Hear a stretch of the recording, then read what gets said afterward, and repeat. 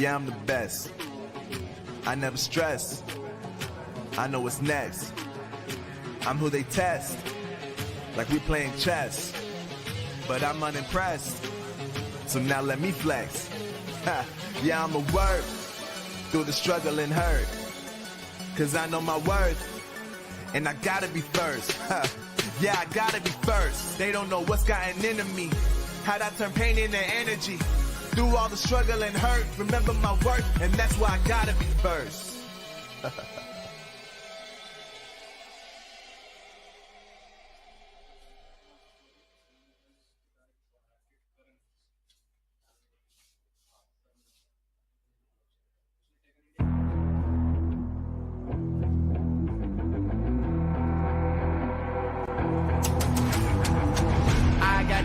I'm on the mission, snap any minute, casually winning. Stop tripping on me, stop dissing on me. Yeah, I got a dream, can't take it from me. My fire's burning, I'm always learning. Tell me where to go, man, I'm on a journey. Yeah, I can't explain it, I get excited. Keep it 300, King Leonidas.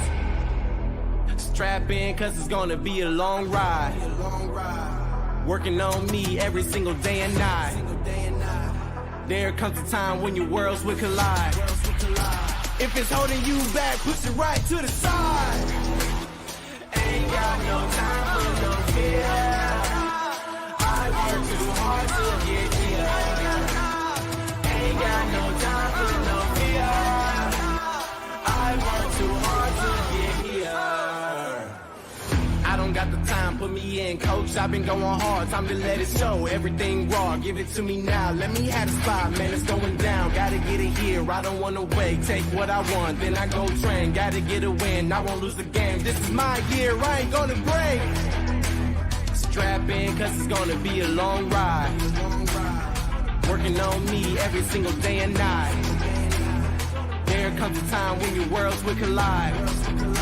If it's holding you back, push it right to the side. On another level, I will never settle. Mind over matter, get the gold medal. On another level, I will never settle. Mind over matter, get the gold medal. Ain't got no time for no fear. I work too hard to get here. Ain't got no time for no fear. I work too hard to get here. On another level, I will never settle. Mind over matter, get the gold medal. On another level, I will never settle. Mind over matter, get the gold medal. On another level, I will never settle. Mind over matter, get the gold medal. On another level, I will never settle. Mind over matter, get the gold medal.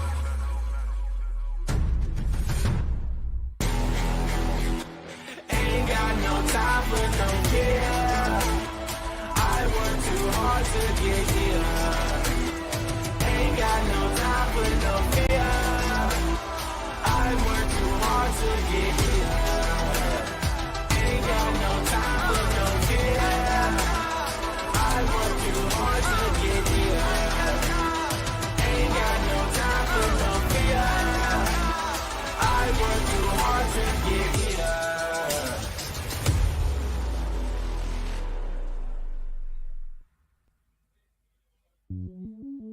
Welcome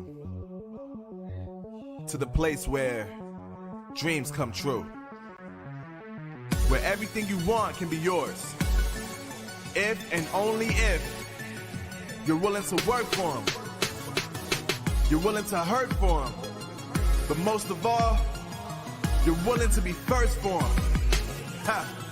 Look, I'm going straight to the top. I don't know how I would stop, like it or not.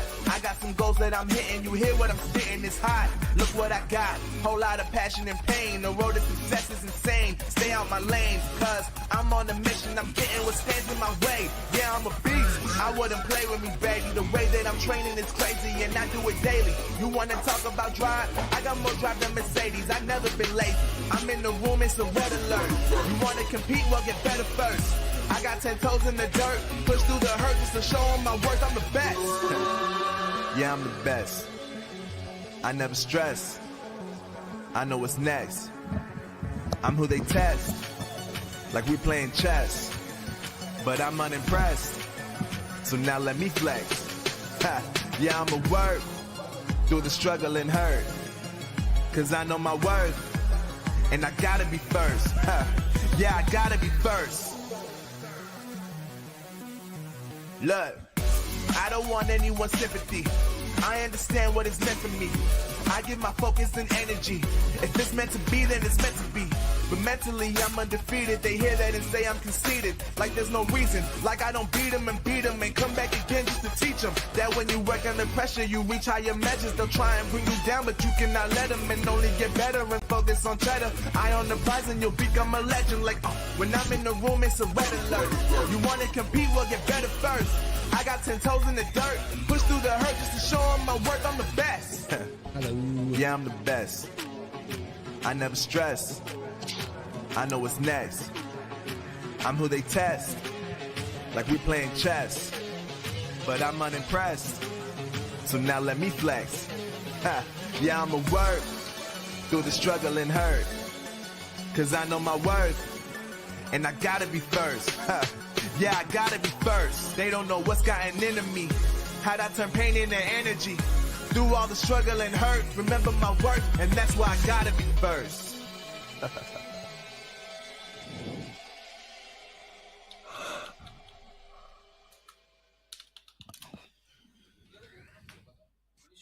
मैं कहता शाडू दी कहाँ है? हाँ जी आ जाएंगी ना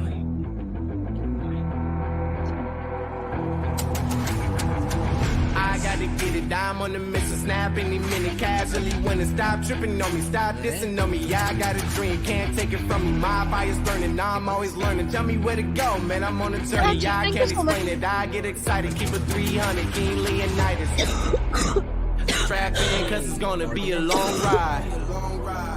Working on me every single day and night. There comes a time when your worlds will collide. If it's holding you back, push it right to the side. Ain't got no time for no fear. I work too hard to get here. Ain't got no time for no fear. I work too hard to get here. I don't got the time, put me in, coach. I've been going hard, time to let it show. Everything raw, give it to me now. Let me have the spot, man, it's going down. Gotta get it here, I don't wanna wait. Take what I want, then I go train. Gotta get a win, I won't lose the game. This is my year, I ain't gonna break. Strap in, cause it's gonna be a long ride. Working on me every single day and night. There comes a time when your worlds will collide. If it's holding you back, push it right to the side. On another level, I will never settle. Mind over matter, get the gold medal. On another level, I will never settle. Mind over matter, get the gold medal. Ain't got no time for no fear. I work too hard to get here. Ain't got no time for no fear. I work too hard to get here. On another level, I will never settle. Mind over matter, get the gold medal. On another level, I will never settle. Mind over matter, get the gold medal. On another level, I will never settle. Mind over matter, get the gold medal. On another level, I will never settle. Mind over matter, get the gold medal. Third party चीजें ना मेरा laptop hang कर जाएगा मैंने एक भी tab और खोला तो Ain't got no time for no fear. I work too hard to get here. Ain't got no time for no fear. I work too hard to get here. Ain't got no time for no fear. I work too hard to get here. Ain't got no time for no fear. I work too hard to get here.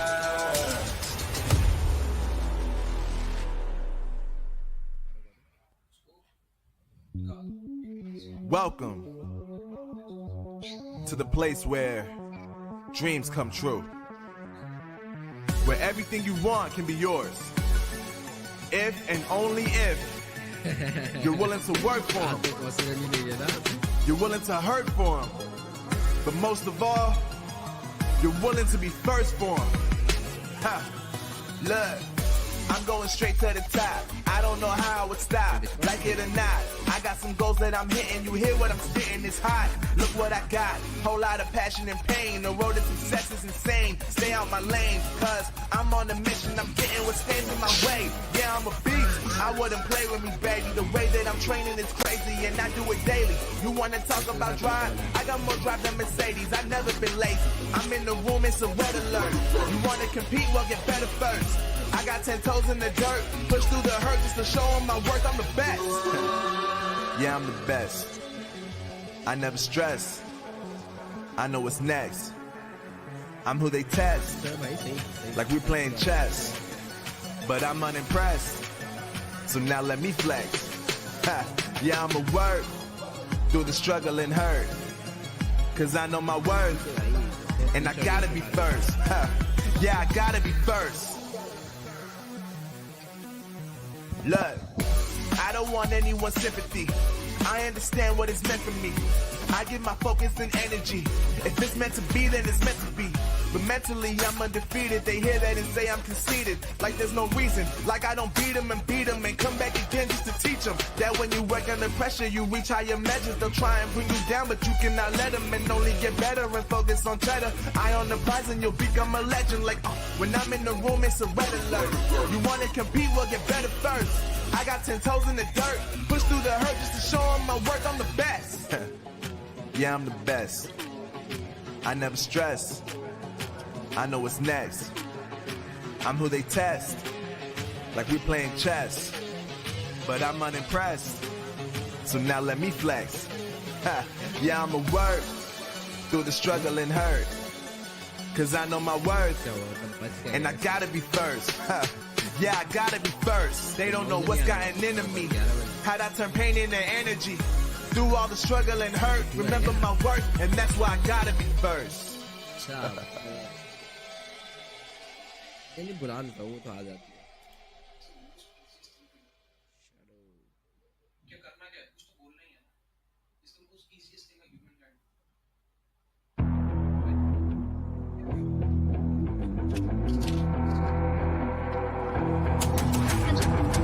I gotta get it, I'm on the mission, snap any minute, casually when it stop tripping on me, stop dissing on me, yeah, I got a dream, can't take it from me, my fire's burning, I'm always learning, tell me where to go, man, I'm on a journey, yeah, I can't explain it, I get excited, keep it 300, King Leonidas, strap in, cause it's gonna be a long ride, working on me every single day and night, there comes a time when your worlds will collide.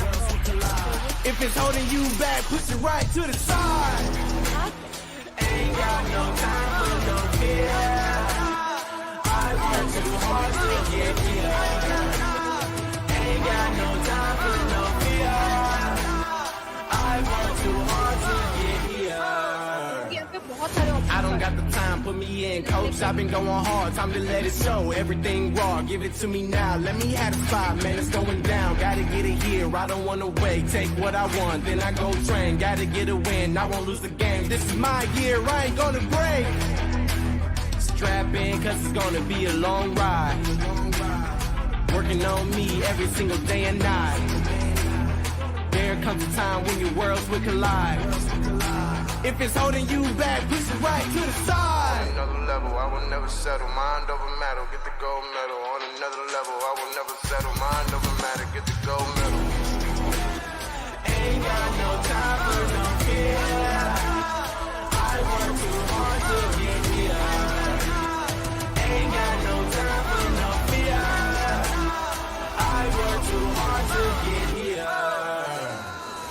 On another level, I will never settle. Mind over matter, get the gold medal. On another level, I will never settle. Mind over matter, get the gold medal. On another level, I will never settle. Mind over matter, get the gold medal. On another level, I will never settle. Mind over matter, get the gold medal.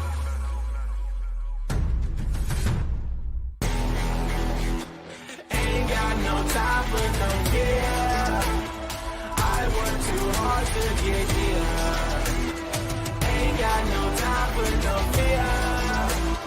I work too hard to get here. Ain't got no time for no fear. I work too hard to get here. Ain't got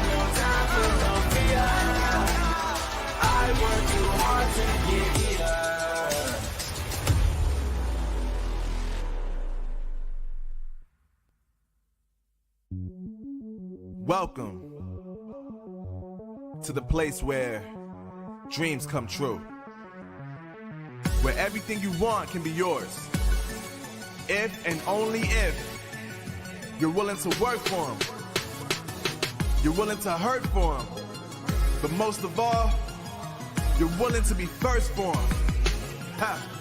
Look, I'm going straight to the top. I don't know how I would stop, like it or not. I got some goals that I'm hitting. You hear what I'm spitting? It's hot. Look what I got. Whole lot of passion and pain. The road to success is insane. Stay out my lane, cause I'm on a mission. I'm getting what stands in my way. Yeah, I'm a beast. I wouldn't play with me, baby. The way that I'm training is crazy, and I do it daily. You wanna talk about drive? I got more drive than Mercedes. I've never been lazy. I'm in the room, it's a red alert. You wanna compete? Well, get better first. I got 10 toes in the dirt, push through the hurt just to show them my worth. I'm the best. Yeah, I'm the best. I never stress. I know what's next. I'm who they test, like we playing chess. But I'm unimpressed, so now let me flex. Ha. Yeah, I'ma work through the struggle and hurt, cause I know my worth, and I gotta be first. Ha. Yeah, I gotta be first. Look, I don't want anyone's sympathy. I understand what it's meant for me. I give my focus and energy. If it's meant to be, then it's meant to be. But mentally, I'm undefeated. They hear that and say I'm conceited. Like there's no reason. Like I don't beat them and come back again just to teach them that when you work under pressure, you reach higher measures. They'll try and bring you down, but you cannot let them, and only get better and focus on cheddar. Eye on the prize and you'll become a legend. Like, when I'm in the room, it's a red alert. You want to compete? Well, get better first. I got 10 toes in the dirt, push through the hurt just to show them my worth. I'm the best. Yeah, I'm the best. I never stress. I know what's next. I'm who they test, like we playing chess. But I'm unimpressed, so now let me flex. Ha. Yeah, I'ma work through the struggle and hurt, cause I know my worth, and I gotta be first. Ha. Yeah, I gotta be first. They don't know what's gotten into me, how'd I turn pain into energy. Through all the struggle and hurt, remember my worth, and that's why I gotta be first.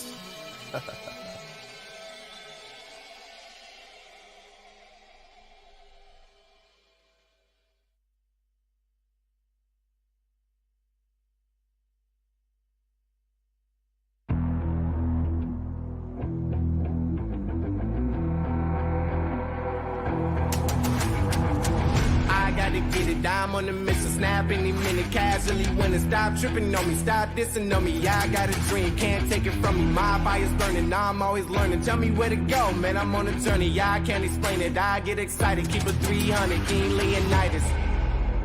Strap in, cause it's gonna be a long ride. Working on me every single day and night.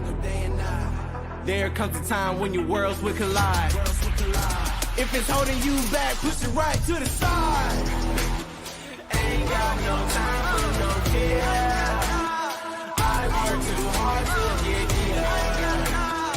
Ain't got no time for no fear. I work too hard to get here. I don't got the time, put me in, coach. I've been going hard, time to let it show. Everything raw, give it to me now. Let me have the spot, man, it's going down. Gotta get it here, I don't wanna wait. Take what I want, then I go train. Gotta get a win, I won't lose the game. This is my year, I ain't gonna break.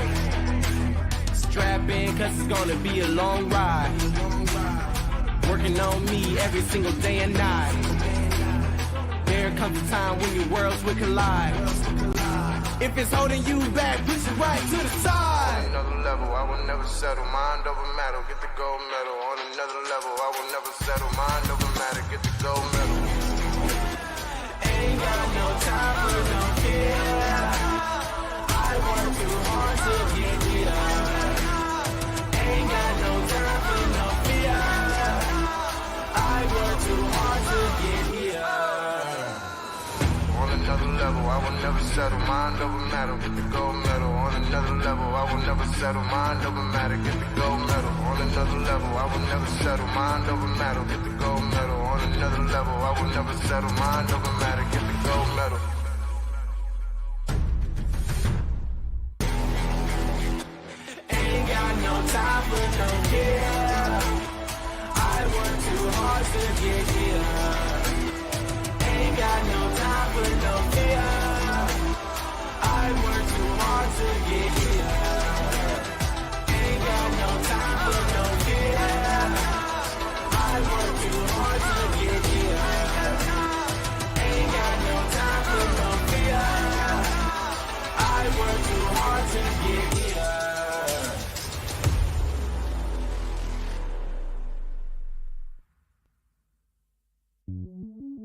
Welcome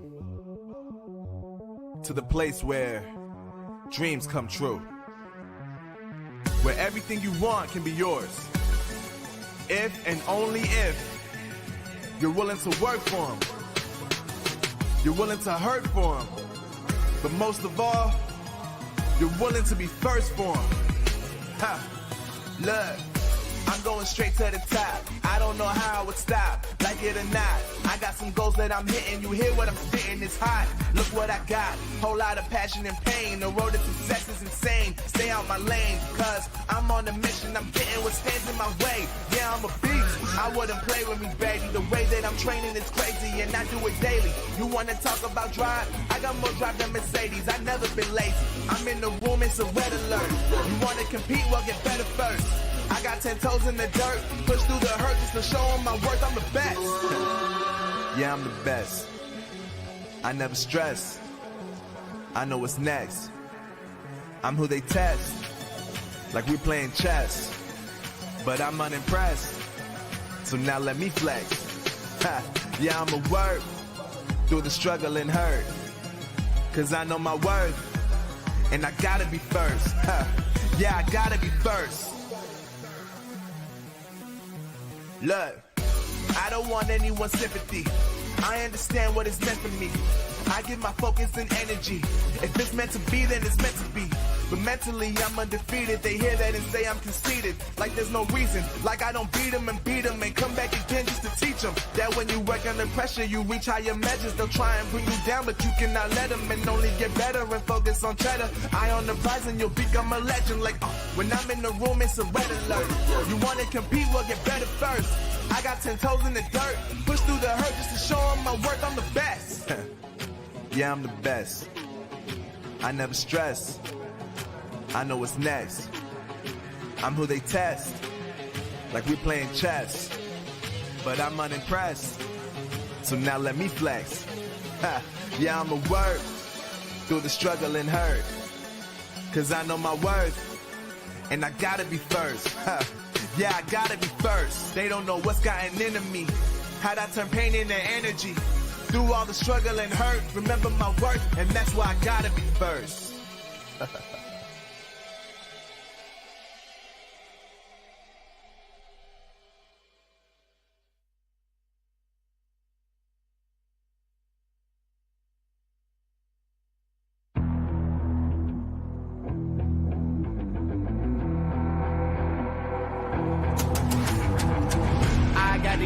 I'm on the mission, snap any minute, casually winning. Stop tripping on me, stop dissing on me. Yeah, I got a dream, can't take it from me. My fire's burning, now I'm always learning. Tell me where to go, man, I'm on a journey. Yeah, I can't explain it, I get excited. Keep it 300, King Leonidas.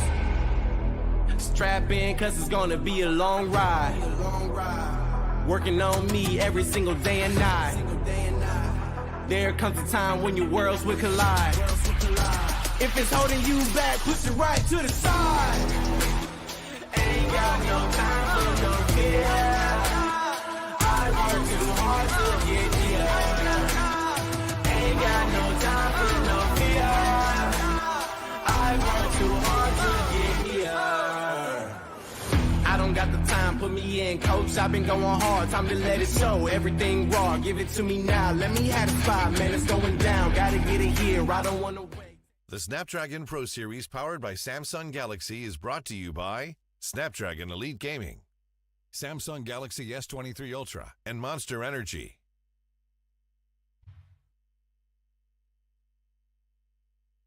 Are you guys ready for this? Let's show them. Time for Toxo. Let's do this. What a beautiful play! He can take down anyone! Oh my God!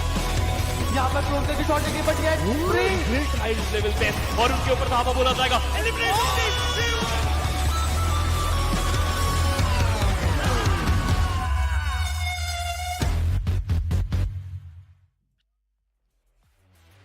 Success is not final and failure is not fatal. It's the courage to continue that counts. And with that, Welcome everyone to Snapdragon Pro Series BGMI Challenge Season Day number 5. My name is Shadow. I'm going to be a host and caster. Alongside me joining the panel is going to be Fritz. But before getting the show started, a huge thank you to our Snapdragon Pro Series presenting partner Samsung for providing us with the Samsung devices, top tier performances, crystal clear displays and lightning fast response times. Unmatched speed from the newest, fastest Snapdragon platform ever, available only on Samsung Galaxy devices. Level up your game and play like the pros with the new Samsung Galaxy S23 series. And Fritz, yesterday was a day of comeback. So many teams made a huge comeback, just like the players of Orangutan did. Yeah, Orangutan, you talk about global esports, all these teams who were, showcasing good performance in week number 1, but they were lacking that final touch, that final finish. That is something we saw from some of these teams yesterday, and I'm super excited to see if they can continue with the rhythm. The best thing I saw yesterday was from the side of Team Global Esports. The decision making, they switched the decision making in just a snap, and suddenly they had some good games, and that's what I loved about yesterday. Hopefully today is even a better day for all of these teams, and let's see what future holds for us. You mentioned Global Esports. Yesterday was definitely a good day for them because they got their first winner chicken dinner. And speaking of Global Esports, the player that impressed me the most was Ninja Boy, because he's the one doing all the heavy lifting, getting the frags. I think he's one of the top leaders also in the frag department. So definitely he's the one to look out for. But let's have a look at the format. We started with open qualifiers, and from there on, top 8 teams qualified for the challenge season. And currently they are competing with the top invited teams, 24 invited teams, and out of which top 16 will move into the LAN finale. But how do they move, Fritz? By getting the points. Yep, you get the chicken, you have 15 points in your bag. But the more important thing, I'd say, is going to be the finish points, because you cannot get chickens every game. But if you're consistent enough in wiping almost around 2 scores, 8 points every game, you should be fine. That's something that the teams will have to look out for, and they have been doing that, focusing on the fragging department. I just love the way these teams have adapted. We talked about heal battle a lot previously, but that seems to have sort of died out yesterday. I mean, we did not see a lot of heal battle happening. Of course, we did in one of those matches in Sanhok. It was a completely crazy game. But other than that, yeah, Erangels were being played like Erangels should. Miramar was played like Miramar should. And I just enjoyed the whole day yesterday.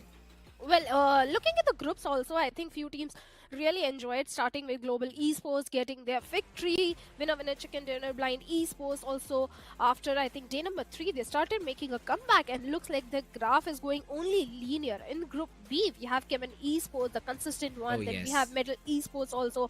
Skulls, although, is one of the disappointments, because the way they're performing in the open finals, that performance is not replicated in the challenge season. Maybe it's the pressure which they are not able to handle. But in Group C also, we have few consistent teams like the players of Team Revenant.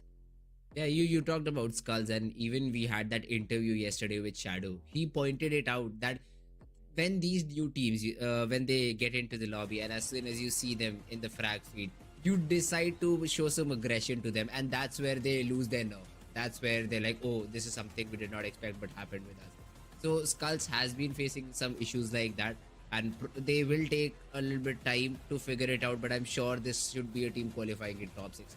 They still have, 24 more games to go. Adjustments are to be made by this team, and hopefully they're able to, get back into the mix, get back into the game. Some other teams which haven't performed up to expectation, which say Team Zero, we have Team Forever. I mean, we do see Team Zero, except for that one 4v4 battle that they won around that military base area. Other than that, they did not have any sort of highlight on yesterday's day. But if we talk about Team Forever, we do see them like in the 4th zone, in the 5th zone, when 10 or 11 teams are still surviving, but they're not able to make it to top 5 with consistent number of frags. So that has been the issue for this particular team. Hopefully they also sort it out. But let's have a look at which of these teams are in the green zone. Top 16 is going to be a green zone to qualify for the finals. And yeah, these 8 teams probably should not face a lot of trouble if they do continue to perform in the same fashion. Team Chemin Esports, Revenant Entity. But of course, we have to talk about Team Prince 2, Shadow. This team had 91 points, if I'm correct, yesterday when the day started. They played 3 games and were just able to accumulate, 20 points? I mean, while that's not entirely bad, But from a team that has showcased insane performance in week number 1, we expected a little bit better. I think for Team Prince, I think the fallback started on day 3 itself, because they got Okay. like 16 points itself, and day number 4 they got 18 points. So Team Prince, the consistency is definitely not there. But on the other hand, few teams are going to be very happy because Orangutan played yes, OG. phenomenally well yesterday. Day number 3, Vikendi, they started climbing up the ladder by getting that winner chicken dinner, and that continued on day number 4, because every single game yesterday they were getting at least 6 to 7 finish points and good placement points also in few of the games. So definitely Orangutan is not one of those teams that is entirely focusing on the placement points, because they're getting good finishes, and not just a single individual. All the 4 players are getting good frags. Yeah, that's true. I mean, as a unit team, OG has performed and they've been really good about it. And let's see if they can continue with the same momentum that they left on yesterday with. So OG is going to be a team to look out for. The second page is where I'm more interested, because right now if you see Chemin Esports and Revenant, they've sort of made a lead for themselves. So unless and until they get eliminated without any points in the very first game, catching up for Entity, catching up for Gujarat Tigers is going to be really, really difficult. 16, 17 odd points is what you need to get towards that second spot. Add 5 to that, and that's where you'll find Kevin. So getting a great game and also hoping that Kevin and Revenant do not have a good game, that's something very, very difficult to say for either of these teams. But once again, yeah, Entity, Gujarat Tigers, they are yet to have their chickens, so things could turn if they're able to get a chicken also. Alibaba Raiders, a very hyped team, I'd say, after week number 1. Yesterday was probably not their day. Still sitting on the 9th spot in the qualification zone, but they will have to perform a little bit better. But what happened to God's Reign, Shadow? 2 chickens to their name, but still sitting on that 10th spot with just 98 points. Yesterday was not a good day for the players of God's Train at all. Actually, God's Train, the only day they performed good was day number 2, when they got 51 points. Other than that, God's Train were on and off, and yesterday was completely off. They were not in the form, and Team Zero rushed towards them. Delta PG was out in the open. So they were not prepared for that rush that came from the set of Team Zero. That's when early elimination came in the map of Erangel also. But a team like God's Train, I'm sure they'll make their comeback. They'll have a good day on day number 5. But speaking of other teams also, like Carnival Gaming, yesterday they also had just a decent day, because the way they were performing in the previous week, that performance was missing yesterday from their side. So definitely Carnival Gaming also needs to pull up their socks. Big Brother Esports, well, yesterday was a decent day for this particular team. But Team Forever, speaking of this team, what's wrong with Team Forever? Because every week they start on a very bad note, and slowly on day number 2 and 3 of the week, they start making the progress. Well, if that's the case, then today better be good for them. I mean, if you follow the pattern. Let's see if Team Forever has a good day number 2 in week number 2. Yeah, we do also a Team Forever, sorry, and Team Together Esports 87 points, TWM 85. We talk about all these teams in a way that they're not playing in the best possible fashion, but then the rankings are so very close that one good game will just propel them towards the top 8, top 16 squads. So it will depend on you and how you play the entire tournament. You will be having good days, you will have bad days, but navigating through all of that is what is required by each and every team to get into the top 16. Again, Reckoning Esports, Medal, X-Pac, we hope to see these teams in at least, if not top 8, in top 16. But them being on these 25th, 27th spot, I mean, it's a little, I'd say, disturbing for their fans, but hopefully they will be able to recover, as we are not even halfway through the tournament, right? So we still have a lot of games left. 3 more games will be played by all of these teams today, and let's see how do they perform. For Team Reckoning, like you mentioned, definitely I think this is one of those teams that need to focus on those placement points, because if you look at the stats, they have got 52 finish points and I think 25 placement points, sitting on the 25th spot. So if Reckoning start focusing on those placement points, I think they'll do really good in the overall standings, because Punk, I think he's doing all the heavy lifting. Being the IGL, he's also creating the frags, getting those elimination points for the team. So definitely Reckoning is one of those teams that will be on the first or the second page eventually. That will happen. But what about the teams who are right at the bottom, like Team X-Pac? It is one of those teams, they have got 2 chicken dinners and still they are in the later half of the leaderboard. I mean, for X-Pac, once again, the game, they get the chicken, the follow-up game, 0 points. So essentially, it averages out. And you cannot afford basically games like that. And if you're able to get some chickens, you should be able to back it up. Plus, if you once again look at the competition that we have over here, one more chicken for X-Pac, suddenly top 16. So you will have these back and forth games. I'd say we will get a clear picture once each and every team has played that 20th match. After that, you will still be left with 12 more games, but the picture will slowly and steadily start getting clearer. Because then most probably you'll have played with all of these groups.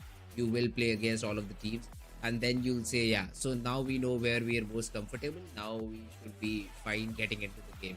So that's how I believe the teams are feeling. So let's give them 8 more games for every of these teams, and then comment on which of the team might make it to the grand finals or not.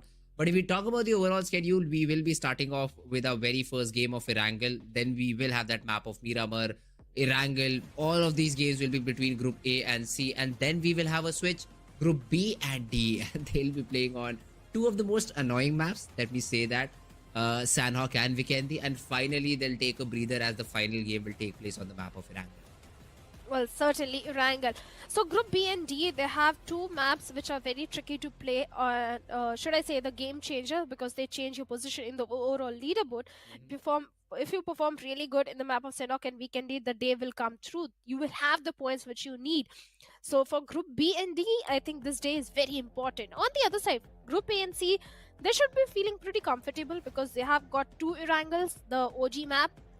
Every nook and cranny of Erangel, and same goes through with Miramar also, because I think teams have played enough Miramar that I don't think they will be worried about Miramar at all.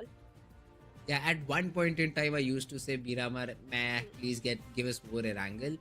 But now Miramar is a fun map. I mean, I now see how many 4th parties, 5th parties happen, and suddenly I think the map is really fine, really good. But still, I'd say my second favorite map is going to be Vikendi, because all of the reasons that I gave yesterday. A lot of fights happening. One of the guys just battling out from far away and trying to get the chicken. Sanhok still stays at the bottom of my list. So much vegetation, man. You prone down, you're instantly in cover. That's what I feel for this particular map. So yeah, Miramar will be a fun map to watch out. It is, I love to call it the land of DMRs and snipers, although the DMRs and snipers are not less used as compared to the shotgun that meta has started with, the DBS meta. So we do see players carrying that assault rifle and the DBS while heading into the map of Miramar, and the same could be said for Erangel as well, which will be our very first map. But talking about Erangel, Shadow, yesterday the final game of Erangel was nuts. I mean, the 3rd zone, bro, we're coming to main island. We're coming. Run, bro, run. 4th zone suddenly goes towards the southern military base island. So stuff like that, if it happens today again, this time with different groups, I would love to see which of these teams is ready to adapt and come back into the game. I agree. That was a big shock for all the teams and for the viewers, for us casters as well, because everyone was expecting the circle to go on the main land. All the teams from the southern side, they had rotated, they were holding on to the shorelines or the bridge area. They were just waiting for the circle shift to come on the northern side. But suddenly the circle goes a little south, and that's when everybody was shocked. And in fact, in the other Erangel, not that particular one, the other one where the circle was favoring the players of Global Esports, they got a chicken dinner, and even that was not an easy one because they had to travel all the way from that side of Sivori, and that rotation was not easy at all. They eliminated the players of AUTOBOTZ on their way inside the circle. Then Genix FM was also gatekeeping. They eliminated them. So all in all, Global Esports was looking strong. But now, let's see if they can perform the same performance in this Erangel. Alright, here we go. The playing path is a very central one. Literally divides the map in 2 equal halves and will be beneficial for most of the teams, except for the ones dropping around Lipoka and Built-Up Power. But I believe we do not have a lot of teams that drop towards Built-Up Power. Correct me if I'm wrong. But literally every other city is approachable. Spawn Island, well, nobody is anyway going towards Spawn Island irrespective of the playing path, so that will still be deserted. But the other places, the other positions will of course be capitalized. So God's Reign as usual towards military base. We do see Reckoning this time around according to the plane path adapting. Looking that no other team goes towards Nova Repro, so that's where they are dropping. The other drops, AUTOBOTZ towards, I believe, Ferry Pure Query Split is what they take. and that is something that they'll continue with. Team Forever, as usual, they're split just towards the northern side of not northern, I'd say south of Pochinki is where they decide to drop in and they take their early loot. One of the player always usually loots few compounds around that region of farm, so that should not be that big of a problem. But hey, I don't think so there'll be any more drop fights right now, because we do see good spacing between all of these different teams, so easy loot phase for everyone. Oh, certainly. The loot phase is going to be pretty easy for everyone, because by now everyone is very well versed about the drop location of each other, about the rotations. They have adapted quite really good, but Nice look at the circle. circle. I'm very sure Global Esports Lucky Stars are perfectly aligned, because after yesterday's performance, this time even the BGMI gods are saying to the players of Global Esports that we are giving you your circle, play your best, and that is exactly what they are going to do. So, but one major disadvantage is they won't have to rotate so much.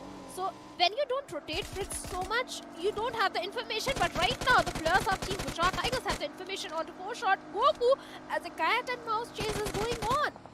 Yeah, Goku, although he's taking towards his own teammates, yeah, GT better fall back.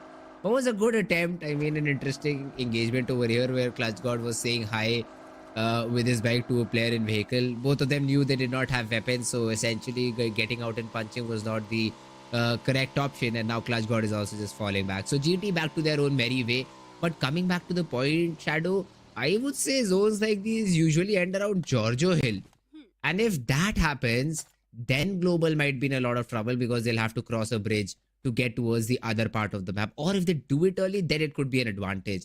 But then again, it's a big speculation that the final zone will be around the Giorgio Hill.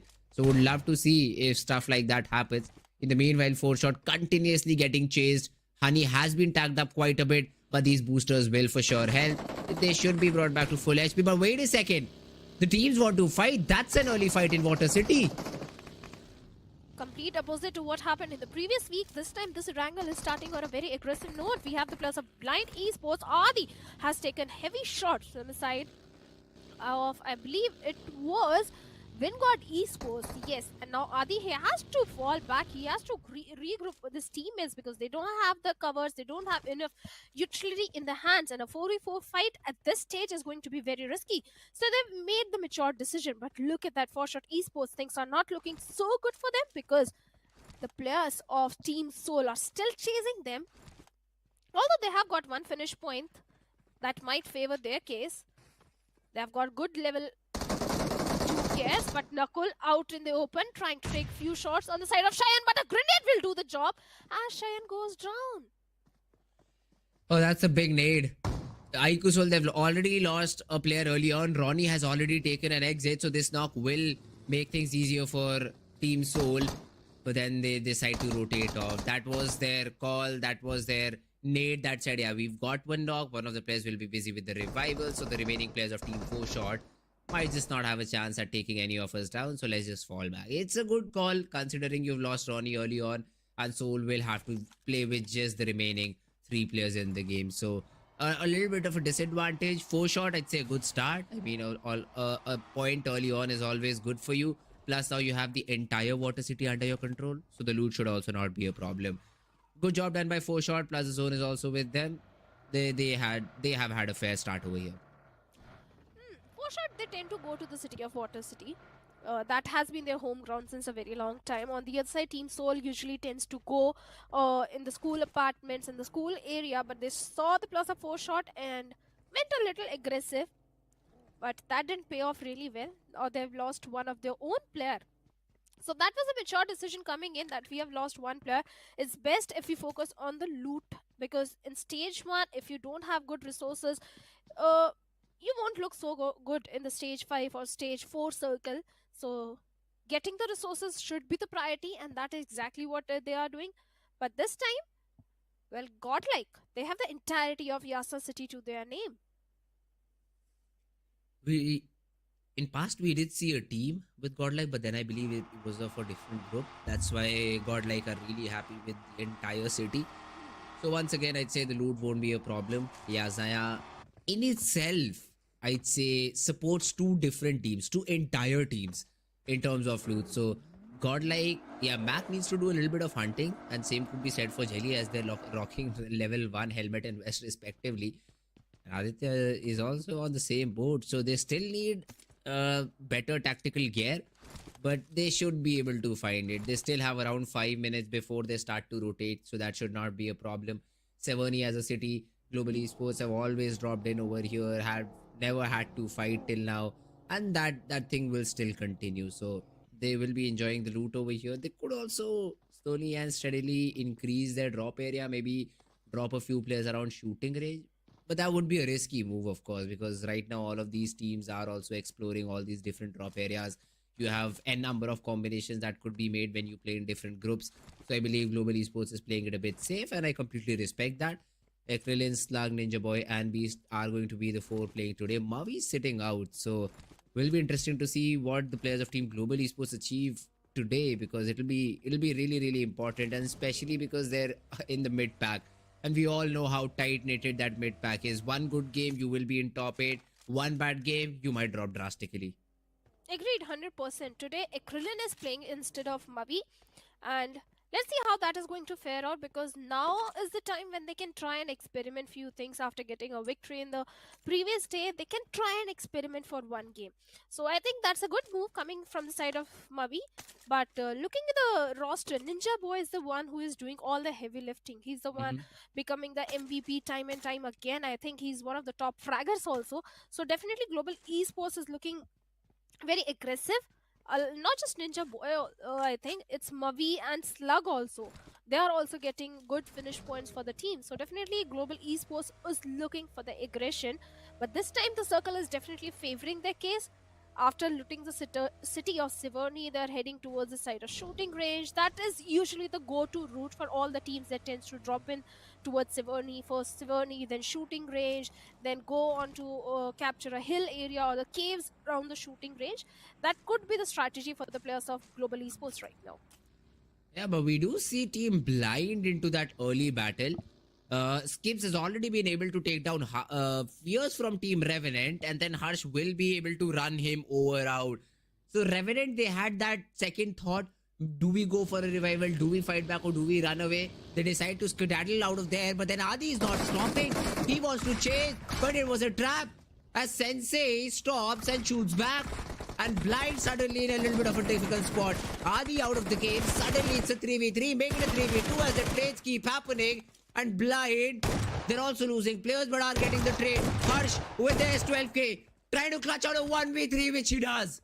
He will be able to eliminate the whole squad of Team Revenant, but they've also lost a player. Blind, 4 finishes to their name, but will have to play as a 3-man squad in the rest of the game. The rotational clash that happened between Blind and Team Revenant. Revenant is not going to be happy about it at all. Blind was also trying to migrate from the side of Shelter. That has been their drop location. Revenant was moving from the side of Milda. That's when the collision happened. And Team Blind definitely performed really good.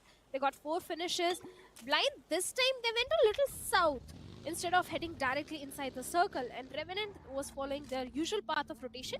But unfortunately, after consistent performance, the inconsistency is there from the side of Team Revenant. But looking at the other teams like Reckoning, this time they are in the city of Nova Ripnoi. Of course, we don't have Team Zero in the lobby right now. So Nova Ripnoi was completely uncontested, and Reckoning made the best use out of it.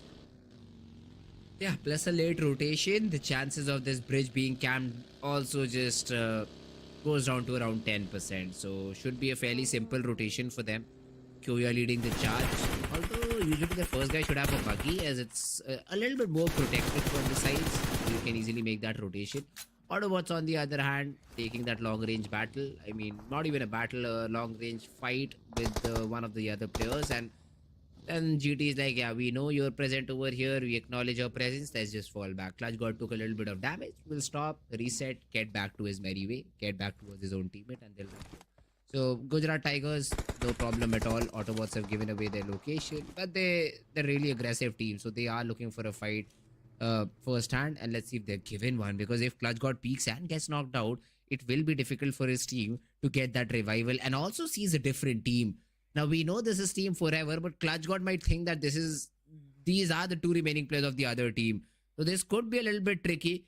Plus, considering the zone, if I was Clutch God, I would be very troubled by my backside as well. There are a lot of different angles from which you're exposed, and that's what happens. Clutch God did not take into account that Forever could also shoot back, and Gujarat Tigers in a little bit of a trouble.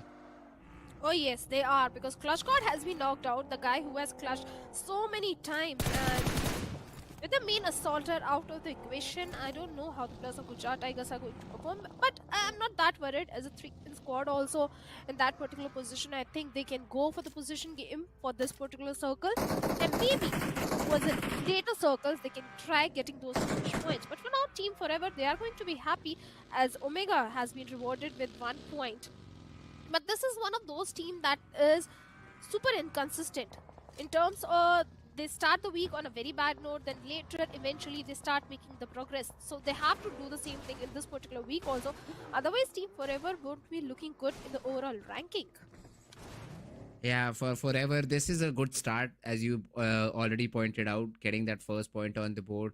But I still raise questions for the players of Team GT. I mean, this was a really, really easy calculation that had to be made. Clutch God was very far away from the team. You do see 2 different teams in 2 different angles. You still decide to keep on peeking that same angle again. A very rookie mistake, I'd say, which has led to GT now being to play with just 3-man squad. Blinds carrying off their opponents, just shooting back, getting a lot of damage, but frags is what they want. Minute and 15 seconds on the clock, 100 meters to rotate, and considering this is just the second zone, should not be that big of a problem. You should easily be able to find a spot for yourself inside the zone. And yes, you've lost Adi, but the way that Blind has been playing, shooting back, I don't think so this team is going to take a passive approach from here on. They have no reason to go for the passive approach because they are already looking comfortable in the overall ranking. The way this team has been performing is really very good, especially yesterday. Skips did a 1v3 against the players of Gujarat Tigers and got a beautiful winner chicken dinner. That was a highlight moment from their side. So definitely Blind is looking fantastic, but right now there is a possibility of a rotational clash with the players of Reckoning, and that won't be a good news for either of these teams because they are also bearing the brunt of the blue and out in the open. Not a good way to go for. That's why maybe that could be the reason that the players of Team Blind opted for a different route inside the circle. Yeah, they changed their path. And it's good. It's just a good decision. You already are a 3-man squad, so it's better to just take a different route inside the zone. And that's a great decision. So Blind, they will still take a little bit of damage, but then the amount of boosters Dark Lord alone has, I don't think so it will be a problem. You should easily be able to cancel out that damage. Surviving till at least I'd say stage number 3 outside the zone is fairly simple. Just pop in the boosters. You will always have full HP if you have to essentially fight it out once you get inside the zone. So that is not going to be a big problem. AUTOBOTZ make their entry towards the zone. Broken plane area is where they are at and are feeling comfortable, so that's not a problem. All 4 players surviving: Rico Carry, Mr. Spray and Skrills. Overall in the tournament, their performance hasn't been great till now, but let's see if they can do better today. AUTOBOTZ, they're just relying on one single individual, that is going to be Rico. And a single individual won't make you qualify for the LAN. As a unit, you have to fight because all the frags, all the finish points that are coming through for the players of Team AUTOBOTZ are by Rico. So other players, they also need to step up. They have to support Rico. Otherwise, I don't think AUTOBOTZ will be able to qualify for the LAN finals. They have to make certain changes. They have to stop doing those mistakes. After that, maybe AUTOBOTZ will start looking strong. But for now, Godlike, even they have a lot of information on the players of Team Forever, as Forever was trying to move towards the northern part of the circle. That's where majority of the teams are already making their rotation. Wind God is already ahead of few other teams. Godlike is also present on the northern circles towards the side of shooting range, I guess. Even Global Esports, I think, they are also scouting the area, trying to grab as much information as much possible. All these teams right now waiting for stage number 3. They really want to have that perfect prediction in terms of the position that they take inside the zone. So just waiting it out. 19 more seconds and we will have that circle. Godlike is happy with the compound that they have for now. One of the players just outside. I really feel troubled whenever I see a player hanging out of the compound, because once you get knocked out, there's a lot of pressure on your teammates to get that revival. And in moments like these, you tend to lose 1 or 2 players. So it could be a really important thing. But hey, the zone goes back towards the shooting range area. And now, Shadow, the point that you made for Global Esports comes exactly true. Very close to Severny.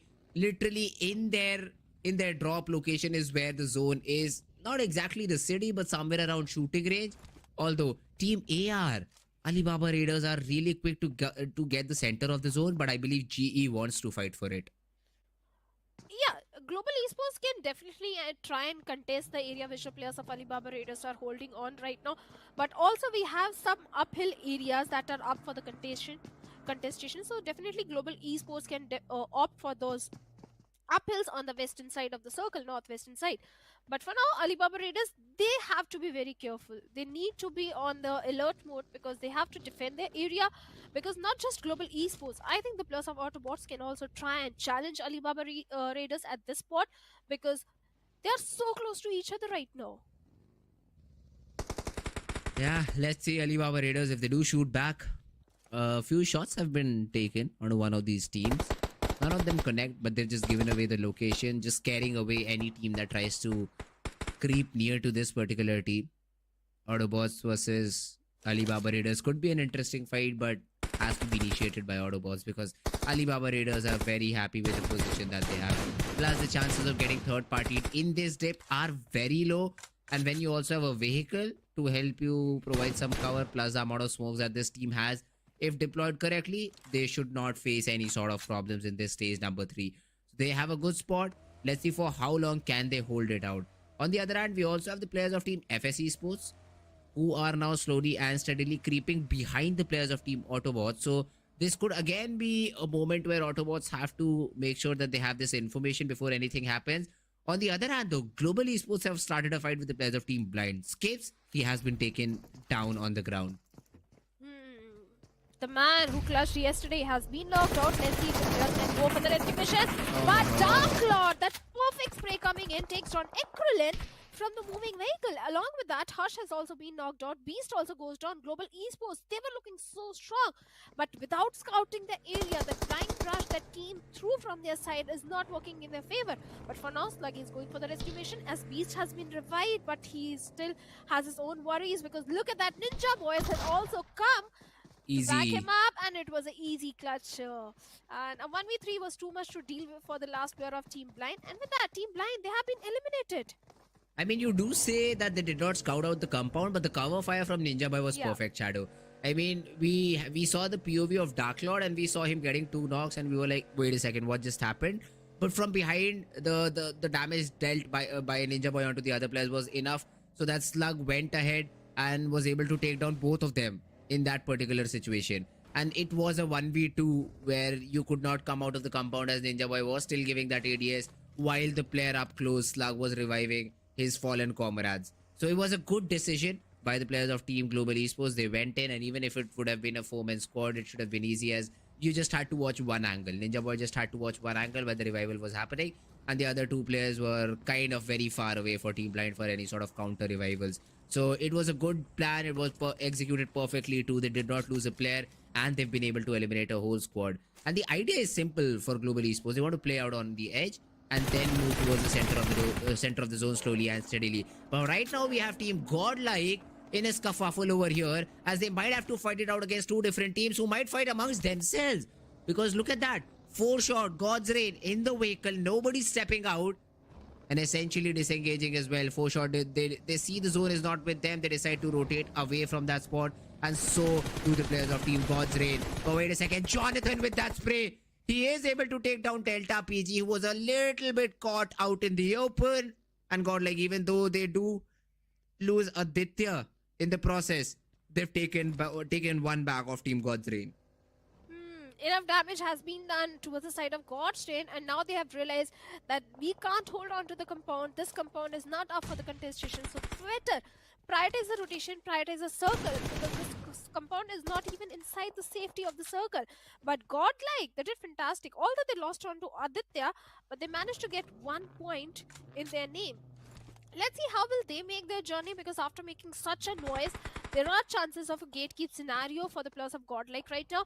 On the other side, in the shooting range, we have the players of Team Soul, and looks like Nakul was taking hefty damage from the side. I believe it was Reckoning, because they are in such a close proximity. So there is a chance Reckoning and Soul might engage in a fight with each other. And even looking at the map, the plus of God's Name can also join in. Yeah, let's see God's Reign. How do they decide to go up with their rotation? I believe they want to go in for a longer rotation. Look at Destro. He's going all the way towards the northern part and might want to enter from somewhere around the players of Team Wind God. That's the bigger plan for Team God's Reign.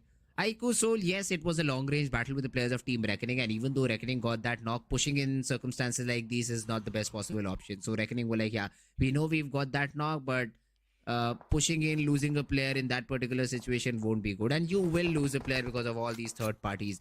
So if Team Soul is able to just cycle through the smoke, they should survive in that situation. Alibaba Raiders do spot the players of Team AUTOBOTZ out. This is again a cold war going on for a very long period of time. Shots do get exchanged, but then again, there's no knocks that will be available for now. GT on the other hand, they open up shop. One of the players of Team 4-Shot has been taken down. Wind God and God's Reign, as pointed out, will clash out because their rotation paths were just the same. God's Reign went in for a longer rotation. Then they do meet another team in front of them. Alibaba Raiders, speaking about this particular team, yesterday was not one of the best day for them as compared to previous 3 days. So definitely they are looking for a good start on day number 5. They already have a lot of information on the front of Team iFlix, and they have pretty much pinned down iFlix behind that rock. So the way the shots are coming through, it's going to be so difficult for the plus of iFlix to migrate inside the circle. Even Team Forever is also shining in and doing a perfect third party as Moksha has been knocked out. Yeah, that's the problem for iFlix. No, they're not fighting with just one team. They're fighting against two. And look at that nade by Flock. Gets a confirmation. Also knocks Crypto out. And they really want to have those frags. They are just throwing all the utility that they have, Team Forever. And they want to get these frags onto the players of Team iFlix. Shadow, on the other hand, is taking shots onto the player of Team 4-Shot Esports. And they seem to be in trouble. Jonathan, though, gets taken down. And FS... they've been able to eliminate Godlike with a little bit of help from Team Soul. Yes, Team Godlike, they have been eliminated. The journey inside the circle was not at all easy for them. But for now, we have the plus of Team FS holding on to the southern eastern periphery of the circle. Yes, they have a certain height advantage also from where they can get a lot of information. And they're checking all the corners. Looks like they also have the information onto the plus of Team Reckoning. In the vehicle, out in the open, and Kyoy is definitely taking a lot of damage from the side of Dionysus. This is not a good news for the plus of Team Reckoning at all. On the other side, as per the finish feed, even the plus of Team Forever also falling down.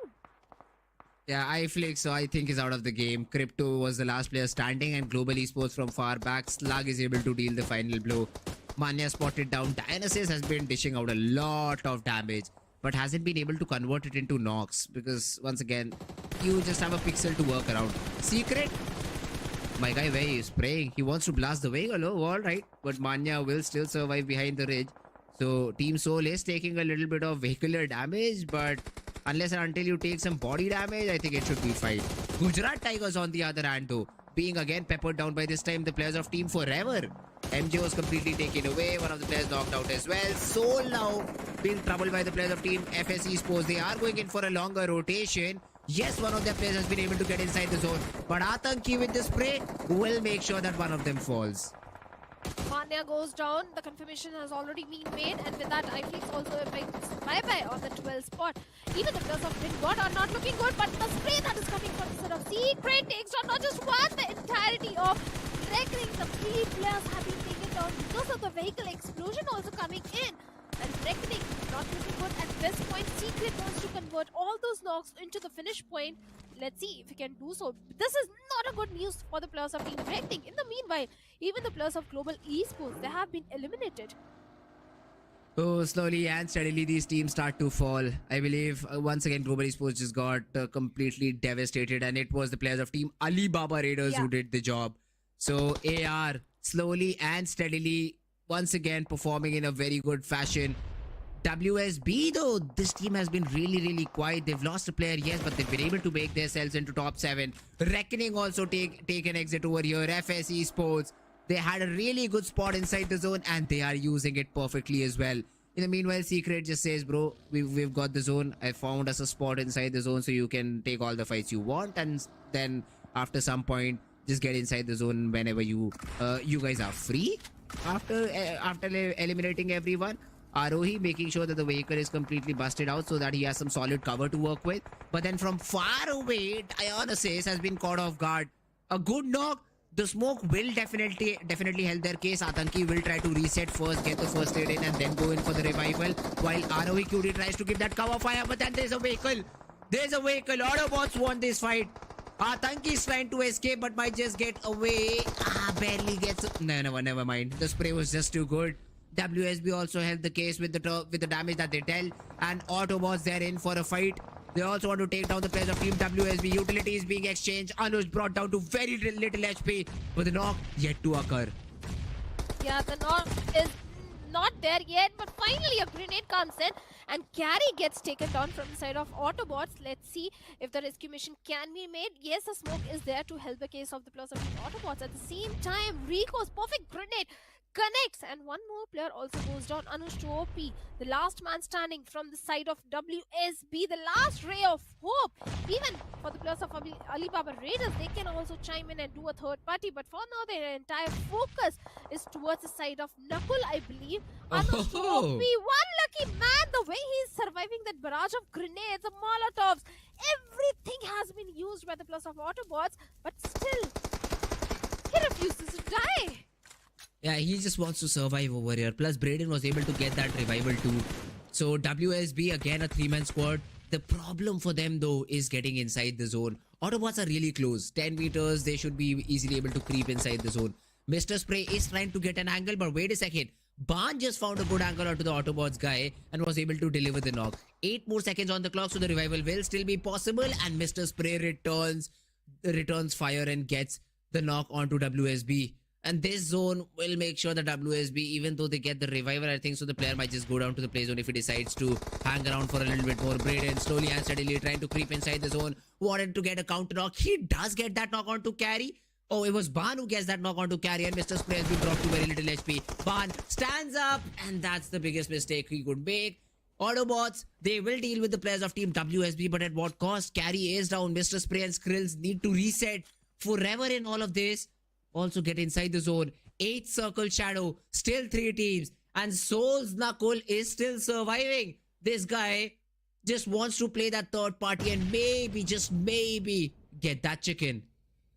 Nakul, the cheeky one, he's not making any sort of noise phrase. He doesn't want to reveal his position because he has got no hard cover whatsoever. He's just making the best use of the foliage of Erangel. So I don't think he'll be doing any sort of third party. He'll just let the players of Alibaba Raiders and Autobots fight amongst each other. And that should be the case. But for now, the smoke is there to help the case of Autobots, Alibaba Raiders. Look at that. Ralph is so close to Nakul. I don't think Ralph is even aware that Nakul is hiding. Nakul needs to be very careful. At this point, Ralph might be able to spot him out. And this is not a good news for Nakul. And finally, Ralph does spot him out. And with that, Team Soul already gets eliminated. Now it's all about Autobots and Alibaba Raiders as Ralph goes in. Oh, wait a second. And Rico as well.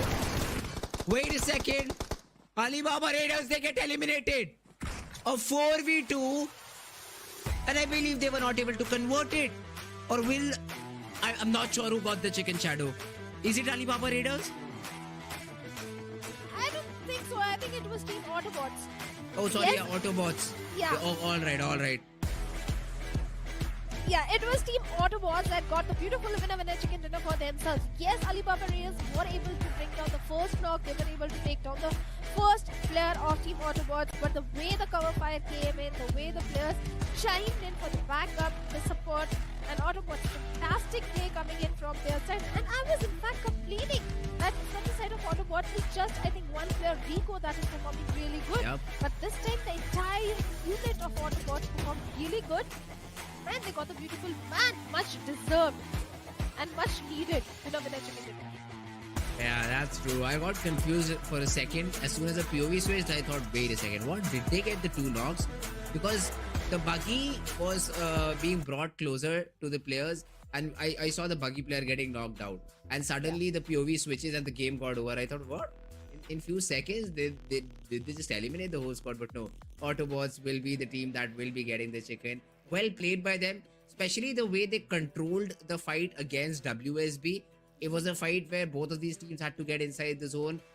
Yes, it was a little bit easier for AUTOBOTZ, but then making sure that you do not lose a player in a situation, in a fight like that was very, very crucial, and they were able to handle the pressure. They eliminate WSB, a little bit help because of the play zone as well.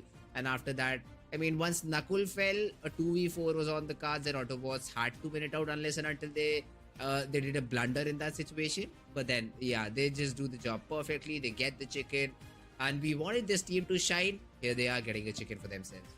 Oh yeah, they are certainly. And since you mentioned WS, we have to say that Anush 2OP was definitely a one lucky guy. Yep. Because Of AUTOBOTZ, course. they used all the utility, all the grenades, the molotovs, everything was used, and he just refused to die. He was like, I'm not going down. And in the meantime, his teammate went in for the rescue mission onto the fallen teammate as well. It was in the end the play zone that gave trouble to the players of WSB. Otherwise, I think WSB was looking very strong. But when we started off, Team Blind, they started on a very good note by getting the players of Team Revenant out in the open, getting those 4 finish points. But eventually, even Blind had to go down to the hands of Global Esports. Yeah, I mean, Blind could have played a little bit better if they had all their 4 players surviving. This fight could have been a little bit easier. But yeah, we saw Dark Cloud. We were worried a little bit for Team Global Esports because they lost 2 players. But in the backdrops, they were doing the job. They were getting the positive trades and essentially played that man advantage. FSG Sports, they dished out a lot of damage onto all of these teams. They were again and again making sure that nothing happens to them and they get as many frag points as possible. But then came a time when the players of Team AUTOBOTZ decided to just push on them. And Atanki, who was trying to escape, was completely caught in the middle of a rotation. Then came in WSB, tossing nades, getting those knocks, but the counter knocks from AUTOBOTZ were always present. Mr. Spray getting that one onto Raiden, the revival was there. But then a 3v4 with the zone pushing you out of position. Yeah, it was just not possible. Like I said, it was eventually the zone that gave a lot of trouble to Ban, but valiant effort from his side, the way he was able to take down carry, Mr. Spray. In the end, Skrills was also on a very low HP. So good efforts coming in from their side. But AUTOBOTZ, the fight that was very crucial for them was against the players of Team FS, because FS was looking strong. They had a good position, and the moment AUTOBOTZ were able to eliminate entirety of FS, that was when they started raining death and destruction in the lobby, because before that they were being silent. They were just focusing on the rotation, they were just focusing on the circle. That was their goal. But the minute they eliminated the entirety of FS, the hell broke loose from their side. Yeah, that was a perfect decision too. I mean, I'm not sure if they read the feed, the finish feed, or they saw a player getting knocked out in front of them and then they decided, yeah, that's just time. Because before that, FS was also raining destruction on everyone trying to enter the zone from the southern part of the map. They were like the final bosses, camping the circle, camping inside the zone. But then suddenly AUTOBOTZ see a knock happen. They throw in the vehicle, they throw in the bodies, they get the trades, and without even losing the player, first eliminate FS, then take down the players of Team WSB, and after that it was a very simple fight because Alibaba Raiders were only 2 players surviving. You had Nakul from Seoul who was trying to hide in the bushes but then got spotted down by Alibaba. And as soon as they stood up and took that fight, one of the players' position known, it is essentially game over because you try to get that run over, and even if you do not, you always have the support of your teammate getting the trade essentially. So I believe 2 knocks is what they were able to get, but then the trade happened and AUTOBOTZ were able to. Great job done by them. The zone was also really weird, went completely towards the northern part of the map. We thought and we hoped that Global might get the advantage of a zone like this, being so close to a city like Severny. But then I believe exactly what you pointed out happened, Shadow. Global Esports were not ready for these many teams. They were trying to rotate inside the zone, but their hands just got cold. They still have a few frags to their name, but the position, once again, they do not get those position points for themselves. And you do see Slug with 5 finishes from Global Esports, yes. But where did they end up? I don't think so better than 6th or 7th spot. So they will still struggle with the position points. That has kind of been the story for Global Esports. But still, it's a step in the right direction. I think Global Esports did decent in this particular Erangel. They started on a good note. 5 finishes individually to Slug. That means 71% contribution coming in. And Slug has always been fantastic. It's not just today.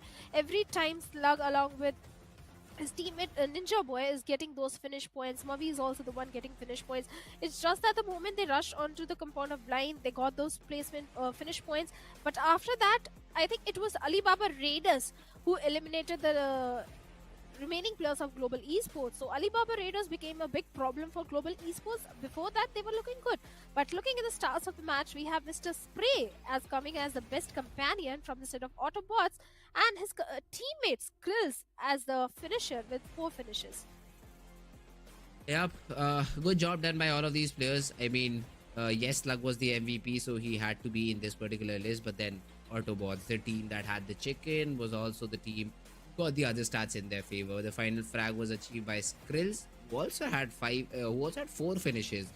So I believe Skrills also played a crucial role. How many frags do you think, Shadow, this team had? Somewhere around 10, right? AUTOBOTZ, because 4 onto FS, then 3 onto WS, not 3, 2 onto WSB, and the remaining, okay, somewhere 8 or 9 frags maybe then for AUTOBOTZ if they did not have any frags prior to pushing the players of team FS Esports. So it's still a decent game. Anywhere around 8-10 frags and a chicken is always a decent game. 20 plus points from any game should be a good thing. But hey, let's just completely clear the confusion out. Let's see how many points did AUTOBOTZ make from this particular game and how many finishes did they have. So they had 9 finishes, 24 points from this particular game. Alibaba Raiders ended up on that second spot, and they were also not very far away in terms of the finishes that they had. 7 finishes is a decent number when you're on the second spot. Forever with 12 points, they had also good finishes. Team Soul, yeah, they from the very beginning of the game were playing for survival. They got that 3rd spot overall. Nakul somehow survived in all of that ruckus and was able to get 11 points for his team. From a already lost game, if you see 11 points, that's not a bad deal at all. Oh, not at all, because getting 10 placement points when you're all by yourself surviving in just an open field is not an easy task, and Nakul finally did it and got those crucial placement points for the team. At the same time, FS Esports, I believe, were the first one. They dropped in towards the side of Milta Power. They went all their way up towards the northern side. They were the first one to hold on that shooting range area. That's where they were able to get those many finish points for themselves. Yep. So for a very long time, FS was also looking very strong. Even they were the one, I think, who eliminated the players of Godlike along with the help of Team Soul. Yes. Definitely. Yeah, the only frag that that Team Soul had was on that Godlike guy, which led to their elimination. So a little bit unlucky for Godlike in terms of rotation, but well played by Team Soul to just make sure they have those position points. And once again, we talked about Global Esports. They had those 7 eliminations. But when it came to placement point, it was just they do get 8 total points overall. But yeah, they should perform a little bit better, considering now the other players have also started to chime in. So it was just not Ninja Boy this game. Even Slug stepped up to the occasion and was able to get 5 frags for his team. So moments like these, plays like these will definitely help. This was the very first game. You still have another Erangel left for you in the rotation, if I'm correct. Yeah. But the next map is going to be the one of Miramar, the land of DMRs and snipers, as I love to say it. And it will be a fun game for sure. So let's see how all these teams are going to play on this next map of Erangel next map of Miramar, as it is going to be a different map.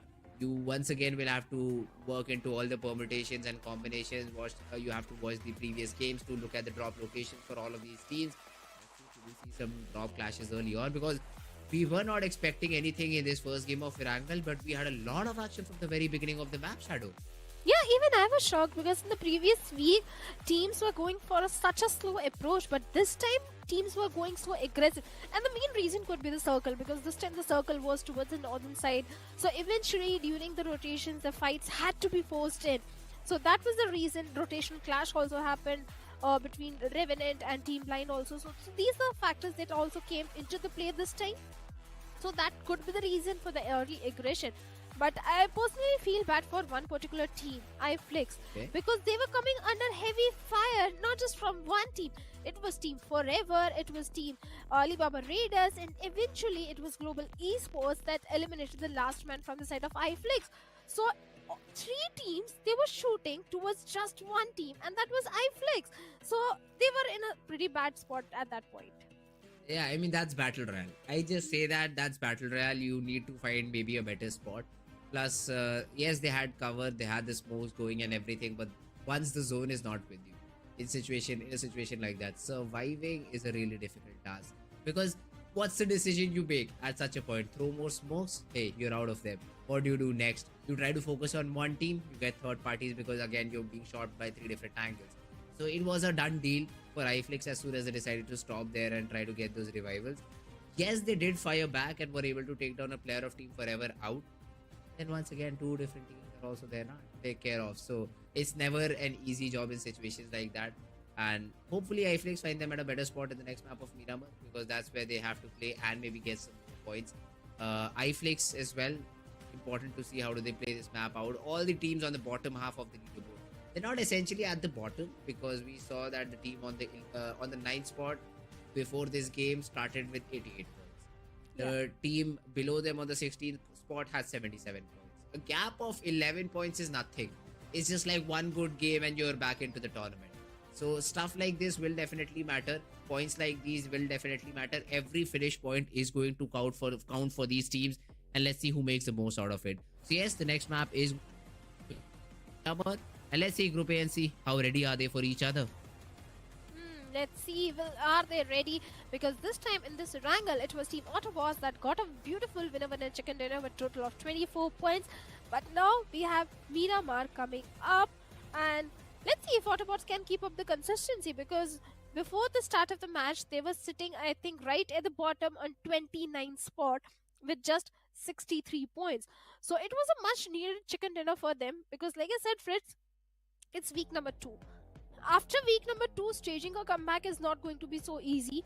So this particular week is so critical for all the bottom teams. Yes, it's possible, but it is going to take so much from the team side. The placement point, the finish point, the chicken dinner, everything should come through. The consistency should be there.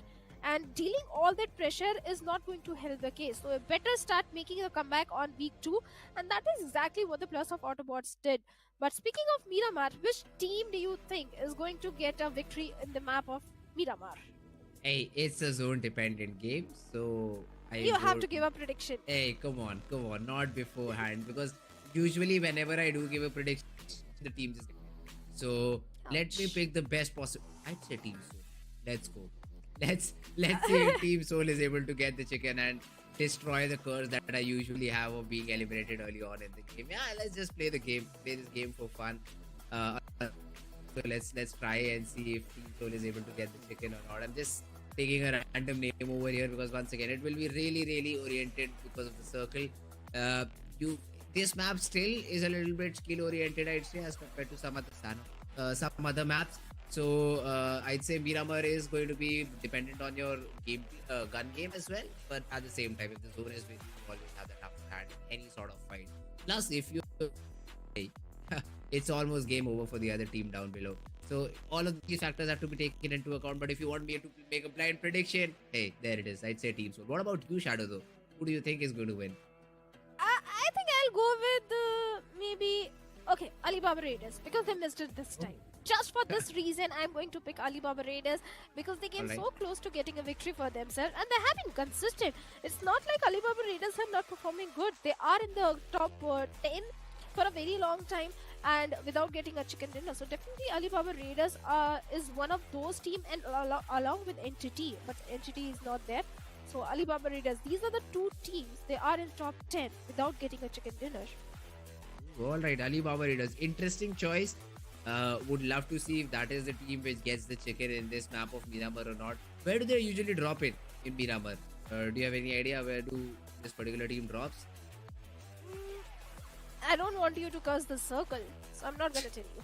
Wow, just the best You might curse the teams, but don't curse my team. Wow, all we'll have to wait and watch then, guys. Where does this team drop in? How do they play? I know where they drop. Yeah, you just check the sheet that you made before the game started. I know that. Homework, right? Hey, it's check cheating. my own homework. No. That's called cheating. Cheating. You have to be it yourself. You should have already remembered it. That's what I say. But teams are changing the drop location. That's something very interesting that I liked when I was Okay. doing all the research and the drop locations and Uh-huh. everything.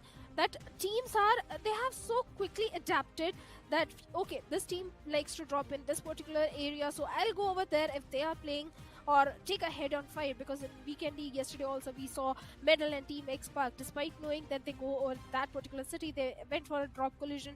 So all these factors are coming in, and teams are making those mature decisions to go for the secondary drop instead of going for an early fight and ruin the chance of getting a good game. If you do change the drop location, right? I mean, things like these will occur. And let's see, once again, I talk about adaptation. That's where you'll have to adapt. If you think usually dropping in Los Leones works for you, suddenly there's a different group. Now ANC are playing together. And dropping in your location, be ready for it. Be ready for a gunfight that might just happen. So all these things have to be taken into consideration. I believe we will be jumping into the game very, very soon to clear any sort of doubts that we have in our mind. So I'm really looking forward to this game number 2 on this map of Miramar. Drop fights expected? Yes. Should be, and it will be good for some of the team, because we did see, once again, as you pointed out in the previous game, in Erangel, Seoul usually did not take that early fight. But this time around, they decided to go towards Border City and fight it out with the team for shot. Now, in my mind, I do that this could be because the team is a little bit on the lower end of the leaderboard.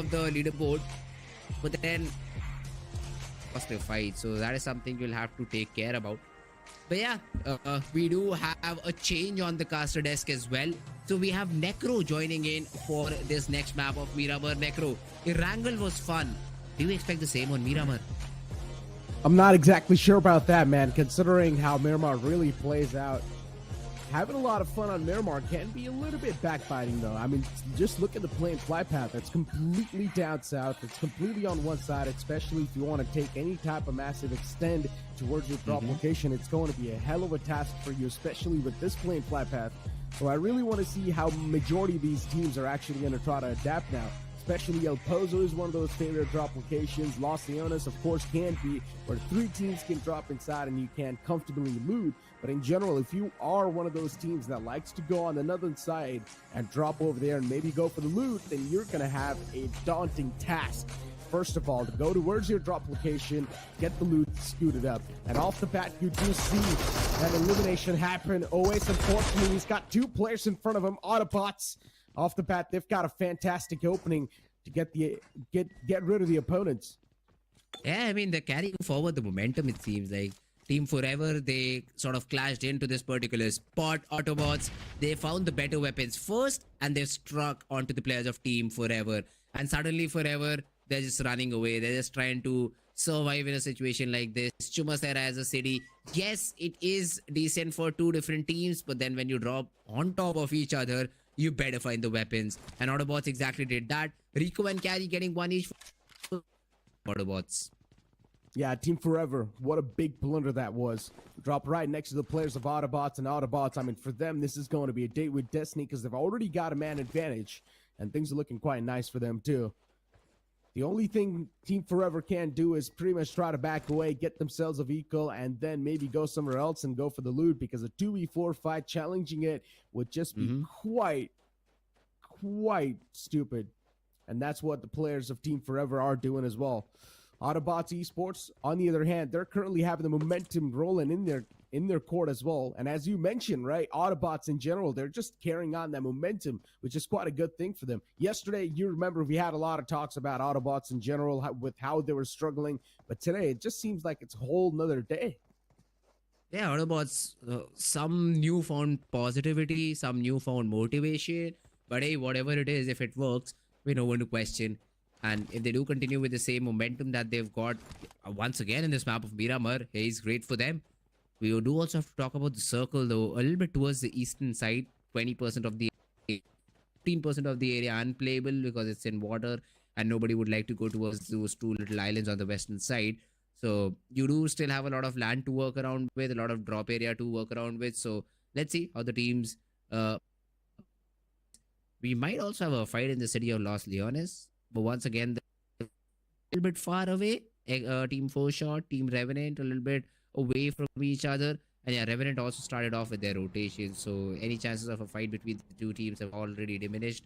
And Revenant, yeah, will play according to the zone, already inside the first zone, so do not need to make a move right now. But hey, Equinox, I'd like to check your drive over there. It was a complete fence on which you were trying to drive the vehicle out. But yeah, all fun and game.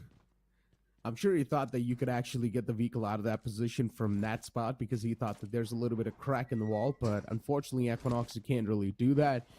For Shot Esports, another team which is still on the struggling phase, and all the players inside of this team as well, they have been playing in the competitive circuit for a decent amount of time. Yes, it is an underdog team, but in general, for Shot Esports, the amount of struggles these guys have shown, I'm not exactly sure how the future journey is going to be looking like. So for Shot Esports, it's time to pace things up. You cannot just keep on wasting a lot of time in these fights. You cannot just keep on wasting a lot of these fights in general because they're just not able to convert those fights in their favor. Towards Montenegro, you've got Alibaba Raiders. This is one of those teams that has been proving themselves time and time. Sometimes it's an on day, sometimes it's an off day, but they still need to find that consistency. Them being inside top 16, it's quite a great news in the first place. But still, Alibaba Raiders, there's so much to live up to. Ralph being one of the man who has been always in the front lines, who has been taking the fights head on. Then you've also got Chris OP delivering that beautiful support. In general, Alibaba Raider is a nice, well-oiled machine, but still sometimes there are a little bit of tweaks that need to be done, and I hope Alibaba Raiders does find that. The same thing can be said for Global Esports as well. This is one of those teams that has got the most amount of eliminations so far inside of this challenge season, but Global Esports, even for them, they're having a little bit of issues of clicking in. Yeah, that's true. I mean, we also talked about the point that Global Esports have been good in the fragging department, where Ninja Boy is currently leading. We did see Slug though stepping up huge in the previous game, and the problem was the same. Global Esports had 7 finish points, but then when it came to position, it was just 1. So that is something they still have to work on, should I say. And they are playing with a new team, so we do see Acrylin replacing Mavi in this roster. So big things would be expected of him today. They've been able to get okayish points, but let's see if they can do better than that in this map of Miramar. For now, once again, no harm, no foul early in the game for them. They've dropped in a position where nobody else did, so it should be good.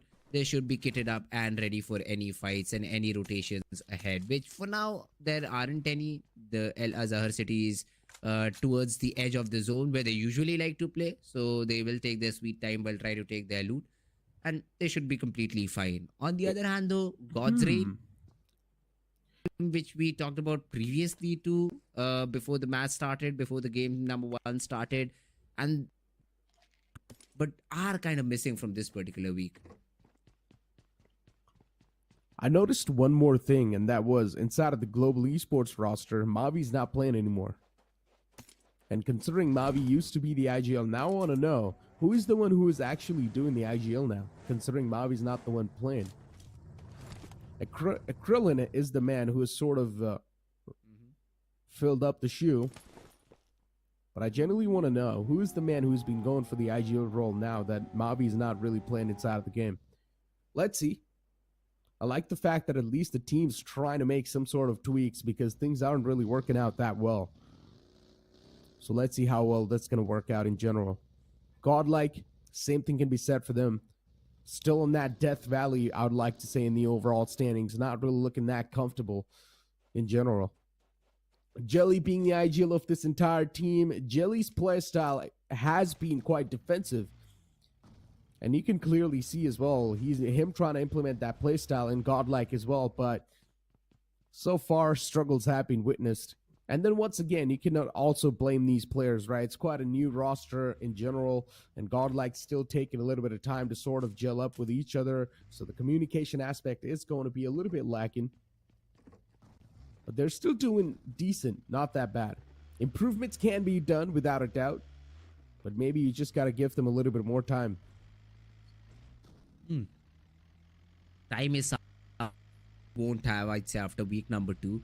Because then the games will run out of your hands. Right now you have like 24 more games left.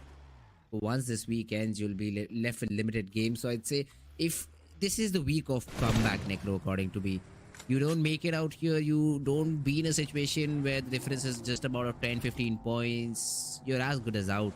Getting in top 16 is going to be really difficult. I mean, you see a team from the 4th chart, AUTOBOTZ, making a run for the money. 24 points in the previous game puts them where at somewhere around 80 plus points. They should be in top 16. So it won't be a pretty sight for the other teams. In the meanwhile, though, we have a lot of teams rotating and they do see each other out. A few shots had been fired, but no damage done till now whatsoever. So FS as well on our screen, just figuring out where the second circle might be. The confirmation will be given in the next 1.5 minutes. 4 shots, guys, but the revival has been started, so that shouldn't be a problem. For Shot Esports, they're going to get the resurrection back up. So once again, they're looking okay. FS Esports was the one they collided against. And for FS Esports, considering they realized the fact that going up against the players of 4-Shot Esports could have been a great choice.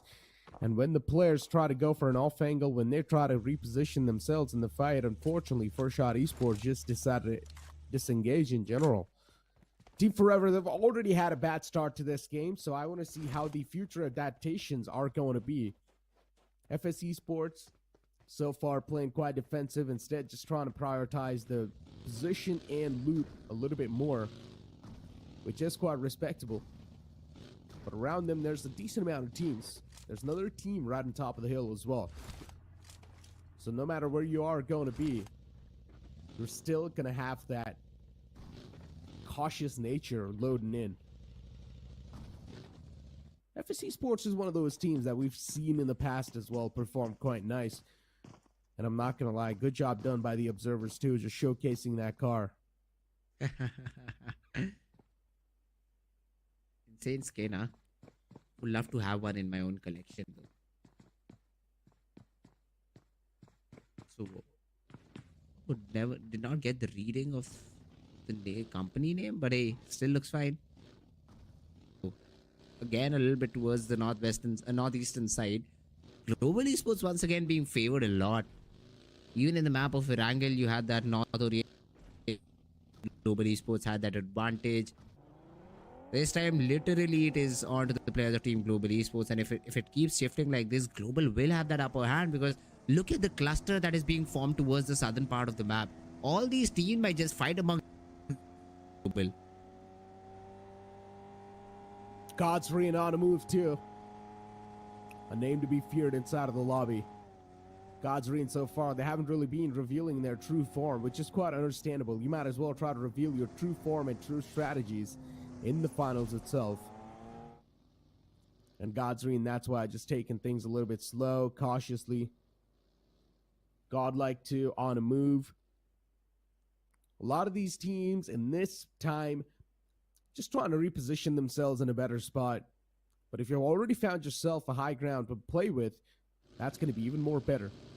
But unfortunately, Team Godlike, they found themselves outside of the circle, not really in that great of a spot, and now they're over here to get themselves a decent spot inside of the circle. All the 4 players just moving together, Jelly being the one to lead the pack as well. Being the IGL, his job is to pave the path, and that's what Jelly's doing. Scout for the team. Although the vehicle is in not the best possible form, we do see smoke coming out of it. So you better be careful while trying to ride. Second player on the buggy always scares me out because he has no cover. He's just like a sitting duck. So it's better to have 2 players in a vehicle, in a 4-wheeled vehicle, and 4 covered vehicle. Buggy is also a 4-wheeler. In a covered vehicle, and then try to rotate, and that should be the call. Although you do see a little bit of a fight that happened in the area. So one of the teams has also lost a player. Look at Team Forever though. Necro, Pozo is the city that they're in. They started off with Chumasera. They've rotated very far away, still in the blue, tanking damage, and probably playing on late rotation.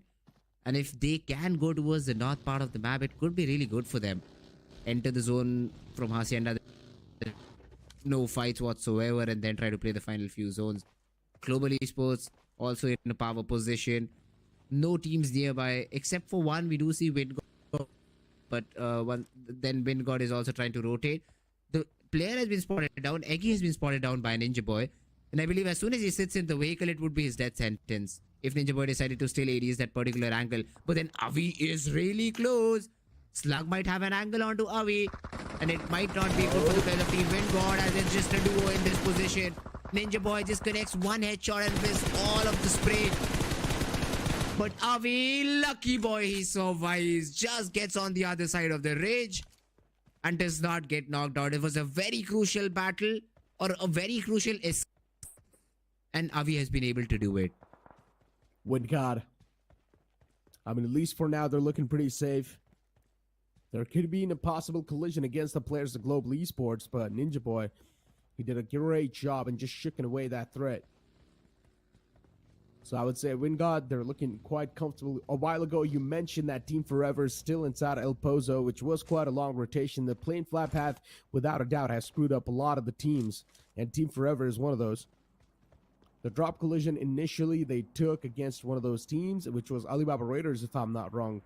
Or it was AUTOBOTZ, actually. The collision that happened, AUTOBOTZ getting those 2 free points, and Team Forever now just down to the 2 men alive.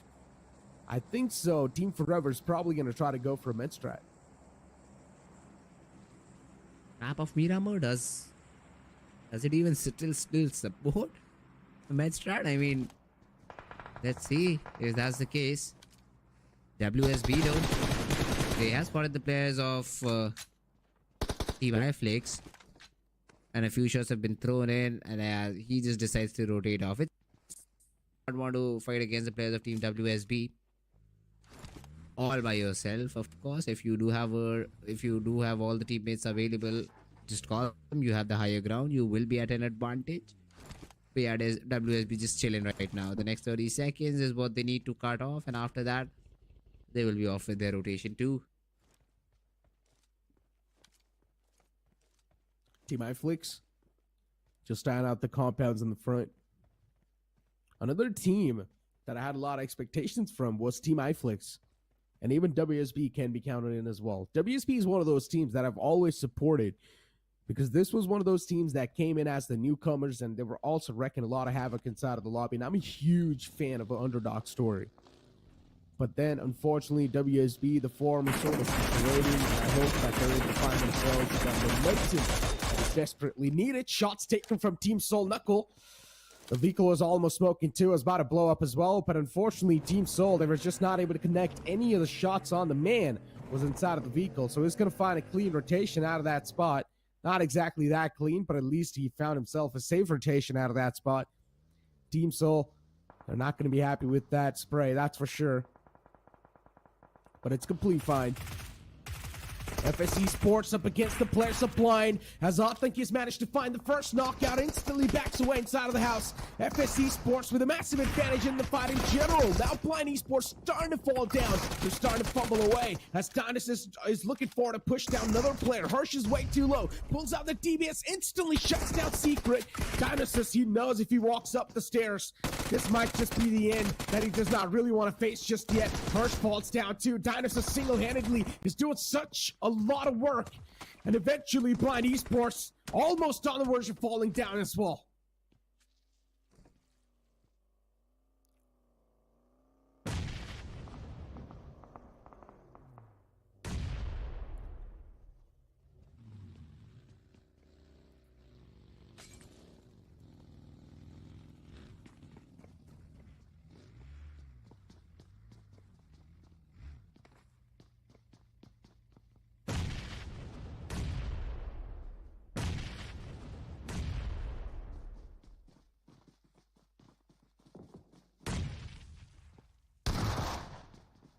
Oh my god.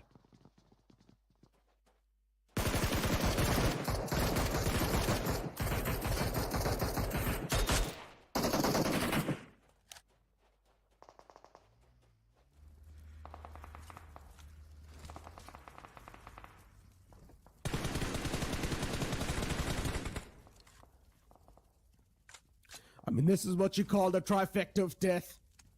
Soul as well now looking forward to steal away some elimination points as Godlike was falling prey to this entire thing. FS Esports, at least, have managed to keep themselves safe with all the approaches that they had from the opposition team, especially that third party from Godlike could have been super deadly, but still somehow FS Esports is up and alive, which is quite respectable. Team Soul, Manya gets spotted from the back. It's Punk who's eyeing him out so far. This can be super bad for Manya. Locked in the sights, and Manya gets instantly knocked out for Team Soul. This is one of the biggest blunders they could have never saw coming. And now Punk just going for the confirmation as well, but then Knuckle returns back. But still for Team Soul to get Manya back up on his feet, it's going to be a daunting task. And that's what happened. Manya instantly gets confirmed.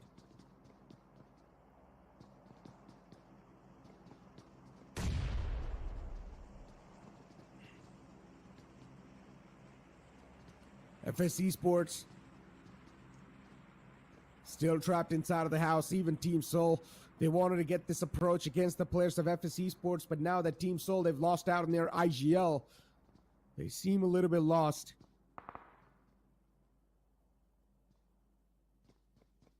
Just going to be a little bit of a stalemate situation inside of this compound. 3 players from FS just trapped in one house. The same thing can be said for IQ Soul as well. 3 players in one house too. They at least need to find that beginning knock. They at least need to find that opening to sort of break the ice. But even to find that opening, it sounds a little bit too much. FS Esports is completely playing on that defensive stance, which is respectable. But let's see what FS Esports can try to do, or even IQ Soul can try to do to get out of this tricky spot.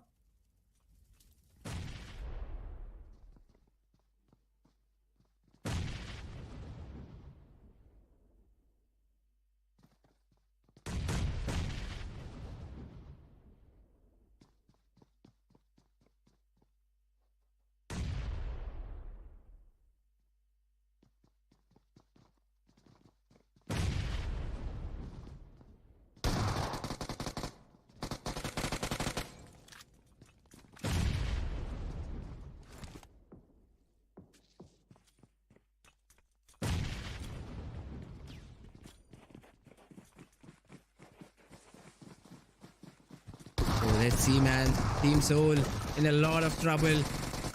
FS, they're getting into this fight. Secret is down on the ground. Aru and Dionysus, the remaining 2 players. Aru around the corner with the shotgun. Went in, boom, boom, but no knock till now. Even Dionysus falls. Aru is the last man surviving in this close frontal battle.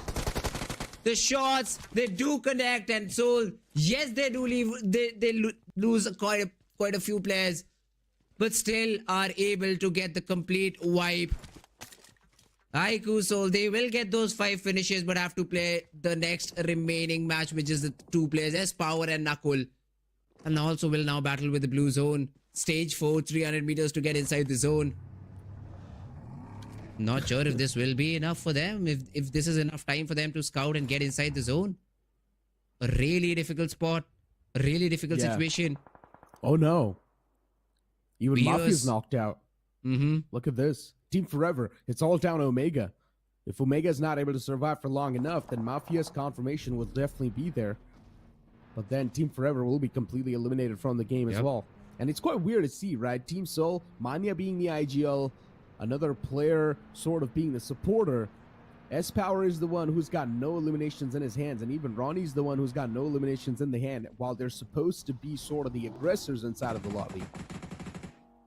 But Team Soul, at least they've got the job done. At least they got a couple of elimination points to back themselves up, and now all they need to do is maybe place themselves in the top 5. It sounds easy, but it's not actually. FS Esports, before they got taken out of the game, they managed to get 7 elimination points in total, which was quite impressive. But Team iFlix, Insidious gets knocked out. Mavericks all the way in the back lines. And he's trying to keep his position anonymous. Insidious's position's, of course, compromised, but he's still got the smoke lines that's sort of supporting him. Mr. Spray gets sprayed down instantly by Clutch God. Mr. Prey out of the contention as well. Insidious should be back up on his feet soon enough, but the spray through the smoke by Clutch God. What a great find that was. Oh my God, Gujarat Tigers. As usual, this team is now just starting to amp up the pace. Yep, they are here to play, and they've been able to get those frags too. Clutch God is on a fray right now. This guy was missing from game number 1 as he got eliminated very early on. But this time around, he just wants to fill the void he created in the previous game. Global Esports Zone now pushing onto the players of Team Reckoning. They're down in the dip. 2 of the players are knocked out. It's just a cleanup. The crew is here to do the cleanup. Immortal though gets 1 knock. Gets the second one to auto slap. This could be disturbing. Beast finally wins the duel. This could have gone south for the players of Team Global Esports, but they survive. Will be able to get the revivals, and Global Esports with 4 finishes looking strong. Global Esports. This a little bit of change that's currently inside of the roster. It's actually working out quite decent for them. 4 elimination points already secured, all the 4 players up and alive as well. And I would say having all your players up and alive in this late game scenario has to be the golden key for success. Alibaba Raiders against the players of Gujarat Tigers. That's Chris Opie's knocked out. Alibaba Raiders with just a 2-man squad. They're going to have a Herculean task in front of them. And getting the fallen man back up on his feet can be a little bit more pressure on top of the group. Over here, you've got Shadow making an off angle. Duke is chipped away a little bit. Pulls out the nade instantly, trying to nade away at the opponents. But Duke looking forward to reposition himself in the nick of time, and that's quite a great call as well. But the nade from Shadow almost could have found the opening too. Chris Opie is quite softened up as well. Gujarat Tigers, they can't change all the course in their favor. Even Molotov tossed up close and personal. Shadow now caught on fire. This is not looking too good for Gujarat Tigers. It's better to back away, and that's what they started. And that's what they're starting to do. Looking to patch themselves up. 5 eliminations so far by Gujarat Tigers, but Alibaba Raider now is starting to be a real pain in the foot. Beautiful nade by Duke over there to catch Shadow. And look at the remaining players of Team Gujarat Tigers. They're very, very far away. So getting the revival is not going to be easy at all on Shadow. Alibaba Raiders have given themselves a chance to get inside the zone. MJ, as soon as he peeks, tagged up to literal 1 HP. Roman up close and personal with the DBS. Gets knocked out of Clutch God. But then there's a nade by his own teammate Chris, which also takes him down. Duke cooking another one. Cooking another nuke. Gujarat Tigers in a lot of trouble. MJ just pops the first hit in time. Shadow spotted, finished off. Clutch God could be the next one in line, and Duke not going in for the revival, but wants to get some more knocks before he does anything about this situation. It is a really risky thing to do. Vixie trying to peek out, but the cover by the AR player is insane. Auto Team Alibaba Raiders, they'll get the revival. They'll try to get inside the zone. Clutch God finished off too. Vixie falling back, trying to prioritize the zone. Might just get shot in the back, but it does not happen. Gets below the ridge, and Alibaba Raiders, they're looking to raid out the players of Team Gujarat Tigers. Alibaba Raiders, I mean, they've already found a clean rotation inside of the circle, but still the rest of the players, they're going to keep on struggling as the wall of death was moving in slowly and steadily. Gujarat Tigers now from the top is probably going to be raining down death and destruction against Alibaba Raiders, and that's what exactly is going to happen. Alibaba Raider has been completely eliminated from the lobby, and that too by the hands of Gujarat Tigers. Gujarat Tigers, one thing is for sure, they looked quite pissed against the players of Alibaba Raiders. The amount of hassle they needed to do to take down that team was quite a lot. But now Global Esports is currently in the receiving lines too. Slug is knocked out in the open. MJ instantly steals the package. Yeah. He gets a free elimination point for his team. And now it's all down to Acrolin and Beast. While Beast is able to find the opening against IQ Soul, but Beast is quite out in the open. Now it's all down to Acrolin himself.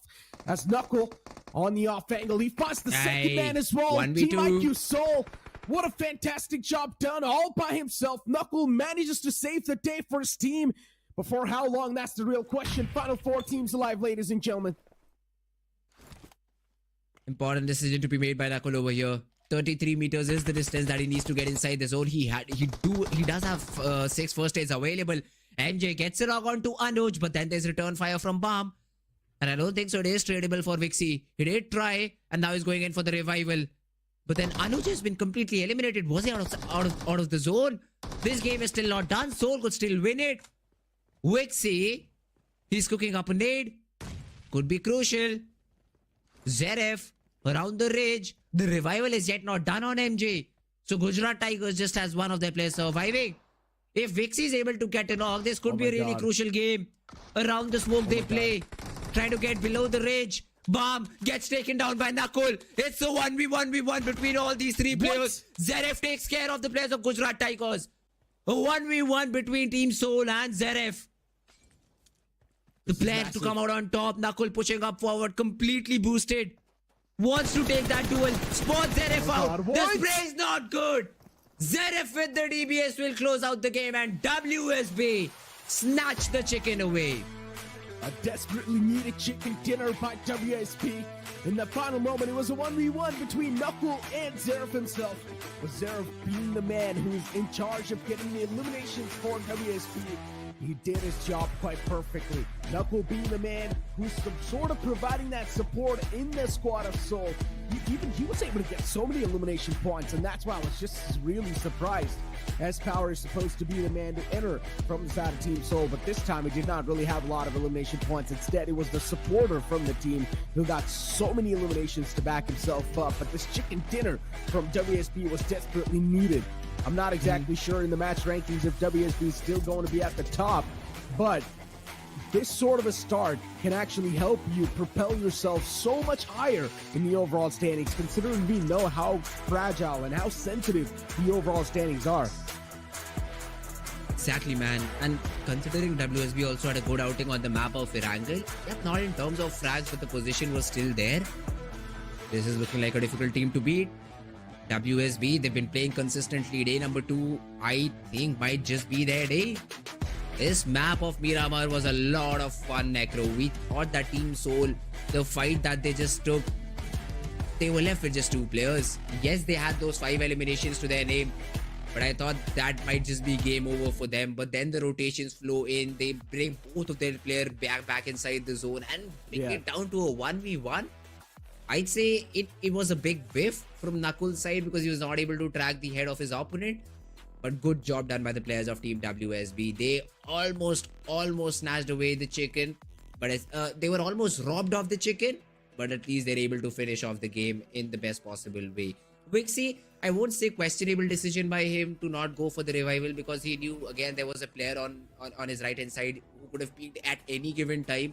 So he was really worried about him being peeked from a different angle while the revival was being thrown in. But then I questioned, did not he have smokes left for himself? A smoke could have been dropped and then the revival could have been attempted, as I think the zone was very near to him. If the revive was possible, it could have been a completely different story, as Nakul just took down a player of Team WSB in the backlines. So you could have had a different victor in the game just on the basis of these all small little decisions. But hey, WSB, they played it out perfectly. The last 1v1 situation, WSB was just on top and they get the chicken for this. I mean, look, a while ago you brought up a point of sort of giving yourself the backup. A while ago you were also mentioning that one of the players was knocked out from the side of WSB, and the player from the side of Soul was not really able to track the head of the opposition, which was Zeref.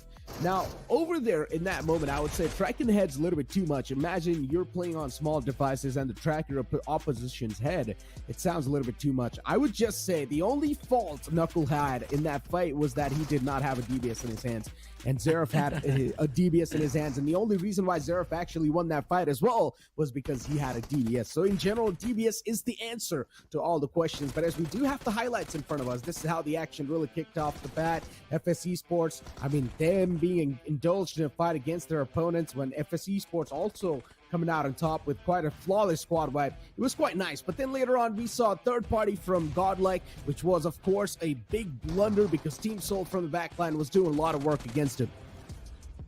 Yeah, this was a really interesting fight because you look at Manya is already been lost, and they do also lose another player in that particular fight, but 2 of the guys of Team Soul were able to make it through, Knuckle and S-Power. S-Power will fall in this situation. He just got double peaked. He was able to bring Beast down to very little HP, but the cover fire from Akronin was good. But then look at that Molly.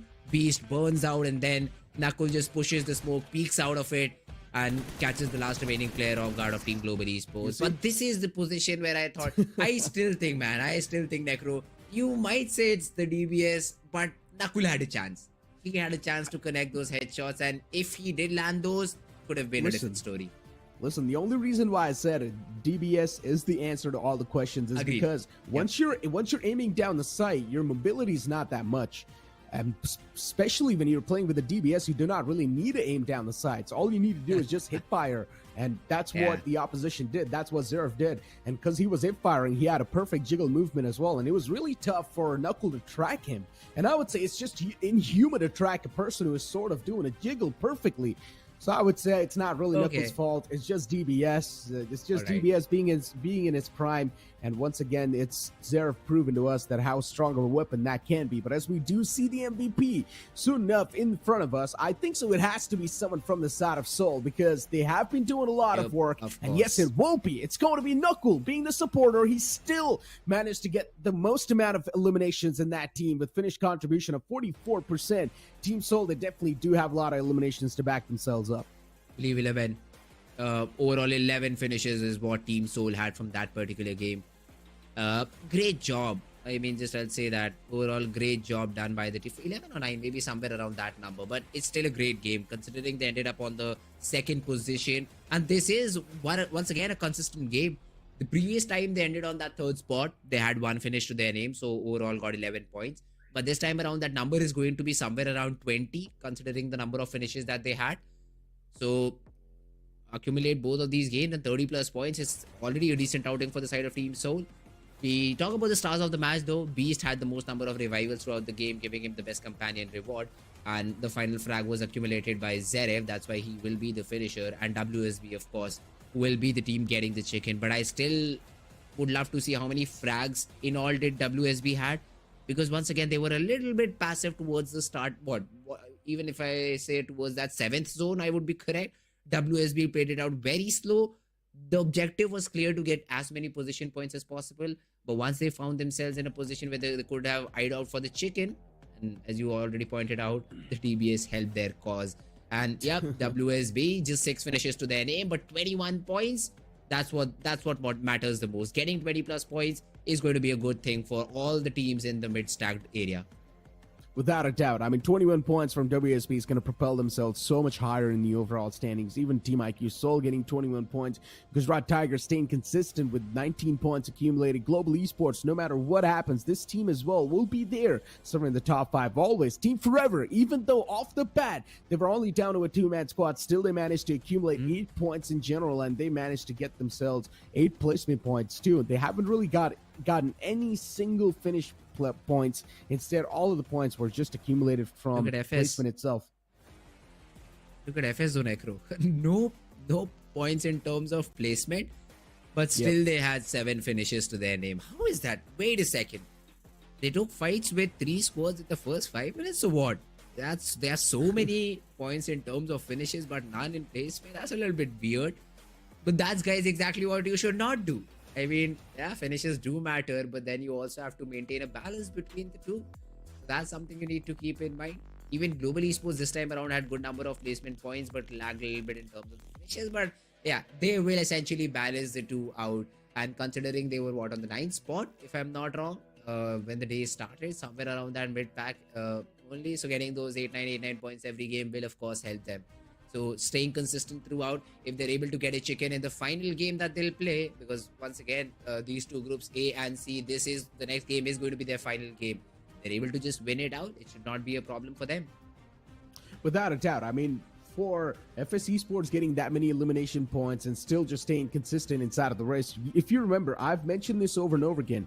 If you're going to have more than 5 points in every single game, you will still be in a solid spot in the overall standings. Because a lot of the teams will have one bad game, and that means one bad game, instantly your position will be compromised by the team that's right underneath you. And considering how fragile the overall standings are as well, one single bad game, you just cannot afford to have it. Especially if you're all the way at the top, and if you do not really have a comfortable lead against all your opposition, then one bad game means you losing your position. And all the teams currently inside of the top 5, they probably have realized that as well. Because Team IQ Seoul used to be in the first spot. I still remember in the overall standings. But then later on, that entire spot just slipped away from their hands. And they were pretty much on the second page in the overall standings. I'm not exactly sure what position they are currently in. But you know what? Let's find out. Let's look at the overall standings. And IQ Seoul, once again, they have retained that spot in the first place with 139 points, and Gujarat Tigers right underneath them with 139 points as well. Chemin Esports with 138 and Revenue Esports with 135. Yeah, Chemin are yet to play today's game, so of course, if they just played out even on an average note, they should be able to get back to this top spot. But hey, right now Gujarat Tigers and Team IQ Soul fighting it out. It will be fun to see who essentially ends up on top after day number 2, because that's what you're aiming for. But then the other teams, Revenant, Alibaba Raiders, look at Global Esports. Those 787 points every game have brought them all the way up to that 6th spot. So it is going to be good for them.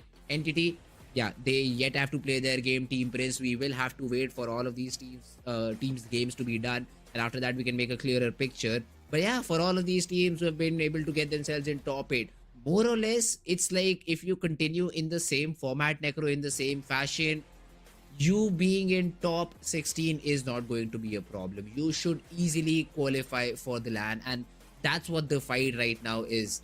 That's what you're fighting for, a spot in the LAN finals. Yeah, pretty much. I mean, look at Team Prince. A team that was all the way at the top is now currently all the way at the bottom of the first spot, page. yep.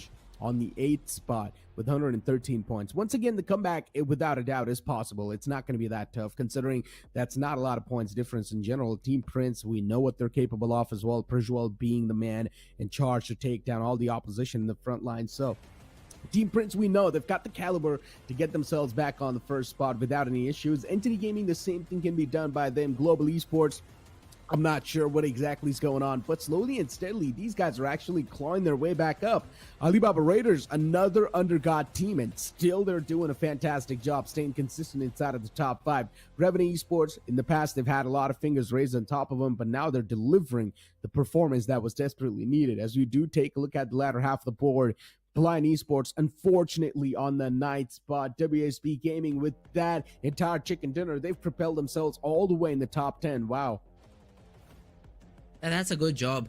That's good job done by WSB, and it's not just one game. They've been performing consistently. At least in the first 2 games, they've been consistent.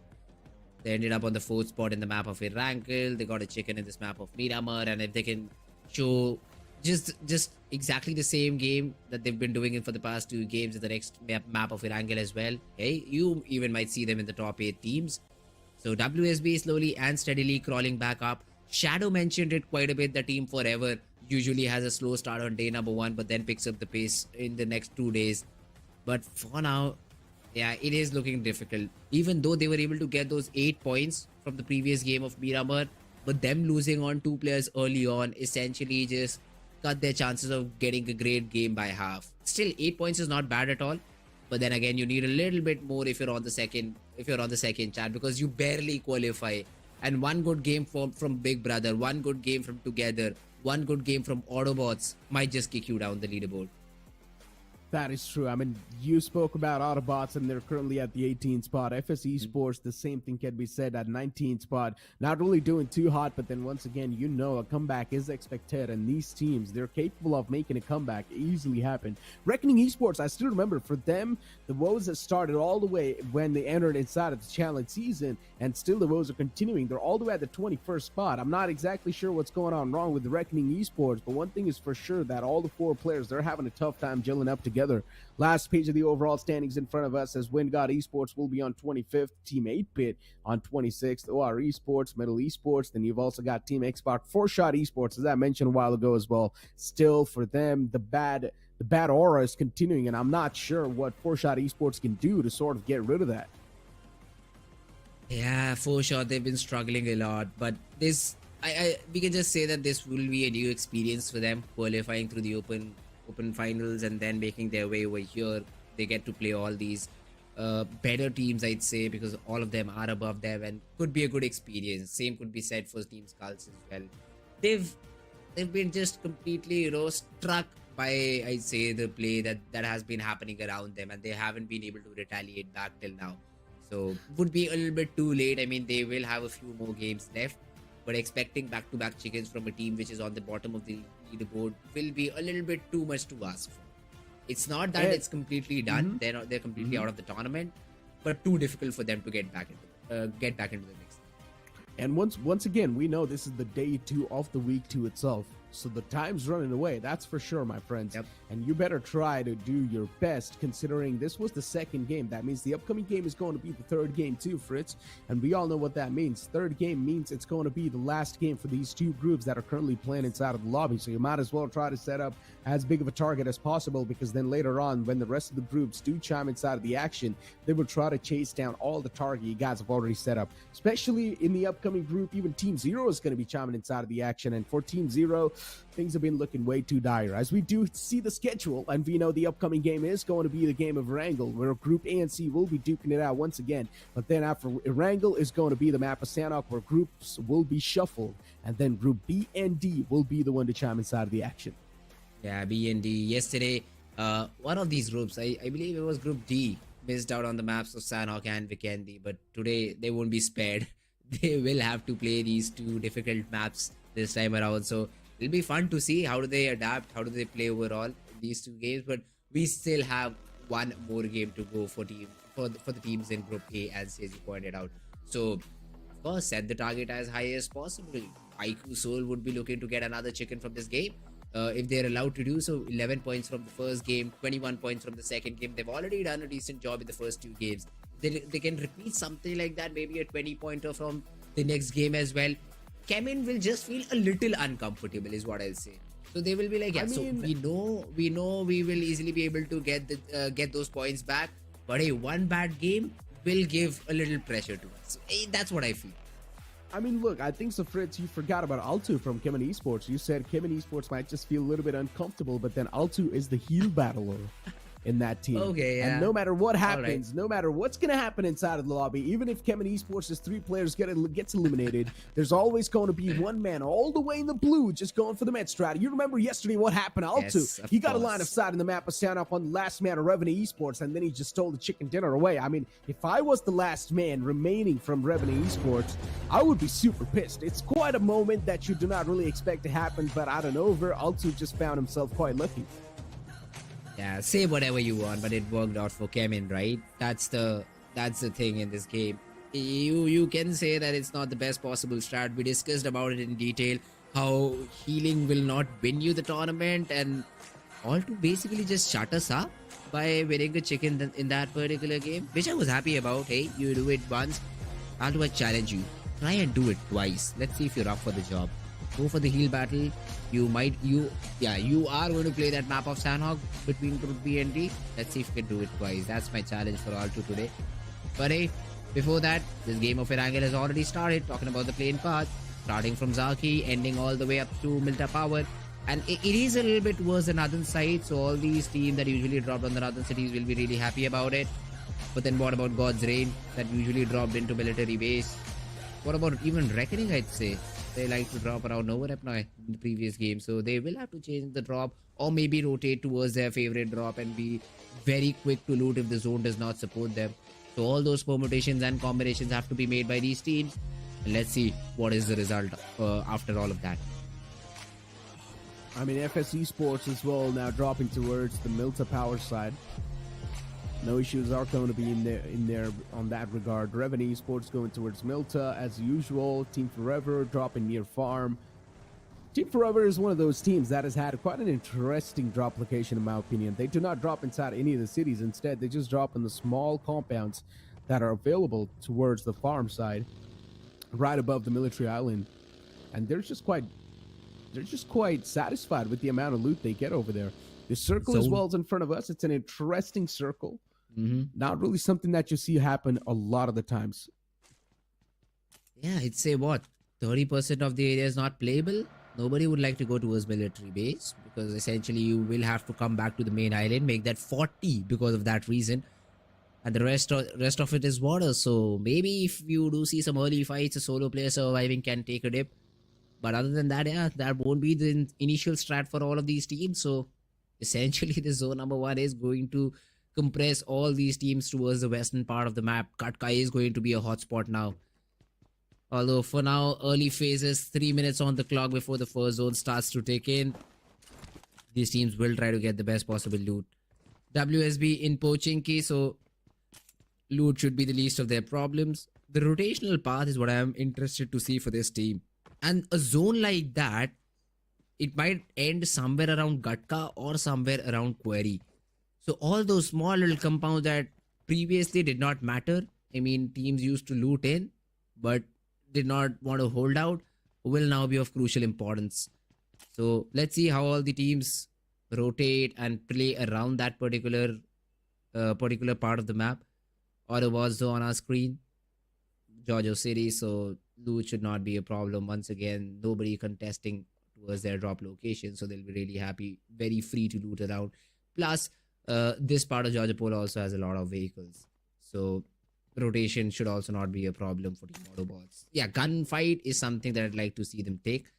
Game number 1, Erangel, was a very good one for them. They were able to get that juicy chicken. Let's see if they're able to repeat it this time around. Let's see. I mean, AUTOBOTZ, after that first game, they've definitely lost the momentum in the previous one. Yeah, that's true. But maybe they can once again regain it.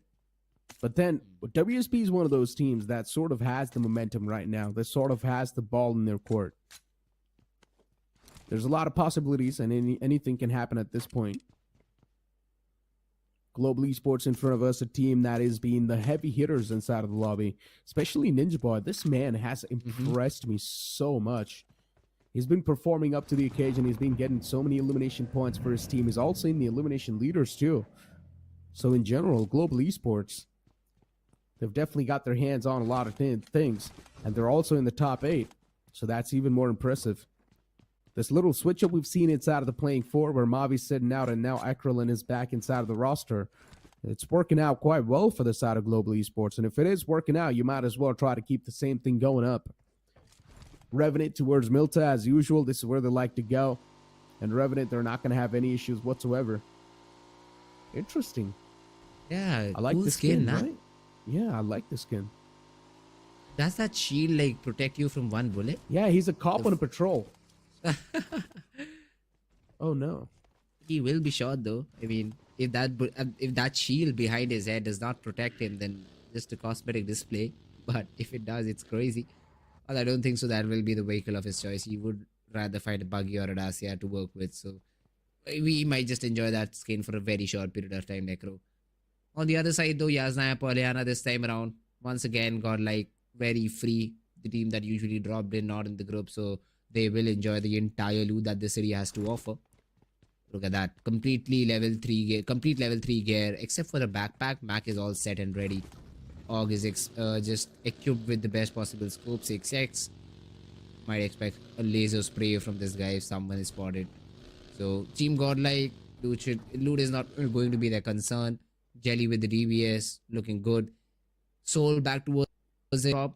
And I say this because the previous game they opted out for a really interesting play. I wouldn't call it something else, but a very interesting play where they decided to push the players of Team 4 shot in the Water City area. Lost a player and essentially had to fall back and then loot and play the game with just 3. So this time around, going back to the basic plan, going back to what was working for them towards this school and this apartment split that they usually take. And they will find good loot in all of this particular area. So Aikusur also in a good spot overall. The first zone slowly and steadily shrinking in. And because the zone was really, really weird, you see them on the edge of the zone. So I think they would be calling out for rotations. As soon as zone number 2 starts, they will start off with their rotation. Ronnie even takes the liberty to go towards the city of Rozak, which he again finds empty. We'll just explore the periphery of it. But then again, any sort of extra loot is welcome by the team. Ronnie's taken a lot of extra smoke. He's taken a lot of that extra risk. Going all by himself towards Rozak is definitely not the way to go, but he still went there, scouted out the area. Now he knows there's no one towards Rozak. So I would say that's good news. At least now the players of Team Soul, they've got extra information to play around with. Blind Esports, another team.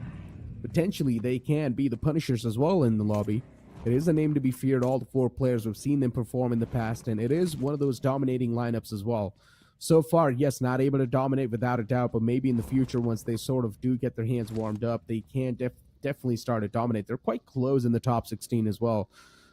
So all it's going to need is one decent game, and they will be in the top 16 no matter what. High flicks though. This team has been kind of hit or miss again. Haven't seen them pop off in the past 2 days. So still waiting for a decent performance by this team. Madrek, Mosh, Crypto, Insidious. All these players need to chime in up a little bit, and this could be their opportunity as the side of Team 4Shot has already started to invade their compound. A good nade by Crypto. I was about to say random, but then it finds its mark. And even Honey falls. 4Shot in a whole world of trouble. Came trying to wrap around Insidious, the push over there, but then the DBS with the TPP angle just reigns supreme. And here comes the backup of Moksha. Crypto and Insidious though were enough for the entire squad of 4Shot, and now it's a 1v3 with the DBS. You need to be careful. Insidious has been knocked out, but Moksha with the random spray, with the running UMP, will make sure that the entire team of 4Shot get eliminated. Great job done by the side of Team iFlix, and I literally was just talking about them popping off. That's what they do. No player lost. Insidious and Crypto just together as a team take care of entire business with the players of Team 4Shot. I'd say a little reckless by the side of Team 4Shot, considering this is where the zone was. This is where most of the teams will rotate, and you did not even check the spot first. You did not even scout ahead of you and just ran into a compound with two different players. It could have been the other way around as well if you chose the right compound, if you chose the right building, and you were able to even get positive trades. A 2-for-2 could have also worked out as the players of Team iFlix were very far away. But hey, this is what happens when you're a little bit uncareful. It could go either way, and this time around it did not go the way of Team 4Shot, and iFlix will be really happy with the first 4 frags. But now need to be careful, as WSB is not repeating the same mistake as their opponents. They're first of all scouting, trying to get a knock early on to the players of Team iFlix, and then they will try to charge in. Or maybe not even charge, because look at the split. All 4 players. Yep, 2 of them are watching the same compound, but the other ones are just watching their back. And plus there's a third party angle as well. The team dark green towards the western part of the mini map could also play a third party role, which for now I don't think so WSB is aware of, but is a real possibility. So AUTOBOTZ would love to get that third party, if possible, onto this fight between WSB and iFlix, which for now hasn't started. Anoj is looking for a clean angle. As soon as he sees a player, he'll only shoot if he knows he will be able to confirm it, but hasn't been able to get anything till now. And finally, I think it's time to reposition for them. Being all out in the open for such a long period of time could be a little dangerous. That's where Anoj is trying to measure the problems. But in the meanwhile, Zeref from a different angle spots the scout ahead of Team Forever, I believe. And Flock will be taken away, will be taken out. So, yeah, you needed to be careful there, Flock. You were ambushed and you will be completely eliminated as well. So, WSB also start off on a positive note. First frag accumulated. You also have somewhat of a compound in the center of the zone. So, positive signs for the side of Team WSB. Without a doubt. WSB is in a really decent position in general. And I'm also a big fan of the spread they have. Just trying to control as much area as possible. Raiden and Zeref right next to each other. Then you've also got another man sort of a little bit far away. But in general, the spread's just going to help you to accumulate as much information as possible. And also at the same time, it will help you get the most amount of land control. Godsreen up against another team, which is in the name of Gujarat Tigers. I'm not exactly sure how good of a fight this is going to be. Both the teams are currently in form, and you never know who's going to be the one to chime in top. Gujarat Tigers especially, they're not going to be backing away at all because they've got the ball in their court. Godsreen on the opposite side, though, they've got the firepower as well to back themselves up. So let's see. Interesting fight. Let's see. Utility is going to be of crucial importance over here. The knock is what both of these teams are waiting for. Nades being exchanged. Good nade, and Clutch God falls. The nade softens him up. And also does the job. Now here comes the push by the players of Team God's Raid. Wixie needs to hold everything down. The ADS from far away. What? Shogun gets one, and then Shadow chimes in. Yep, Gujarat Tigers have lost a player. But then the return fire should be enough for them to get these revivals.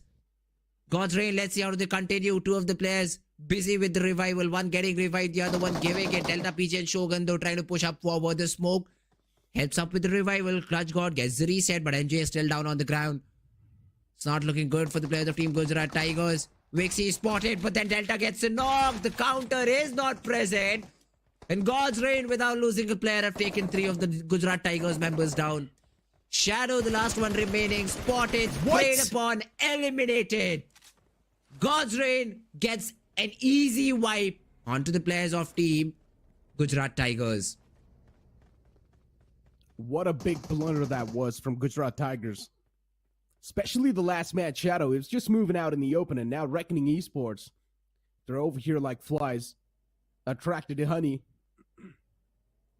A third party from Reckoning Esports could have been nice, but unfortunately they're a little bit too late inside of the third party because God's Reign, they've already patched themselves up and now they're reset. So it's better for Reckoning Esports to maybe just back away from this entire thing. They've already got the high ground. If they really do want, they can keep this high ground for a while and take all the information as they can. But once again, they're just too paranoid about the fact that there's a team in front of them. But God's Reign, without wasting any time, they've instantly just moved away. They realize the fact that if they're going to try to take this fight as well, this can be a little bit difficult to win, considering it was a third party and still God's Reign's player were not exactly at the 100% mark. So it's better to just back away and be the wise one. Yeah, great decision making, as you pointed out, by God's Reign. I mean, sometimes you do see teams sticking around trying to fight it out for the second time and suddenly get flanked by a player because they just did not have enough information. And to avoid all that, God's Reign were like, yeah, let's just get out of here. They had the vehicles, they as you pointed out, were able to reset enough HP to get away, and they just fall back. They're like, yeah, you want the hill? You got it, guys. We do not want to fight for it. We're happy with the 3 frags that we have. Restro is running a little bit low on the ammo. AK just has those 70 bullets, 180 left for AUG. But yeah, for now it should be fine. The next few zones are going to be tricky though. If he's not maybe dropped some sort of ammo or maybe finds a DBS in the process. Global Esports as well. One of their guys was knocked out. The revival was successful. Should not be a matter of concern for them anymore. But yeah, AUTOBOTZ showing their presence, and even though they've lost a player, they're feeling confident. The compound that they have around Gatka, it will be really tricky to defend if the zone forms on it. Because then you'll have to maybe skedaddle to just 1 or 2 houses between the 3 players. And then these houses are not what I call nade proof. One good nade could take you down. So things like these have to be taken into account for Team AUTOBOTZ. Let's see how do they play around it. A southern side shift is what I expect from the zone. Gatka should not be the center, man. It invites a lot of different teams with a lot of different angles in the fight, but that's where exactly the zone is. A central shift overall. IF would be really happy. FS Esports should be really happy. Even I'd say Seoul should be really happy about the new zone, because most of the teams rotating in are from the southern part of the map. And if you're already inside the zone, you also have that opportunity to take some shots on the already rotating team. So this gives you more avenues to collect more points. Pretty much. Global Esports next to another team that's in the front lines, and in that name is Godlike. Ralph is taken down. Not a good news for the side of Alibaba Raiders. Wingod, they've already found the opening. And considering Alibaba Raiders, they were all out in the open, Wingod, of course, took the opportunity and instantly shut down Ralph. And that too, Ralph is one of those players for Alibaba Raiders that is desperately needed in order for success. Let's see how well Alibaba Raiders is going to be looking for to try to get Ralph back up on his feet. Roman OG is quite close as well. Scuba is going to try to give the backup too now. Closes on up, gets Roman OG out of that tricky spot. Ralph is just left all by himself to die. I'm not exactly sure what Alibaba Raiders' game plan is, but Ralph should be back up on his feet soon enough. If that's not going to be the case, well then Ralph, unfortunate stuff. Alibaba Raider, instead they've just given away on Ralph.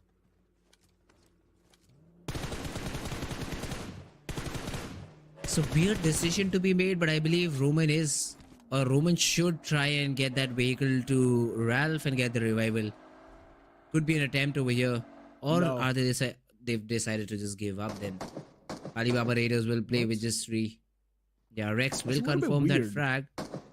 I mean, you cannot blame them either, Necro, because he was knocked out in such an open area. Third party was possible, and you invest a vehicle and a player, plus some utility, and still you do not have that assurance, 100% assurance that you'll get the revival. So, well, a good educated decision, but yeah, I mean, if I was the IGL, I would have called for a revival. I would have called to at least try and get that revival. But yeah, Alibaba Raiders were like, yeah, no, not the best possible spot. Revival is going to be really tricky. Let's just get out of here. They gave up on that thing quite easily. And that's something that really disturbed me for a while. Just gave up on Ralph, a man who has had a massive hand in the success of Alibaba Raiders. Yep. But let's see. Maybe they've got some sort of a game plan in the future, right? That's why maybe Alibaba Raiders just gave up on Ralph like that. Could be. So far, Gujarat Tigers, a massive threat inside of the lobby, is already being eliminated. So at least that's one thorn out of the way.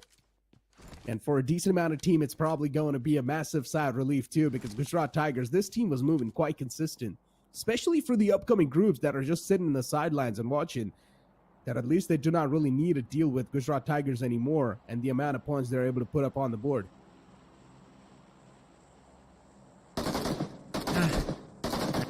Although you still have the likes of Godlike and Global Esports still present to fill the array. And let's see how well do they perform. It could be a fight between Godlike and Global. I mean, none of them will push even if they do get a knock. But hey, if it will still trouble your opponent, so why not go for some sort of a chip damage? And once again, a central shift to the circle. All of the teams on the edge, look at that, already start off with their rotation. And AUTOBOTZ, Alibaba Raiders, they're pushing towards Global Esports. This could be an interesting fight. The last time they do rotate away. In the meanwhile, though, Revenant, they charge in onto the players of Team FS. Now, this could be an interesting battle. Aquanox and Fierce are already down on the ground. And look at the HP that Blaze and Sensei have. Not much to work with. But then the third-party shots. Frags are being confirmed by the players of Team Blind from far away. Blaze also falls. Atanki looking to clutch it out by himself. The only remaining player of Team Revenant has finally patched himself back up. But these nades will definitely make his life even more tough. And I think the nade just got connected as the frag on Fierce got confirmed. FS Esports, they push in a really interesting sort of a push. But I think it will help them to get all of these frags. The bounce back nade could have been good. But then Sensei, it was Sensei's nade. He gets the job done, but then Atanki pushes up top, gets the frag too. And now Blind are into the compound to take down Atanki. He does have that beastful weapon. That DBS is not going to be easy to clear. Random shots being thrown in, players being tagged. They just run back and try to heal themselves back up. Oh no.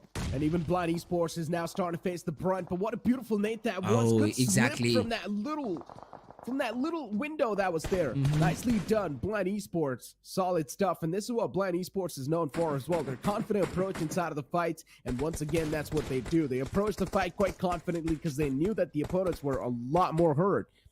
And easily, they just collected all the elimination points that was up for grabs. Jonathan, too, now starting to catch a little bit of damage over there.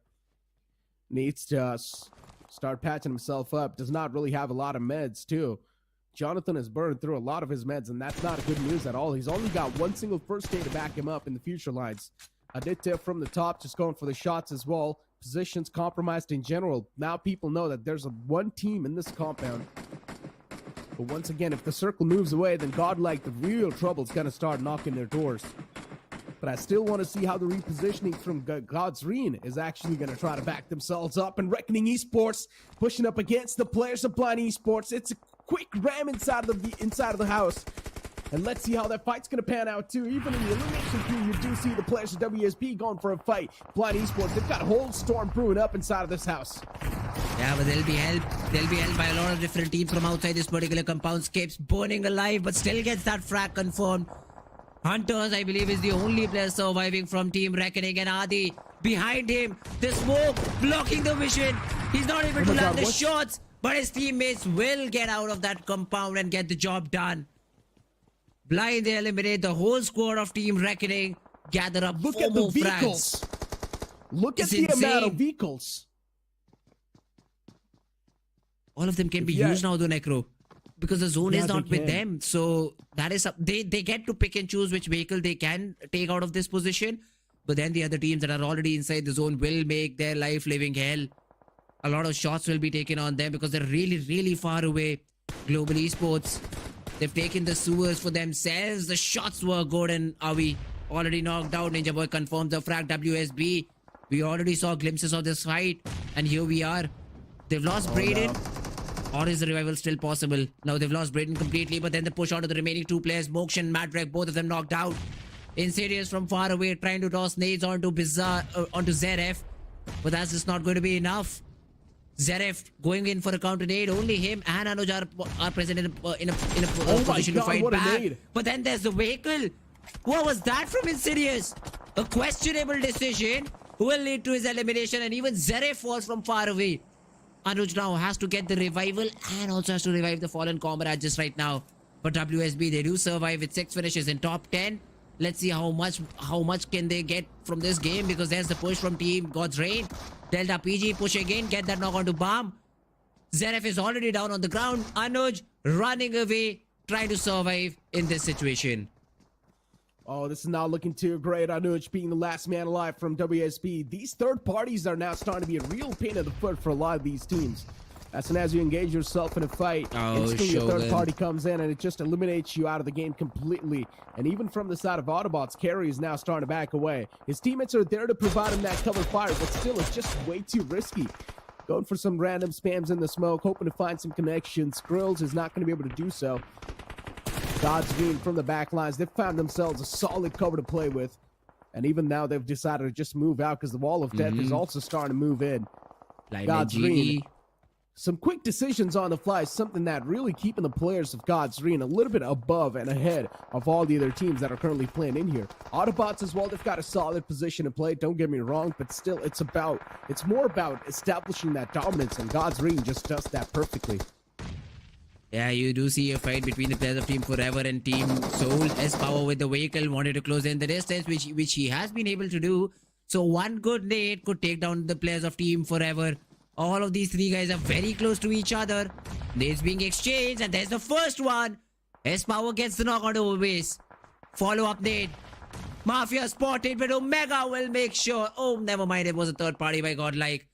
Omega falls to Aditya. The frag by S-Power will confirm the frag onto Mafia. And Soul also get a good position inside the zone. Godlike, though, from far away, they've been dealing damage onto multiple different teams, and now finally will fall prey to the players of Team Global Esports. Slug with that knock onto Jelly will also confirm the frag. Blind and Global Esports still fighting it out.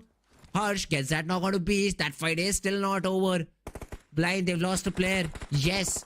But look at Godl, it's a 3v3. Global Esports also with just 2 players surviving. It is not looking good for them. Slug, the last one remaining outside the zone. 26 seconds.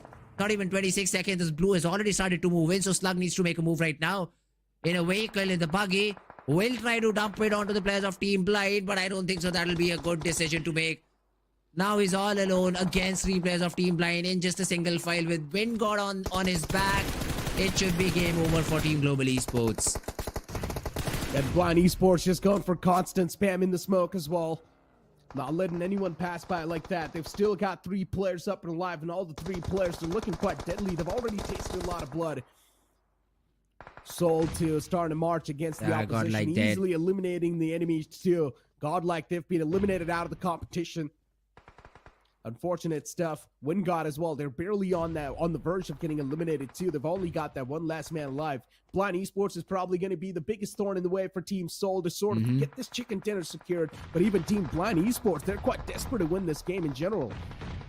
So it's more about desperation, and it's more about being a little bit more resilient inside of these lobbies. Blind Esports and God's Reign, they're sharing the same ledge. Let's see how well they're going to be playing this one. Exactly, Necro. I mean, all these 3 teams inside this trench area will fight amongst themselves, and Team Soul will have a free rotation inside the zone. Even the same could be said for AUTOBOTZ, but then AUTOBOTZ and Team Soul will have to fight amongst themselves and not let the other teams get out of this particular trench area. Let's see though, these smokes are the only thing keeping edgy in the game, and as soon as these smokes just fade out, Wingod also will take an exit. The smoke being refreshed by the players of Team Blind. Nades being thrown in by Skrills, trying to get any sort of knocks if he can. He has already heard all of these teams fighting in this position. Destro also cooking up a nade. Tosses it out a little bit too far away. Eggy will still survive. Dark Lord has that vehicle cover, so he can still fire back onto his opponent. Skips. Tanks a nade. 50% HP gone. But then tries to reset. And in the meanwhile, Justin finds a good knock. Although the nade from Skrills will bring that Justin down. Skips also falls. Autobots want to jump into the battle. Carry does. Carry with the shotgun trying to eliminate Blind, and that he does it beautifully. And the remaining players of Autobots just fall to the players of Team God's Reign. God's Reign have also taken a lot of damage. It's only down to the last remaining player, and again all of this, surviving, hiding in the smoke, could be a soul chicken, but they'll have to work for it, because taking out all of these players from this trench area is not going to be easy at all. How is Eggy even alive? That's my real question. He eliminates Autobots.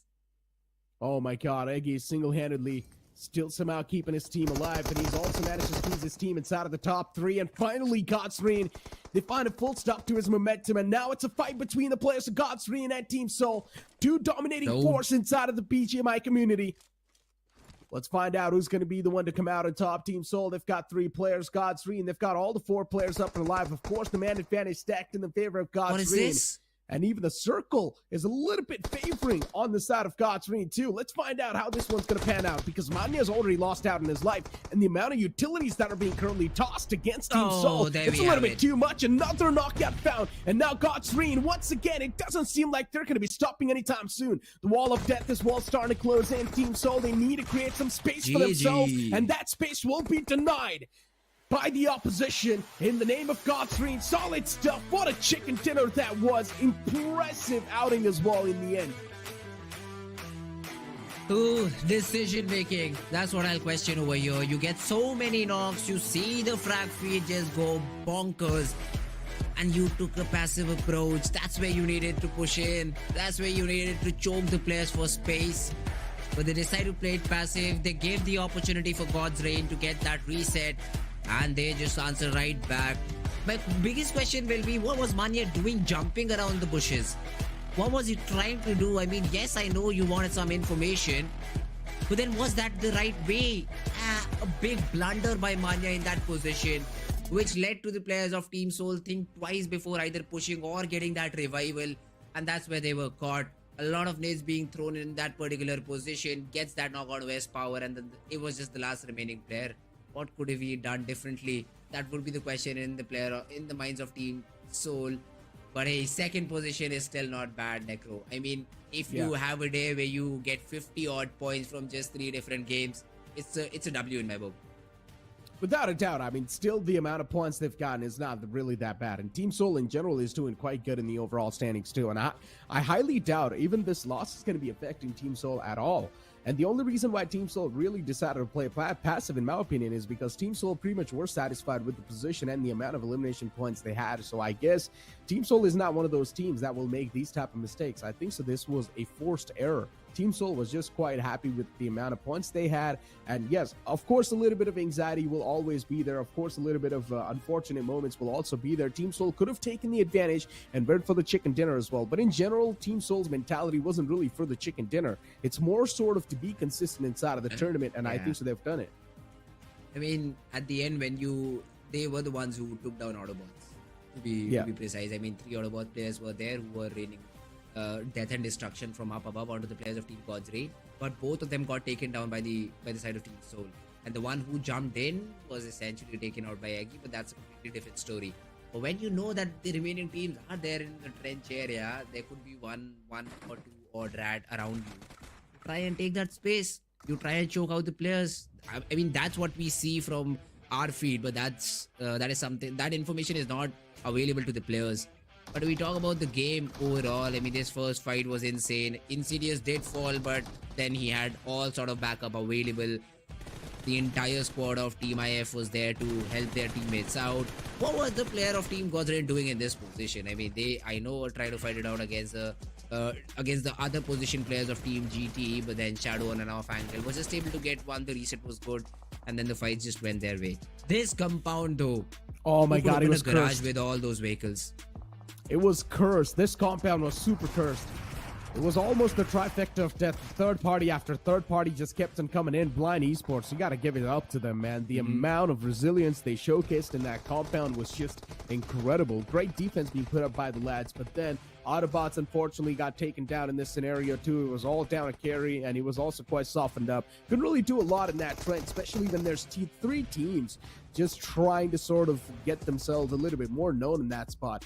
Team Soul, as you mentioned, that passive, that defensive approach did not really work out in the end, especially when they should have tried to spread themselves out. And look at the push that was being made by the players of God's Ring too. All the 4 players pushing in from all the different directions, spreading themselves out equally. And that is what I like to see. God's Ring, some good communication on the board that is clearly known. Finally. I mean, they were struggling in this week a little bit. This chicken will help them. Just a bit, but it will for sure, because tomorrow will be the final day that will see God's Reign perform.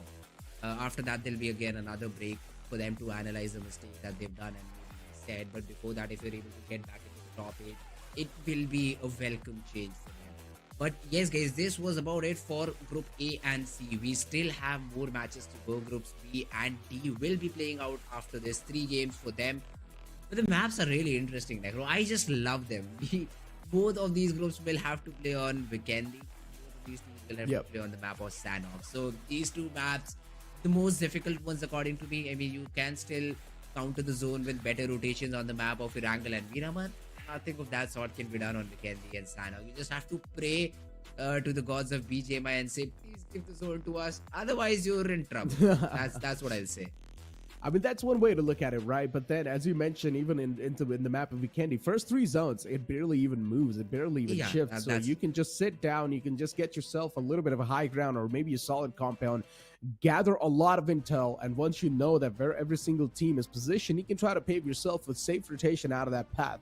But once again, first 3 zones, you do not really even need to do a lot. Well, hell, if the 4th circle favors you, that means you do not even need to move at all, because after the 4th circle, there's a chance that the upcoming circles as well, it will be sort of favoring you in general. But as we do see the MVP in front of us, it's going to be Zera from the side of WSB with 83 finish contribution. This man was carrying his team on the back in the previous game. Oh, for sure. I mean, what, 7 or 8 frags is what his team had, out of which 5 were taken out by Zerif. So once again, I'm not sure where WSB exactly finished off, but 7-8 points at 1 or 2 position points, it's still a decent outing, Necro. I mean, for a team which was on the 4th chart, maybe towards the bottom of the 3rd chart, to have a day like this where they get around 35 points from 3 different games, it's a really good day for the side of Team WSB. They have slowly and steadily climbed up the leaderboard, and once again, Zeref showing that he will be a name to be feared in the top fragging list. And considering Ninja Boy today was kind of quiet from Global Esports, the top fragger list is also going to be a little bit here and there. I mean, I just want to look at the stars of the previous match and find out who was the one to get the best companion, because Zera from the side of WSB, of course, he did do his job quite nicely for his team. And WSB is one of those teams, too, who's sort of moving a little bit consistent now in the overall standings. And even if you do manage to get yourself more than 5 points in every single game, as I mentioned, it will still be really solid stuff. Stars of the match in front of us, it's going to be best companion, which is Delta PG with 3 rescues and 3 assists. And then you've also got Shogun from the side of God's Reign with the finisher, getting 4 finishes and 2 assists. In general, the lineup that the players of God's Reign have, or in general, the lineup that God's Reign has, is just stacked up. And even Team Soul, these guys are currently, or these 2 teams are currently sort of like the epitome. These 2 teams are at the top in the BGMI community, in my opinion. Well, that is true, and they're showing a good performance according to it. Although it's just one game, God's Reign have a big hill to climb in front of them. But if they can keep up the pace, if they can keep up the way that they're playing, it'll be really great for them overall. But yes, Delta PG, Shogun, both of them had good contribution in the game. Zeref, though, still just stole away the MVP. I thought he would be a player for Team God's Reign, because they still had a lot of frags to their name. But that was not the case. Even Blind, another team that had like 11 frags before being eliminated, 11 or 12 frags. But still, Zeref just best them all. And is the MVP of the game. A little surprised, but hey, that's what Battle Royale does to you. You cannot expect some things at some point, and that's what happened to at least me in this position. WSB just completely awing me out. But yeah, that was a great game. Would love to see the match standings though, the number of points that each and every team got. Because yes, Godrain got that chicken, but the other team that we're looking for, I want to see how many points did Soul have, how many points did the other team Blind have, because these are again the teams fighting for that top spot. And we already know how close the distance is between the teams of first to 8th position and then from 8 to 16. It's just a matter of 10-15 points here and there, and suddenly you're on the other chart, suddenly you're in top 8, and suddenly if you do not have a good game and the other teams do, you fall down in terms of the rankings. So all these things will make more sense, and would be really interesting to see how many points all of these teams. I mean, in general, right? Now, look, the upcoming game is going to be the game of Sanhok. As you mentioned too a while ago, the first groups that were playing, they're now going to be sitting down. So they've done their job in making or maintaining the amount of points they could, or they've done their job in setting the target for the groups that are now going to be playing in the upcoming games. But as we do see the match rankings of the previous game, Godlike, of course, with the chicken dinner, they're going to have the most amount of points. Team Soul with 21 points, still being super consistent. Blind Esports with 17 points. Even Blind Esports, all they need to do is just stay inside of the top 16, and we know what Blind Esports is capable of. WindGod, that one last man who was alive in the trenches for a really long time, he managed to secure his team the 3rd place in the previous game, and that gave him 10 placement points, and that gave the entirety of WindGod Esports 12 points, which of course WindGod Esports is going to be super proud about. That's for sure. And I mean, if you talk about AUTOBOTZ as well, they started off the game, they started off the day with a chicken, and the 3rd game is also not that bad. 11 points to their name. It will be a decent performance. So between 2 games, they've got 35 points. Don't exactly remember how much did they get on the map of Miramar, but that's still a great day for them. WSB as well, 7 points from this game. iFlakes, after that first squad elimination, they were not able to do much and were just rewarded with 7 points to their name. Global Esports, another name that I saw for a very long period of time, but then again just 6 points to their tally too. And the other teams, Alibaba Raiders could have performed a little bit better. Reckoning Esports still missing the beat kind of thing for them. The day number 2 has also not been their day, and they are in a stressful situation now, because this is the team which we expected that will show a great performance. I mean, that is expected from them, but hey, it has been an off day once again. It's been an off day for a lot of these teams too, right? Global Esports, I mean, you mentioned that still getting 6 points. I would say that's quite better considering in the first 2 games, Global Esports have done quite a nice job. So one single bad game, considering you still have so many more games to go in the future days, it's quite okay. I'm not really going to be punishing Global Esports too much for that. But as we have the overall standings, Team Soul have regained their spot in the first spot with 160 points. Gujarat Tigers on the 2nd spot with 139 points, Chemin Esports with 138. And one thing I'd like to bring up over here is that in the upcoming groups, Chemin Esports is going to be back in form. And that means Chemin Esports, there's a chance they're probably going to make the climb to the first spot, because they've got 3 games in their hands and no one's been able to shake them away from the top 3. That is definitely a good point, Necro. 22 points is what they need to topple over Team Soul, and should not be a problem according to me. 22 points from these 3 games. Yeah, Chemin can do way better than that. But if you look at it, most of the teams in the top 8 have already completed their 15 matches, and there'll be a lot of teams on the second chart waiting for their chance, waiting for a chance to maybe get some more points and get back into the first page. So that's where I'd like to see all of these teams go. Alibaba Raiders, once again, dark horses, not the perfect term, but haven't performed as good as week number 1 is what I'll say. Without a doubt, but soon enough we'll also be taking a look at the second page, and I want to find out how the second page is looking like, because still on the second page there's quite a lot of these teams that will be chiming in the upcoming groups. For example, even Team Prince, Entity Gaming will be over there. But look at WSB all the way on the 9th spot. Such a massive climb WSB has already made up. Yes, there's a chance after the end of the day we might not see WSB in the top 16, or maybe they can be on the 14th or the 15th spot, but still in general, WSB, they've done a fantastic job in my opinion. They've definitely won my heart.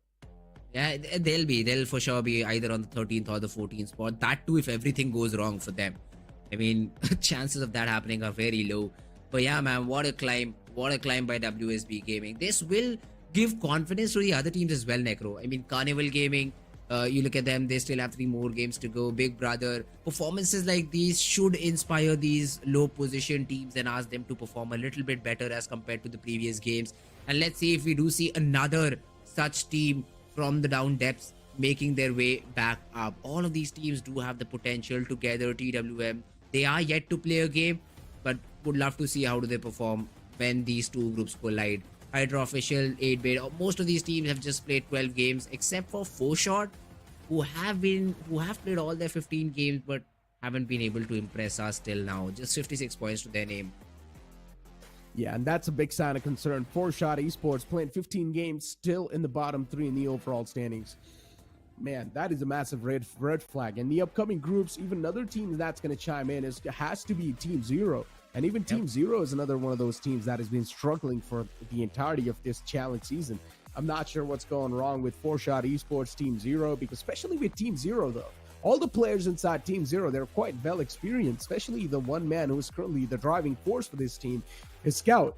And we know what Scout is capable of. We know how much tournaments he's played in the past as well, and how many experience this man in general just has underneath his belt. But he's still struggling to control the entire team, and that's a real big sign of concern.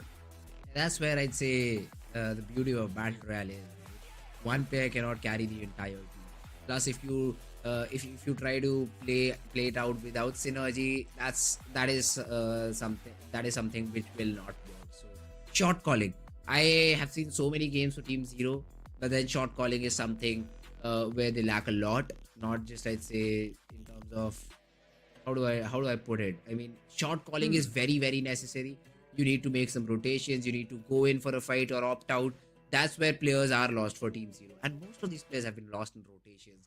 And once you have like 2, maybe 1 player surviving, you cannot ask for them to be surviving till top 5, top 4, and get some position points. It won't work every time. Hasn't worked out even just once for Team Zero.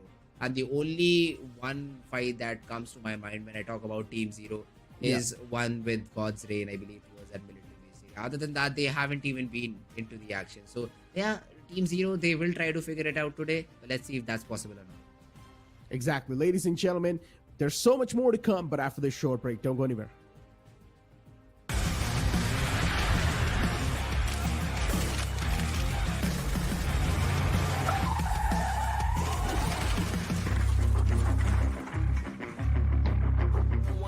Take what I want, then I go train. Gotta get a win, I won't lose the game. This is my year, I ain't gonna break.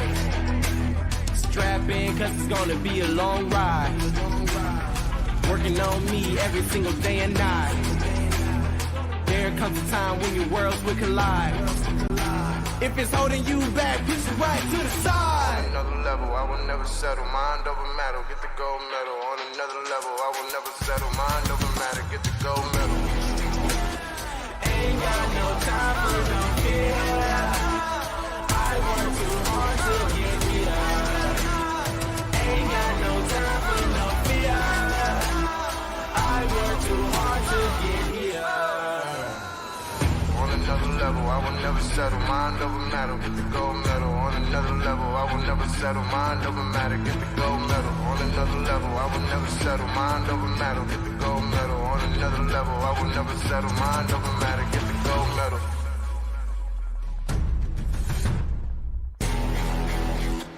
Ain't got no time for no fear. I work too hard to get here. Ain't got no time for no fear. I work too hard to get here. Ain't got no time for no fear. I work too hard to get here. Ain't got no time for no fear. I work too hard to get here.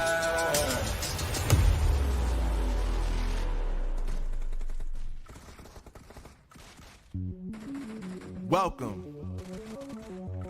to the place where dreams come true, where everything you want can be yours, if and only if you're willing to work for them, you're willing to hurt for them, but most of all, you're willing to be first for them.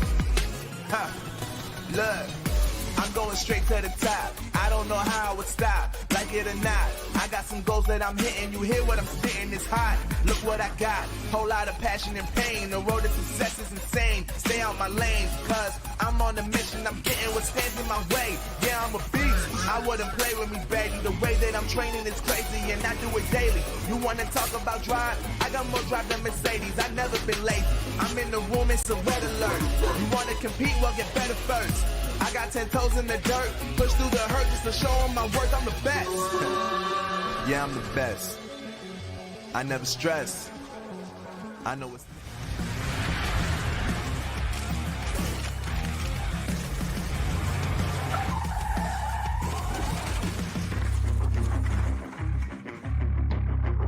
The Snapdragon Pro Series powered by Samsung Galaxy is brought to you by Snapdragon Elite Gaming, Samsung Galaxy S23 Ultra, and Monster Energy.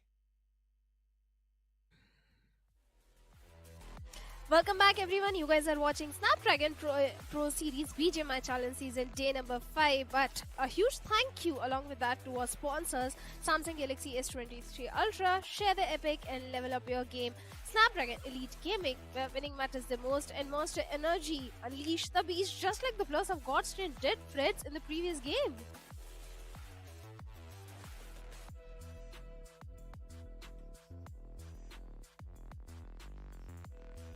To get those frags, but hey, it is something that happens. It is something that happens. The shot calling was on there. You decided to not push in. You decided to play it out safe. But then I question, why was Mania jumping around the bushes, but probably just having fun, celebrating the first spot that they've got. It could still be taken away, as the next game will have the players from groups B and D, where we have Chemin Esports. Just a gap of 22 points. I don't think so Chemin will face a lot of trouble just getting through it within the next 3 games. So they might end up on the second spot, or maybe even far below if some other team from the 9th and 16th spot position gets a crazy day of maybe like 50-60 points, just like Team Soul had. But yeah, the chances of that happening are a little bit low, so we will have to wait and watch for that. But yeah, it is going to be fun to see which team wins on this upcoming map of Sanhok. Well, Sanhok is always aggressive, but first let's have a look at the schedule also, that how day 5 is turning out to be. First, Team AUTOBOTZ, they got a beautiful winner chicken dinner for themselves in the map of Erangel. Then WSB, they shine the most in Miramar. And then ultimately, the team that was struggling in the previous day, Godstrain, now they also got a chicken dinner in the last Erangel. But like you mentioned, now Group B and D will be coming in, and they'll be competing on the map of Sanhok. So it's not going to be so easy, because I was looking at the drop of all these teams. There's a very high chance, Fred, that there are going to be so many drop collisions in this particular one. Because, hey, let's be honest, last time we saw Team Zero and Team X-Pac also going up against each other in the Camp Alpha Temple area. Along with that, we have Chemin and Prince. They both likes to go towards the side of Cave area, Cave and Kampong area. So definitely there is a big chance of a drop collision happening in this center. You talk about drop collision, I talk about heal battle. That has been the highlight for me in this map of Sanhok. Not just Sanhok, Vikendi as well. And you guys did tell me that Erangel and Miramar also had heal battles, but I haven't seen them till now, so I won't believe you from here on. But yes, Vikendi and Sanhok, I've seen it with my own eyes. So would love to see who goes for a heal battle. Can something be pulled off? I've challenged all two in the previous game. Try me, bro. Get another chicken by pulling off the same strat. Let's see if the players of Chemin are ready for the challenge or not. But here we go. The 4th game of Sanhok is here in front of our screens. Well, let's talk about the plane path. Should we even? Because it really does not matter. Very, very western oriented plane path, but still cities like Mongnai, Camp Bravo, Lakavi, they are easily droppable because it is such a small map. I'm just waiting for the drop clash happening. Oh yeah, that's because true. Already I can see Team Together Esports. Last time I saw them heading towards the side of Sami, but this time they are in the Camp Alpha Island. And Camp Alpha Island, Fred, this time is pretty much congested because you have Team Zero, Team X-Pac in Hathin, then also we have the plus of Team OR Esports. So 4 teams are occupying a small island, but thankfully it is Sanhok. There are ample amount of resources even in the small shacks, small buildings. So loot won't be a big problem for all these teams. At the same time, we have 8-bit going towards the side of Camp Charlie.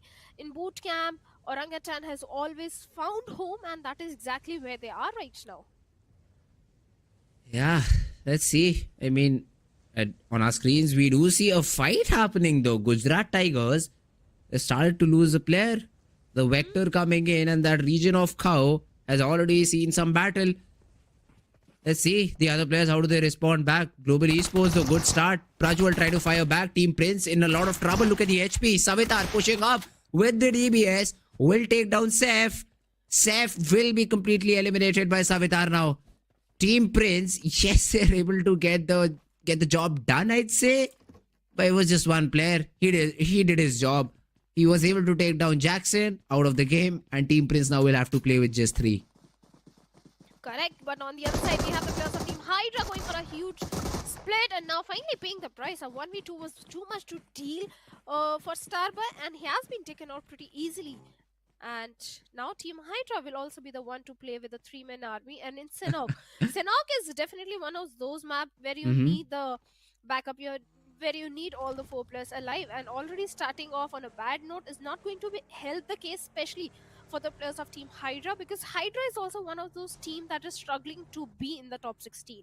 So for them, every single game matters the most. Yeah, let's see, man. Hydra, how do they go from here on? I mean, 3 players is not going to be the start that they hoped for. In the meanwhile, though, Team X-Pac very close to the players of Team Orange Rock, and I think both of them know about this situation, because of which, look at that, Orange Rock, all of the 3 players are just sticking together. So Ninja Jord has his work cut out. If the players of Team OR approach in this particular way, he has to get at least 1 before falling so that Dreams and Spray God can help him out.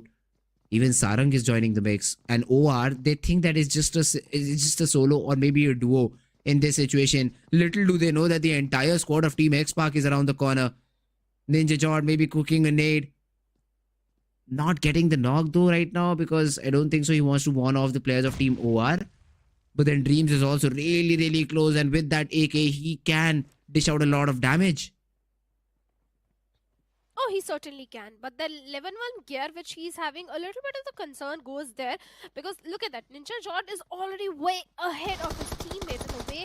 Crow and Zap are approaching. He can be taken down, and that exactly happened. A good approach from the side of Team OR Esports, and little bit of the overcommitment that came from the side of Ninja Jord. Although the grenades are being exchanged from both sides. Oh, and beautiful nade. goes down, but not with the nade. The nade, yes, took out a lot of HP. Yes. It's actually the QBC of Edmino that took out Dreams over there. Now Team X-Pac, they're on the verge of elimination, because Spray God is trying his level best, and he takes down Edmino. That is going to give him some relief and buy him some time that he can patch himself up. He gets a confirmation point also onto Edmino. Yeah, the DBS is out for the job, but Pro from left hand side will do damage, and Robin will get the knock. X-Pac in a lot of trouble. Pro gets taken down by by Sarang, who's now the last man remaining. OR, it is going to be a 2v1 battle. He's trying to get that revival onto Pro. The pixel not out of place. She's throwing a knife? What is that? Come on, Sarang, that won't connect. That won't connect at all. Pro, I think, has been revived. Or has he not? He isn't. And Pro, what is that from Robin? That's a big mistake. And suddenly Sarang has a chance. He needs to isolate these 1v2s. Spots Robin jumping on the left hand side, and now Zap closing in the distance with the DBS. Sarang has one of his own. Around the corner.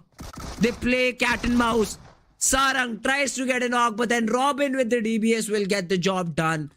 And X-Pac is eliminated out of the game. That was bound to happen, because Sarang was all by himself, and even if he had managed to take one of the player of OR Esports down, the other one would have eventually gone and shut him down, because both the players of OR Esports were coming from 2 different directions. There was no way in that situation that he could have done a 1v2, and OR Esports, yes, they lost onto 2 of their players. The revival that didn't happen is questionable, but I'm going to give him some benefit of the doubt that maybe things didn't work out. But for now, we have another fight brewing up as Big Brother Esports and Team Medal. They are in such a close proximity to each other. Team Medal, they need to be cautious of those grenades that might come in if they let one of the player of Big Brother Esports come in such a range. Oh, let's see. Oh, Big Brothers. How do they continue? The other teams that we have to keep an eye out for, Carnival Gaming. For now, free rotation. This is something similar to what they had faced yesterday, Carnival. So let's hope that they do not make the same mistake. TWM still around Sam He, yet to start off with their rotation. 8-bit Juicy is very far away, still in the city of Bantai. Let's see at what time does he decide to regroup with his team, or does he have a vehicle to do so. Entity still with the split, but then again 3 of the players are inside the zone, so that should not be a problem. Only Troy is missing, and Pokar though is alone, so that is what concerns me a little bit. If Pokar gets knocked out, there's no backup arriving for him at any given point of time. Gen X Maratha running towards the center of the zone. Big Brother spotted down because that auto is not in a position to be used now. So Sarvit just wants to hold his position down. Medal is the team that is looking to take this fight, but they're waiting for that opening. They want Sarvit to peak. They want Sarvit to give it to them. If the knock is achieved by the players of Team Medal, that's when they'll try to push in, right? So that's what they're waiting for. If Sarvit makes a mistake, Medal could take advantage of that situation. See, Medal and Big Brother Esports, they both like to go in the City of Paradise Resort, and that's why we have an early fight going on between both these teams, because both of them wanted to go to the City of Paradise, and now they both lack those crucial resources. Because look at Encore, he has got no first aids, maybe a few bandages to work around with. Even Rishi has the same situation. He has a level 1 vest, not enough first aids in the hands of Big Brother Esports, so they have to be very cautious in while approaching this particular fight.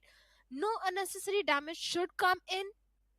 They have to be very careful, because bandages in such a situation, I don't think that would be of any use right now. But Sarvit, definitely he's having an off angle, and he's the only hope right now for the players of Big Brother Esports, because the way Top Dog is out in the open, Sarvit might possibly try and do some damage towards him if Top Dogs comes in the line of sight. All those are speculations though. I think unless and until the zone forces either of these teams out, they're not taking a fight. And even if it does, I mean, Medal will be favored, as BB just has 3 players surviving, whereas Sarvit is stuck in a position where he cannot help Uzumaki or Rishi. So BB, if they can somehow get out of this position, maybe try and climb the hill behind them, it would be a better option, so that they at least are together and they're able to fight. Otherwise, Medal will slowly and steadily creep up on you and take you down. I'm not sure why hasn't a rotation been done till now, because you exactly know where Sarvit is and there's no backup arriving for Sarvit. Plus, this is just stage number 1, so the chances of you getting third-partied is also very less. But I think a safe approach is what Team Medal is going for. They do not want any sort of risk.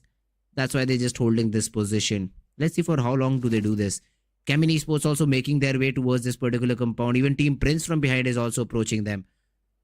So all these things will mean that Medal and BB will have to either hold down or fight it out.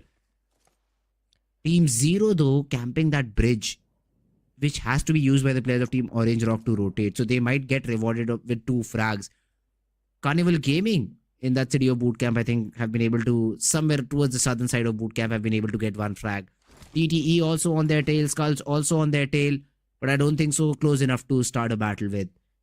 So they are also just prioritizing rotating inside the zone, but this cluster forming towards the southern side of the zone will give that advantage to the players of Team Prince, who are all alone on the north side of Paradise Resort. Team Prince, they already lost on one of their own player, that was Jackson, in the very early stage of the game. So now they're surviving as a 3-man.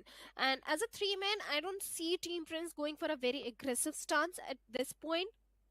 And speaking of the performance in the past week, they were the table toppers on the first 2 days. So definitely Team Prince is looking good in the overall standings. So even if they go for the aggressive side, I don't think they'll be risking anything. They can afford that sort of a risk. But speaking of other team, we have the players of Gen X FM towards the southern side. And a good position, because I don't see too many players around Gen X FM. On the other side, yes, like you mentioned, Team Zero. Look at that Robin Sayyad OP. You should have taken a shot, but he's waiting for Zap to come closer. And finally, he strikes at the right moment with a DPS. And Robin, what a mistake you made, man. How did he not spot Sayyad OP? But he was hiding. I can't blame you. But now Dark Lord is also trying to make the best use out of the situation as Robin takes a jump inside the water trying to save his life because there is no way that he can save his teammates. But Shadow 7 from a different angle finally shuts him down. And with that, Team 0, they have managed to get 2 finish points for themselves. On Orange Road, OR Esports, well, they have been eliminated, but what a shot grenade came from the side of Chemin Esports.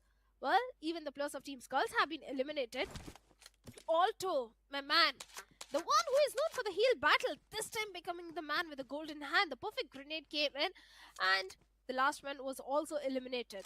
We have 3 eliminations already coming through. 3 teams, they have already been eliminated. So yeah, the Sanhok is going aggressive as we expected it to be. The drop clashes are there, the drop collisions are also there. But speaking of other team like Carnival Gaming, I think they are at a safe position right now. Yesterday they were looking at the 16th position, I believe. So yeah, but consistency should be coming in because they are at the 16th spot. If the inconsistency come through and other teams perform better, they can be pushed back in the danger area. So that is something that Carnival Gaming needs to consider. But for now, they are trying to hold somewhere in the center spot of the circle. The only team that can give them trouble are the players of Team Orangutan. As Vizgod is there, and he has a certain height advantage as well, and he knows exactly where Omega is. Could be interesting because again, height advantage in this map of Sanhok is really, really good for you. But let's see if they're able to make the most out of it because the zone is not with them. They have to get inside the zone, and if they do take some shots, the teams that are already inside will get that memo. Medal will be ready once OG approach, when OG push. So let's see how does OG decide to get inside the zone. Carnival Gaming using those vehicles, trying to move towards the players of Team Chemin, where they've already, I think, taken down one of the squads. They're still throwing in a few shots, so Carnival could go in for a third party, but they do need to find an opening. Although they just stop back on the edge of the zone and then probably wait out the next 30 seconds. That's the game plan for Carnival. A lot of ammo for Goblins, but he hasn't started spraying yet. Most of the players have already hunkered down in that little shack that they had. The other two just waiting outside. Again, a risky move, but a necessary one because all 4 players cannot share a shack. You will be dead just by one single nade. So that is something you need to keep in mind. Metal BB, still that Cold War is going on. Metal now just have 2 players in that particular compound, Top Dog and Encore, whereas Paradox and Siam are holding a different 2 houses. Prince, just a 3-man squad, but they do have a really good compound to work around with. So they can decide if they do want to hunker down in just one single house or they want to split it out. But by the looks of it, Prajwal just wants to play aggressive. He does not want any of these players creeping near to him. So let's see. I mean, Team Prince really have a good spot. Camp Bravo is where 2 of these teams are. Starboy, who had already been taken down early on in the game, now leaves Hydra with just 3. Nades flying towards Hydra, which they're just trying to dodge while playing very, very passive. Plus, if you talk about the gear that Dura has, just level 1 helmet, it's consolation that it's there, but does not do much. So they would love some better loot too. Plus, they do not have any ground control either in this Camp Bravo area. So they're just waiting for the zone to close in and then they'll start off with the rotation. The rotations will eventually come in, but speaking of that, we had an eastern circle and majority of the eastern part is still unoccupied. Like Mongoi is completely uncontested, and the team that is coming from the northern end, like Team 0, they can benefit heavily. But look at that, TWM and 8-bit seem to be in a bit kerfuffle as Madman has been eliminated, and Q Lamau, well, he'll go for the rescue mission onto the fallen teammates. But looking at the remaining players of Team 8-bit, this is the moment when they could have rushed in because TWM was at the weaker spot. But the minute they realize there is no hope for Madman, it's better to start prioritizing the rotation, respect the circle, because there is no benefit of getting the chip damage of the blue because it is stage 3 circle. And Ronak, you need to patch up as soon as possible, my friend, otherwise the blue will take you down. And he has got four states, but still he's relying on those bandages. Okay, Maybe for some reason. Maybe he's just saving those first hits for the later stage, and finally the first hit comes in. And speaking of the rotations, like I was saying, the eastern part is still unoccupied, and Team Zero is looking fantastic. But with that, just the minute I said that, the circle shift again comes in, and now it has taken a southern western shift. Oh, this circle shift is going to be interesting. Let's see how do these teams adapt to such a situation now. Pio boosting himself up, tanking the damage from this zone. I think that's the plan. But the other teams, look at them. I mean, Gen X Maratha should get inside the zone without a problem. Chemin still towards the southern side. Yeah, I don't think so. Heal battle should be the priority now.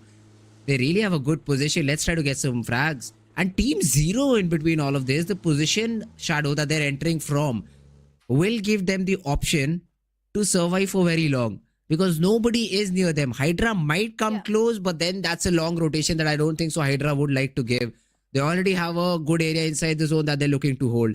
But the majority of these teams are entering from the southern side. TTE, Entity, 8-Bit, TWM, all of them are going to fight amongst themselves.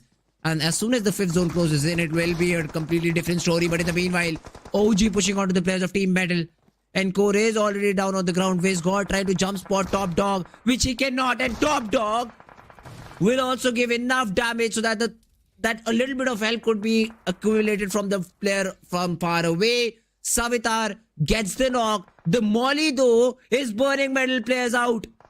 So the duo that was supposed to survive in this position will essentially be taken down. A good Molotov finally coming in, but now Paradox, along with Siam, needs to be a bit cautious because the way Paradox is moving forward, there's already a team that is waiting for them, and that are the players of Team Prince right now. So Bendel not in the best of the position, but still, it's a decent spot to hold on to because, like I said, only 2 players remaining, so the approach of Metal Esports will not be so aggressive at this point.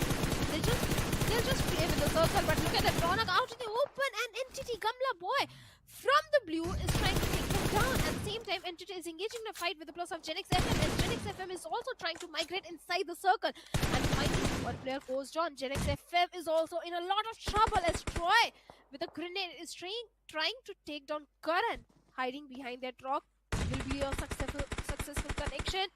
No, that won't be. But yeah, a lot of HP has been taken out from the side of Karan, and Troy also in a Oh, barely. Barely sliver of HP with the DBS in his hand is going for an aggressive push towards the player. Ah, third party. Look at that third party coming in from the side of Saikat. He analyzed that the players of Team Entity were struggling with the blue. And as soon as they try to get in, he has been taken away. Gen X FM from far away. Hydra, Duero will take care of him. Together Esports. 2 finishes to their name. Edge of the circle. The call to hold that position finally worked out. Service Nade will take care of Ash. So OG, I believe, also take an exit from the game. Or maybe with just one player are still surviving. We'll have to get that confirmation. Never mind. Yeah, they're out. 11th position, 3 finishes. Yeah, they're getting 4 from this game. That's not going to be a big number. Together, though, still can make the most out of the situation. Syed from far away gets a knock on a Sparsh. Pio also falls by the M4 of TTE. Kronal, TTE, they're trying to get the job done. Although, Neo falls, and that's another team. That's a nade from a player inside the zone. Let's see if they're able to get Neo back. Yeah, that's not happening. Neo completely eliminated. Omega crosshair onto the players of Team Chemin Esports. A big whiff. Venom should have been taken down in that position, but that does not happen. And now the position has been given away. You have to climb up a hill where a team is already present. It is not going to be an easy job. Team Hydra and Team Zero also engaging the fight. Exchange of grenades is coming through, and Spraygard and Syed OP, they also have a job to do, that is go for the rescue mission onto the fallen teammates as they're still bleeding and begging for the help. But the exchange of grenades is definitely working in the favor of Spraygard because Syed OP is now busy trying to patch himself up, and in the meanwhile he can go and revive the Dura OP. But at the same time, Syed OP is still trying to hold off the same angle with those grenades, is trying to make any connection onto the plus of Team Hydra, because the only team that could have given trouble to the plus of Team Zero was Hydra, and they have definitely managed to do so. But what a fantastic grenade coming through. Dura OP has again been knocked out. On the other side of the map, Metal Esports has also been eliminated on the 9th spot with just 3 finishes. Sayyid OP has managed to give the revival to Dark Lord. Now Team Zero, they have the numbers advantage. For Spray God, it's a 1v2 scenario right now, and the 4-way grenade comes in. And with that, Duro OP and Team Hydra bids bye-bye on the 7th spot. Yeah, that's another elimination. Together though, in all of this, looking the best, not the most, but the best team. Scout spotted down. Sevi will get the knock. The Molly was also on point. Another elimination. Team Zero this time around. They have played better than before. But let's see how far can they go. 5 points till now in their bag. But is it going to be enough? Dark Lord Sayyid, the 2 players still have to fight against TTE. The zone just barely stops. But the next zone is not in their grasp. TTE might just have the next zone as well. I mean, yes, you see the vehicle getting in.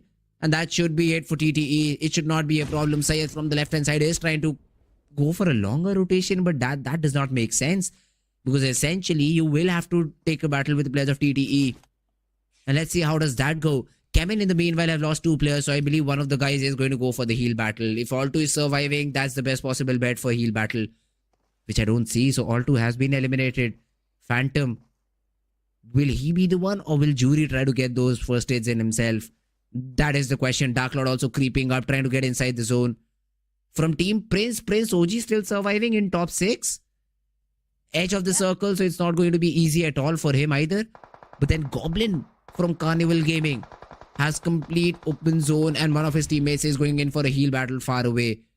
But Goblin will be able to make it in. Hector now trying to run for it, trying to get inside the zone as quickly as possible. HP chipping away. He spots a player, gets a knock, maybe. No, he does not get the knock. It's Fury who will get the job done, who will get that frag. And now the zone closes in. This is the 8th circle. 6 teams still surviving. Prince going in for the heal battle. Psychart wants to spot anyone that he can and get those frags. Team together. This can be their game, Shadow. This can be their game. This should be, this ought to be, because they have the numbers advantage. At the same time, Fury with his utility is trying to take down Goblin, but Invader's grenade takes down Fury. And the plus of Chemin, they need to be a bit cautious, because all they are holding on to is a little wooden shack. A fall of grenade might come in. That is exactly what Invader is trying to do right now. The smokes are there. That is helping the case of Chemin, and Invader with all the utility along with his teammates. But look at that, Krunal with a vehicle ran over coming on to Goblin. And Carnival Should Gaming, be they GG. have also been eliminated. Prince also goes down. Now it is entirely team together esports game. Yeah, Chemin Esports in just one single house, in just one single shack. Nades being tossed, Phantom falls, and so does Fury. Together Esports, this is their chicken. Gamla Boy, the last remaining player, will try to confirm a frag maybe. The shots, they do not land. Sevi fires back, answers back, and together Esports, we were talking about a team making a comeback from down the depths. This is the team that will do it properly. Great job done by Together Esports to get the chicken. And they will enjoy that bump in terms of the position that they get in the overall standings. Oh, certainly they will. Team Together Esports, they held on to the composure, they held on to the ground. The way they were eliminating teams after teams are in the final circle. First, they went on and took down one of the player of Team Chemin Esports. Then they eliminated Hector, who was coming inside the circle from the blue, Goblin, Prince. Then ultimately, the last player of Chemin Esports was also taken down by them. So yeah, Team Together Esports, they even have good finish points this time. That, of course, man. Together, the way that they played, I mean, from the very beginning, they were clear about it. We want to take those fights. We're not going to shy away from them or be like, yeah, let's avoid it and let's focus on the zone. They took every fight that they got, played from the very edge, and were blessed by the BGMI gods. That's what I'll say. They got the zone in their favor, and that's why they were able to win this game out. Good job done by the team, and Together Esports getting the chicken, should be able to get into top 16 after this performance. 100% agreed. Good job done by the IGL also, because it's not the BGMI gods giving you the circle, it's also the IGL's prediction. Yes, Yeah, well. we do say it is BGMI gods, it is luck factor, but Yes, a lot of calculation also goes behind where the IGL has to do all the homework, that which team is rotating from which area. So many decision makings need to come in, like Team X Park, instead of going towards Camp Alpha this time, went over to the side of Hathin. So many decision making comes in. Sometimes it works in your favor, sometimes it doesn't work in your favor. Either you win or either you learn. And this time Team Together Esports, well, they won. It wasn't. I will still say I won't say it was a good point, Shadow, because I still did not understand it. Nobody calculates rotations. I mean, it can be Yeah, affected by because, n number of factors. I'll tell You could calculate the first two rotations for the first two zones, because that's the bigger thing. But in Sanhok, first two zones never count. In Sanhok, the hard shift does. The hard shift, if you're able to survive that, or if you're inside the hard shift, that's where you win. And after that, it's all game of guessing. It's all a game where you try to take fights and isolate every player. And Together Esports, according to me, did that flawlessly. The fights that they took were so... I mean, you could have pushed into the shack. You could have decided to take that duel with the players of Team Chemin, but them making sure that they use utility first rather than pushing in, and making sure that especially the fights that they took with the players of Team Prince, Team Zero, all of them were in such a way that no backstabs were possible. Nobody could have pushed behind them, or they hadn't left a player to check who could have surprised them. So stuff like that impressed me the most about this particular team, and that's why I say Together Esports, yes, they survived the hard shift, and after that it was an easy job. Well, definitely, it looked like it was an easy job because they played like a unit. All the four players were there. Krunal, even in the final circle, went on with a vehicle run over. So that was not an easy thing to do. So definitely kudos to Team Together Esports. Even yesterday also, they had a good run. I think they got 20 points or something. So day number 5 was also looking, day 4 was also looking good for this particular team. And looks like day number 5 is already looking good. They got the chicken dinner. Yeah, but they have to perform. They still have to perform consistently. You cannot be eliminated with 0 points in the next game. That's the biggest threat that I see, because you tend to get complacent. You get a chicken, you're so happy, you get complacent, and that's where you lose in the next game. And suddenly the number of points that you've got, say for example 25 points, you get eliminated with 0 points, that becomes 12.5 on average. And right now you have to perform above average to get a good position and to make sure you qualify for the LAN finals. You have to be in top 16. So that's where I'd want Team Together Esports to hold their horses. Make sure they perform in a similar fashion in the next game. Not asking for a chicken. I'm not saying get 20 points once again, but please be consistent. Get around 10 points from the next game so that your average maintains the same. It remains the same, and you get some more points and you keep on progressing and progressing. But yeah, Together Esports group, for now they can celebrate their victory. But another player who could celebrate something is going to be Syed. He has been rewarded as the MVP of the game. 4 finishes overall, 80% contribution. That's insane. Oh, certainly. 4 finishes, 80% contribution. Syed was able to do so much. He was able to eliminate the players of Team Hydra, go on and go for the rescue mission onto Dark Lord also. He was doing so much in that particular fight with the players of Team Hydra. Not just Team Hydra. I think the way they dealt with the players of Team OR Esports, that was also fantastic. For a second, it was a questionable moment for me that why Syed Obi is not taking shots onto one of the player of OR, because he was waiting for the second player. That was a mature decision coming from his side. But looking at the stars of the match, we have Kyo Lamau of TWM as the best companion with 2 rescues. Yeah, talking about the finisher, it was Sevi who just turned around and was able to get the final frag onto Entity, if I'm correct, right? The player of Team Entity who was outside the zone. So good job done by him. 3 finishes to his name too. How many frags did Together have? 8 or 9 maybe then. Because Sevi has 3 and Sevi was the most impactful player from the team. But yeah, good job overall by all of these players. Syed, finally a game where we can say yes, Team Zero. We did see Team Zero in the final few zone. We did see Team Zero getting a few points on the board. This again won't be enough for them to get into top 16. Hell, this won't be enough to even push them towards that 31st spot. They still will be on the 32nd spot even after a performance like this. But if they are able to continue something along the lines that they've just done, yeah, they still have a chance at least ending at a respectful position. But yeah, 25 points, 10 finishes for Team Together Esports, so 25 points in total. Chemin Esports has 18. Entity, yeah, Heal Battle will get you those 12 points, but finishes is something that Entity needed a little bit more. But right now they're fighting for the top 5 positions. So 14 points will definitely help them. Even Prince got 14 points, but those were through battling it out. 6 finishes, 8 position points, 0. Great job done by them. 11 points from this game. Need a few more games like these from Team Zero. Definitely a step in the right direction. Team Zero played fantastic in this particular one. Had they had the numbers advantage, had they had all the 4 players, maybe this could have been a chicken dinner for the players of Team Zero, because the area which they were holding on to, they were coming from the northeastern side, which was completely unoccupied, because all the teams were present somewhere on the southern western end, and their Team Zero could have capitalized, and they did so beautifully, because the only team that could have been a blockage or a hindrance in their path was Team Hydra, which they managed to eliminate so beautifully. That was a synergetic rush that came from the 2+, in fact, from the 2+ of Team Zero. Yeah, Team Zero, for a second I thought they've lost 2 players early on.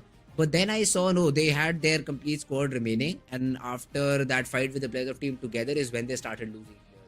But once again, you cannot blame them for that, because the zone was in such a fashion where Together had a better terrain advantage, first of all, and then the zone advantage. So they tried their best, but was not enough to get into top 2, top 3 maybe.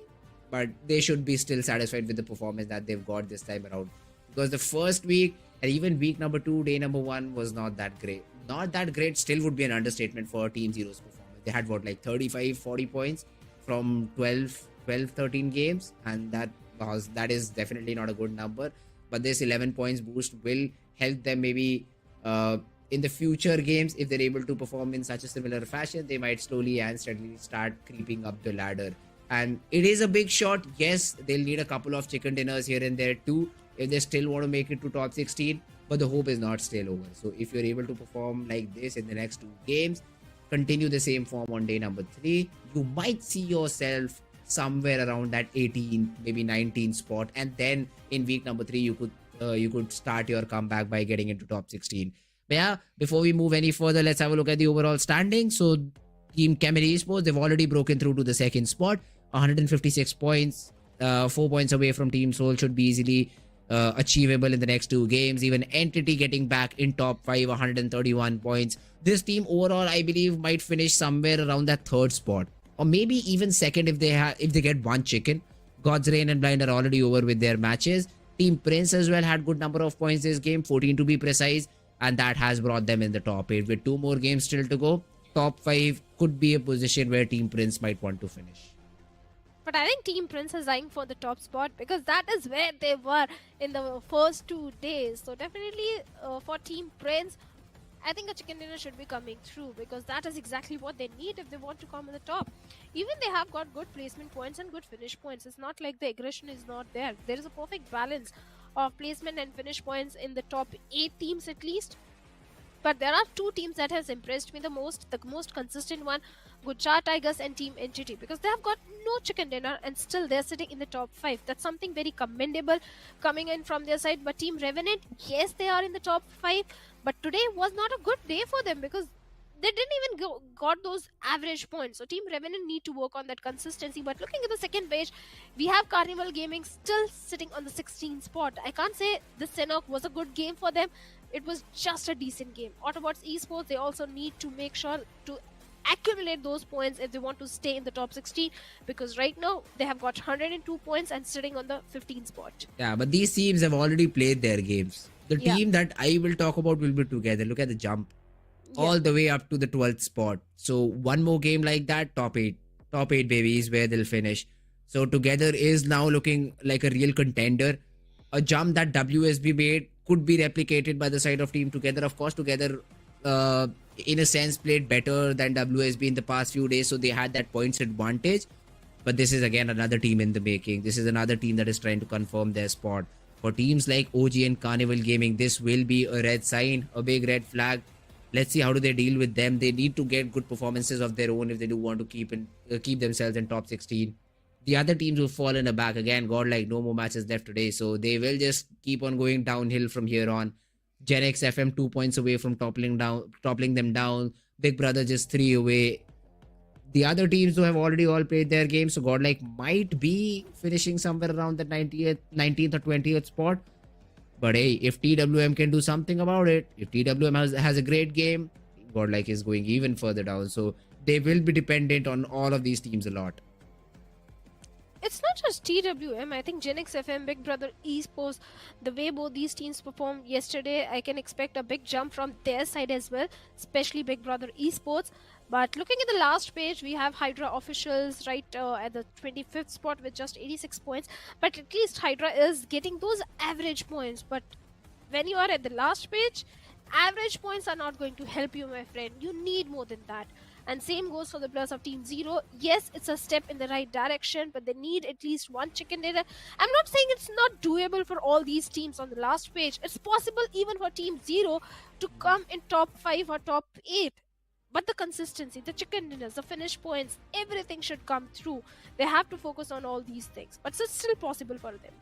Yeah, that's completely true. I mean, Team Zero, even if they get a chicken, 25 points, Yeah. they will be pushed from 32nd to maybe 28th spot. That's the biggest jump that they'll get after a great game. That is going to be a really big climb. That's why I said they need performances like this throughout today and tomorrow, and after that they'll start their comeback. If they're able to be consistent throughout the entire week, after that, week number 3 will be a very important week for them, and that's where they'll have to get at least around 100 points from the 9 games they play. So that is going to be a big ask from the players of Team Zero, and that is after just one good performance. So we will have to wait and watch for the remaining games and how does Team Zero perform in those. But yeah, this game was for Team Together Esports, 25 points being accumulated from them. The next map though, Shadow, the map of Vikendi now. A snowy map, a map where nothing happens in the first 3 zones, but a lot does in the next few zones. A lot happens in the next 4 zones is what I feel. Like Necro says, a map where the circle barely moves. I hate Vikendi. I don't like Vikendi. I'm shocked, Fritz. How can a person who loves aggression, how can a sadistic person like you, like such a slow-paced map of Vikendi? Yes, the final circles are crazy, but the first 15 minutes, nothing is happening. Nothing really is happening. Even the circle is not moving. So I'll But tell never you. mind. I'll give you the exact reason why I like Vikendi. Erangel is a tactical map where if you're good with your rotations and everything, basically things that you can control. If you're good with that, you have a better chance of getting better score in that map. Miramar, a similar one, but then again, the terrain in this map makes things very out of your control. I mean, you might have a buggy and a van, and having just these 2 vehicles will make a huge difference. If you have a van, you might not be able to escape from a situation. A buggy will get you out of positions where you should have been dead. But Vikendi as a map, again, if you're tactically sound, you can still control a few things. Sanhok is I always say this, 70% luck, 30% skill. You cannot count Sanhok in a map where you can control things. But in Vikendi, you can. So that's why I love Vikendi. Well, everyone has their favorite map. You love Vikendi, I don't love Vikendi at all. But I know someone who loves Vikendi, and that is going to be the players of Carnival Gaming. Because yesterday, they performed really good on the map of Vikendi. So definitely a good game should be coming for them this particular week. Because yesterday, a good game, Vikendi definitely expects the same performance from their fans. But now we have a change on the casting desk. We have Necro joining me. Necro, how are you doing, man? A bit of relationship that's currently going on inside of this week. So let's see how Carnival Gaming is going to be able to perform inside this game once again. Because yesterday, yes, they did have a solid performance. But then today, you never know. Maybe things can never transfer over. But let's see how Carnival Gaming is going to try to execute the playstyle. Even the circle plays a massive role in that aspect. We're still finding out where the circle is going to be. Carnival Gaming, as usual, like to drop towards the southern side. Chemin Esports as well. They're pretty much going to go towards Miramar. And then you also know the players, the IQ Solos over here, they like to go towards Ab and Volnova. Well, certainly, but I don't understand that unorthodox split from the side of Hydra. But wait a minute, OR and Team X-Park are in a sort of kerfuffle with each other. Yeah, I'm not exactly sure how this fight actually came out, but OR Esports in a fight against the players of Team X-Spark, and already they're doing so much damage. Ninja Jawed able to find the opening. The two players already fallen down. OR Esports on the verge of getting eliminated too. Even Admino's knocked out. Now it's all down to Robin and Zap. These final two players, the final glimmer of hopes. If OR Esports is not able to close things out at all, then things are just going to be done right now. And Team X-Spark, they're just finding them and eliminating them from the game. Ninja Jawed as well gets the confirmation with the knife, and now it's all down to Zap. One last man alive, the final glimmer of hope for OR Esports. I don't think he can do pretty much anything in this situation because a 1v4 scenario is way too much to deal with, and all by himself. Yes, the grenades and DBS might help, but even if he managed to take one player down, which he does, takes down Dreams, get the confirmation also. He went down, but before going down, he managed to get the confirmation point over there. Absolute grief, but look at the circle too, Shadow. The circle, only 40% is playable. Only 40% is on the land. The rest of the circle is out in the open, in the water lines. Interesting. This is really going to be challenging these teams because you know there's not a lot of playing area anymore left over inside of the circle. So teams will now need to start to adapt as quick as possible. And not just that, you need to be really quick to make it inside the circle as well. Late game rotations are not going to work out anymore. Agreed. Especially for the players of Orangutan, because they are towards the side of Hot Spring. It's not going to be an easy journey for them. And same goes for Carnival Gaming and Team Together Esports. For them, it's a very difficult circle to play around because look at the amount of teams that are present. There is a possibility of a gatekeep scenario, rotational clash. So many things can happen in this particular circle. So the teams that can benefit from it are definitely going to the players of Team Metal Esports because they're already heading toward the side of Dobro Mesto. They can hold on to the shorelines, and we have the players of Big Brothers also somewhere in the epicenter of the circle. Team X-Spark, off the bat, they've managed to wipe out one entire team. Unfortunately, they lost out on Dream. Of course, it is going to be a little bit of a stinger for them, but still not that big of a deal. Team X-Spark can always keep on looking ahead and always keep on looking forward. And this is also a good start, too. 4 elimination points wrapped up. Maybe you're trying to go for the med strat. Well, you will be in a really good spot. Chemin Esports, that's what they've been doing the entire time. That's how Chemin Esports, they have been staying super consistent in this map. Whenever you see Chemin Esports on the map of Vikendi, one thing is for sure, these guys will definitely go for a med strat. Well, a team that goes for the med strat, even in the map of Erangel, can definitely go in Vikendi. But despite that, they have got decent finish points as well. Yes, they have got the highest placement points. So I'm not complaining. As long as it is working in your favor, you're getting those crucial points, go for the mid strat. I'm all up for it. But speaking of Big Brother Esports, we have few rotations coming in the close proximity. At some distance, we have 8-bit also.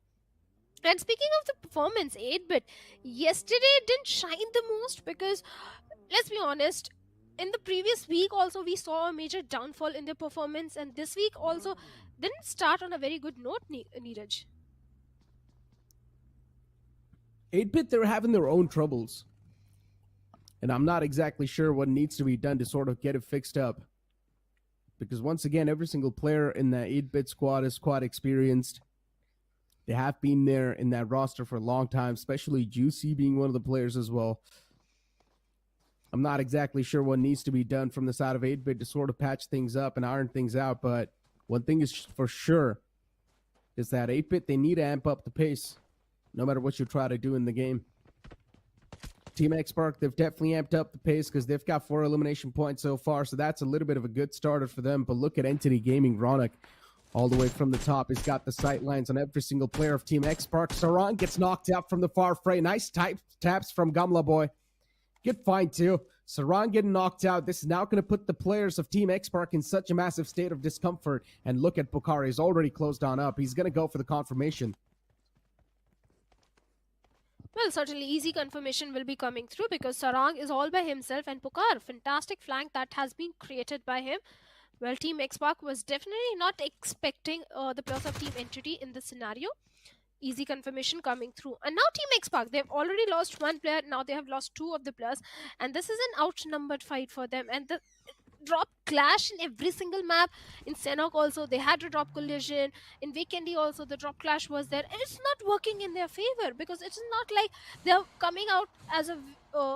they're coming out in a flawless victory. They usually suffer few casualties and eventually the remaining players also gets taken down. So Team Xbox need to reconsider their decision of drop clashes, because 1 or 2 or 3, 4 finish points and no placement points is not going to help you in the long run. But still they're alive with a decent kit. And I would say Team Xbox could definitely go for the Mets drive without a doubt.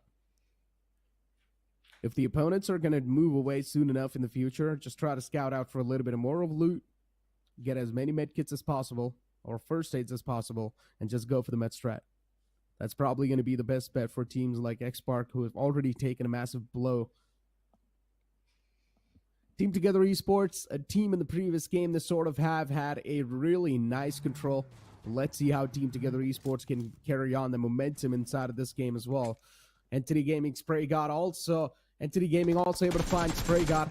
This is not looking too good. Team Xpark now starting to get dismantled. Even Ninja Jod is way too low. The taps are now starting to hurt, and Ninja Jod position compromised as well. Look at Entity, instant charge against that one last man alive from Team Xpark. Ninja Jod all by himself inside of the house. 4 DBS is making a push against Ninja, and he can't do a lot. Even he's quite softened up, and that's it.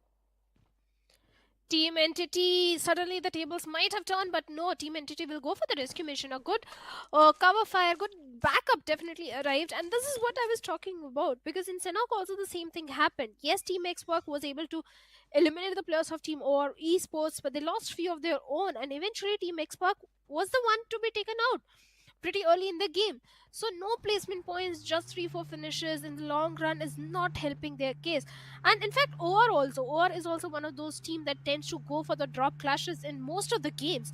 So I don't know, I've seen sometimes even the big names gets eliminated or not qualify for the LAN just because of those little bit of the drop clash which they refuse to opt out for. But now we have got Hydra on our screen, and TWM, well, they have got a clear information on them. TWM in a really solid spot. Surrounded by foes, of course, but it's something TWM can easily deal with. Still 14 teams alive, and already 2 teams have taken an exit. This map of Vikendi has definitely been a little bit of an aggressive one, and I like it. And I think the main reason why this map of Vikendi has been so aggressive is because the circle is quite on one side of the map, on the northern side, and that to half of the circle, or more than half of the circle, is actually in the water lines too. So there's not really a lot of that real estate to grab onto. Team Entity, what they can do is head over to the side of Port, because Port is still unoccupied, but we casters, we have that information the players don't have. On the other side, Carnival Gaming, Chemin, these are the teams that are opting for the late rotation as they're still bearing the brunt of the blue. The only team that can give trouble to Carnival or Chemin are the players of Orangutan, because they are still outside the circle and just waiting for the teams to go somewhere towards the center or Dobro Metro. And I have to say, Dobro Metro is going to be so much congested because we have Medal, we have TWM, so many teams eyeing for that particular spot. Team Zero in all that congestion is still looking much safer. And Neeraj, I have to say, today on this particular day, Team Zero is looking good in terms of the rotations which they are opting. I mean, let's see though. It's just one game that Team Zero was actually able to perform, right? And we can't really make a lot of statements just behalf of that one single game. So Team Zero, they need to prove themselves a little bit more better to the fans and everyone that's currently watching, because they're not doing too hot in the overall standings, all the way at the bottom too, on the 32nd spot. So that's not hot at all. Good spot. Madman knocked out and instantly confirmed as well. Team Prince off to a great start inside of this game too. Jackson definitely having a very clear line of sight, and under his supervision, his teammates has managed to rush onto the compounds of Team 8-bit, and Savitar with the grenade might be looking for some sort of opening, but he doesn't have a lot of information where exactly the players are. And Prajwal the man who has impressed me the most from the side of Team Prince, the main assaulter who creates those openings, is still trying with all the utility that he has in his hands. And finally, Savitar is the one to take down Mighty, but Juicy from the rooftop angle is still trying to do something, but nothing is really happening as Prajwal takes the second one also down. Oh no, then Ronak inside of the house is now starting to cause a lot of issues. Team Prince getting dismantled slowly and steadily, and Prince from the far fray just trying to give that support fire, but a little bit too late. Team 8-Bit, even they've lost out in 2 players. It's a 2v2 scenario, but 8-Bit at least to knock players. There's a chance they will be back up on their feet, and that's what's happening. Yeah, they're going for the rescue mission, a much needed one, and suddenly, I don't know, Team Prince was looking so fantastic, but the DBS on the other hand was something they were not expecting at all, and now Prince and Jackson are going for a outnumbered fight. Jackson with a Molotov and Prajwal with a DBS in his hands. Madman is still bleeding. There is no chance that he can be revived, but wait a minute, there is a chance because Juicy gets a knock on Prajwal with a pre-cooked grenade. Fantastic prediction coming through, but on the other side, we have Jackson with the DBS taking down Mighty. But perfect right nick of time, Ronak comes in and saves the day for his team. And a flawless victory coming in for the plus of Team 8-Bit. Good stuff from 8-Bit for sure. Them being able to get the 4 points is, of course, going to help them so much in that longer run. Oh, certainly, because Team 8-Bit is also one of those teams that need those points. And these 4 finish points is definitely going to help the case of 8-Bit propel themselves. But I don't know how Team Prince lost that particular fight, because they were looking so solid, so strong in that particular situation. But yeah, few mistakes were made. Either you win or you learn, and this time Team Prince might have learned what went wrong, and next time they'll look strong, they'll look solid, because they're not one of those teams that will go down so easily. In the overall standings also, they're looking fantastic. But I'm a little worried about Skull's Lucifer, because Team Zero, who is present on the shoreline, especially Shadow, had an idea where Lucifer is, and perfect spray coming in from that M416 would result onto a knock on Team Skull's player. Even Team Skulls is also one of those teams that is really struggling in the challenge season after having a very strong run, solid run in the open finals, getting 4 chicken dinners. Now Team Skull, they are nowhere near in the top 16. So that's something concerning for me. And also, I don't know what's really happening. This can't be the pressure that continues for 5 days. Something really wrong happening with the plus of Team Skulls, because they're not able to replicate the same performance. But looks like Shadow is not happy with just a single knock. He is trying to go for the second knock onto the plus of Skull, as one player came for the rescue mission, but the grenade, the throwables should be something that could be concerning for the plus of Team Skulls. But I think Shadow is way too far for that. He won't be able to make that utility connection with the plus of Team Skulls. The smoke is helping their case, but they need to fall back.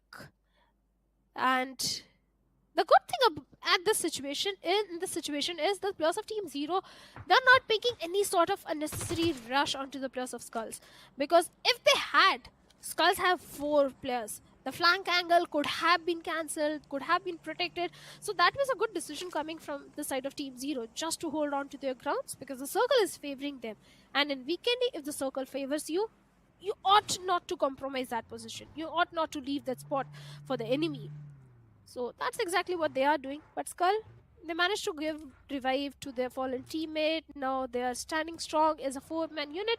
Even they have got a good amount of utility and first aid. So mid strat is definitely one of the things that they can go for.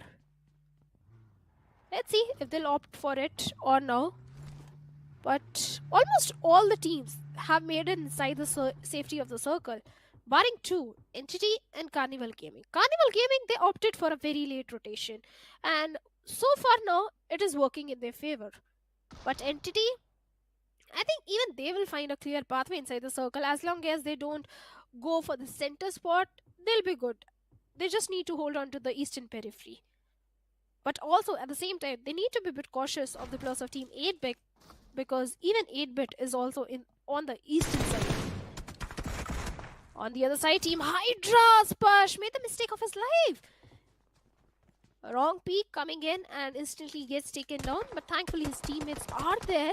So easy revival should be coming in, and Big Brother Esports. This is something that I love about Vikendi, that how two teams hold on to the adjacent compounds without making any sort of noise. And the moment you come out in the open, they punish you. And that's exactly what happened with Splash OP, but thankfully he was not in the open. So the revival came through. Now Spray God is the one, has a lot of information. But the way all these teams are trying to burn through enemy meds is something wonderful, no, Neeraj? Pretty much. That's what happens in this map too, right? In the first 3 stages, nothing really happens, and those are the stages where teams sort of try to scratch away in the opponent's side. And as I mentioned, just try to burn through the enemy meds. Team Together Esports' Krunal is just stuck behind that vehicle. He's also knocked out, so I highly doubt he's going to be able to get back up on his feet. And yes, he will be confirmed instantly. Big Brother Esports looking pretty solid. The approach they've taken, I like the amount of split they have amongst themselves. But then once again, if even one single man gets knocked out from Big Brother Esports, that entire split's not going to work that well. So Big Brother Esports, they need to play this split with super caution. I agree to that, because in such a big compound, there's a possibility that any team can make a rush. They can try and infiltrate in your compound, and then you are all by yourself. You are in a 1v4 situation, and that's something that Big Brother Esports also need to consider. Especially, they need to be careful from the side of Team Together Esports, because they have the momentum rolling. They had a chicken dinner in the previous one. They have got the confidence. Even in the overall standings, they're looking decent. If not too good, they're looking decent, I think. So, Big Brothers definitely need those points. At the same time, Carnival Gaming, Orangutan, I don't know, have some sixth sense feeling that they are going to engage in a fight sooner or later. Let's see. Because Carnival Gaming, it really comes down to what breaching point they're going to choose. OG, they're currently the Guardian Angels of the White Line too. And if Carnival Gaming decides to breach from that same side, then of course there's going to be a fight. But if Carnival Gaming decides to make a rotation last moment, then maybe the fight can be denied. It can be canceled. And I would say that's the best possible bet for the entirety of Carnival Gaming as well. It's better to not take fights when you're trying to breach inside of the circle, because you will be the most volatile and exposed. Sevi plays, gets knocked out by fall damage. I'm not exactly sure what's going on with the players of Team Together Esports, but hopefully things are going to be back under control. Sevi plays. Things getting a little bit out of hand over there. And it's not just Sevi plays. I think Invader was also the one who got knocked out in the very early stage of the game. So yeah, Team Together Esports, thankfully there is no one present in the close proximity. Otherwise, they could have confirmed that knock. But on the other side, Carnival Gaming, Omega gets taken down by AKOP. Like you said, had Carnival Gaming opted for a little northwestern rotation, they might have been in a safer spot. But now Orangutan is very well aware about their position. At the same time, Orangutan, they have their focus onto the plus of Team, I think, Genix FM as well. Oh, sorry, it is Team Chemin. So, Orangutan, they're picking fight on the multiple fronts. Let's see if they can come out as victorious, as they manage to take the Alto. Yeah, the throwables are coming in, the grenades are coming in, but no connection. Even Alto, I believe, will be revived very soon. Alto getting knocked out, as you mentioned. Yeah, the resurrection's going to be there. Alto is the med strat specialist, and he's the man who's sort of like supporting, who sort of has been supporting the team for a long time now. And if Alto gets taken down this early, then it's a big sign of concern. Carnival Gaming up against the players of OG. They've already managed to find the opening knock, and that bruise is going to be hurting the players of OG quite a lot. It's a big punch in the gut. And considering OG, they're also taking a fight against the entirety of Chemin Esports, this is always just going to get even more worse. Wenham gets knocked out from the top. Carnival Gaming from the top is just raining down hellfire against both these teams. But then Chemin Esports, they decide to take the fight against the players of OG, and they push up close and personal. Good Molotov that was, but it's not going to scare Fury at all. Instead, he pushes through the flames and shuts down his opponent. Alto gets knocked out in return. OG, they're doing a great job in replying back, but the utility being utilized from the side of Chemin Esports, even they're starting to deal a lot of damage. Good shot from Phantom. Finds the second one, too. OG now starting to get dismantled slowly and steadily, and Phantom inside of this house is doing so much good work. Oh, certainly. He came in. They were not able to save Alto in that situation, but definitely they are going to take revenge. But the way they are eliminating the plus of Team Orangutan, Trigger is still bleeding. There is no chance of a rescue mission coming through, and the way utility is being invested, the last player of Orangutan has been forced to move into the blue. At this point, Kevin, they need to focus on the circle as well, because it is stage 5 circle. The blue will be dishing out a lot of damage, and Vizgod, I don't know how many first aids does he have. Okay, he's got 19 first aid. He can go for the mid strat, but Fury in the blue takes the risk of coming out. Oh my god, but what? No! Vizgod takes him down. What just happened? At the last nick of time, Vizgod just managed to take down the opponent, and then the blue zone ate him alive. One of the most unfortunate scenarios over here, ladies and gentlemen. But still, Chemin Esports, at least they're alive. Phantom is the man who is now going to be carrying the torch on forward. And I'm pretty sure Phantom does not even have a lot of meds. Just find a death crate in the front. There should be a couple of more meds to back him up. And yes, he does find one med kit. But still, it's not going to be enough to go for a med strat fully. Chemin Esports, they're not that far away as well from the breaching point. So maybe they can try to go for the run. And maybe they can try to infiltrate the zone. But let's see what the game plan's going to be. If it does find more first aid, then probably going for the med strat will be the safest bet. Big Brother Esports up against the players of Team Together Esports as well. And Big Brothers, they've already managed to find the opening knockout. They have. They just need to capitalize on it. But speaking of one more team that is looking pretty solid, is definitely the players of Team Entity, because they're holding on to the periphery of the circle. At this point, it's an open circle. Not too many compounds are there. So definitely Entity is looking good. On the other side, we have the players of Carnival Gaming, who still needs to make the journey inside the circle. But Big Brother Esports, Lucifer, how can you miss that shot? But Rishi will be the one faster to pull that trigger as he takes down one from the set of Big Brothers. Can he take down second one? As Skull is looking fantastic, very strong. Gets the confirmation point onto Rishi. And now Big Brothers are left as a 3-man. They are outnumbered in this particular fight. In fact, one of their players is still not inside the safety circle. Look at that airdrop. On top of the house, it's sliding down. But it's not actually sliding down. It's like endless GIF. But CG, in the elimination feed, I'm loving the fact that CG is now recently has been taking a lot of fights that they need to. The necessary fights are not being avoided by CG anymore. And I think so that's what they realized too. It's better to take fights sometimes than just playing defensive completely. And TWM right now in a massive receiving lines as Ninja gets knocked out. Kiolo Mao is quite next to him. But TWM, let's see for how long even they're going to be able to stay alive. Entity up against the players of 8-Bit. Madman's a little bit scratched up and bruised up. He's quite low. Ronak, in an unfortunate circumstance, all by himself behind this little ridge, or behind this little box that he's gotten. It's not that great of a cover, but sometimes you got to use anything that you've got. Gamla Boy has managed to take down one player, and Ronak is all by himself. There is no chance that he can win this particular one, but if you go one by one, Ronak might be able to clutch it out, because Troy went all by himself and was in the open. Ronak instantly shuts him down. Now Pukar is there. Ronak needs to clutch it out if he wants to get those placement points for his team, but right now Team Entity does not take any sort of risk at this point. But Ronak from that window with the DBS in his hand is still trying to find another knock onto the players of Team Entity, but at the same time even the blue is slowly catching up, and now he has decided to go for the rescue mission onto the fallen teammate right now. Such a scrappy fight, and Pukar now going for the utility utilization as well. He does find Juicy in that one. But Team Together Esports now as well looking forward to infiltrate this entire compound.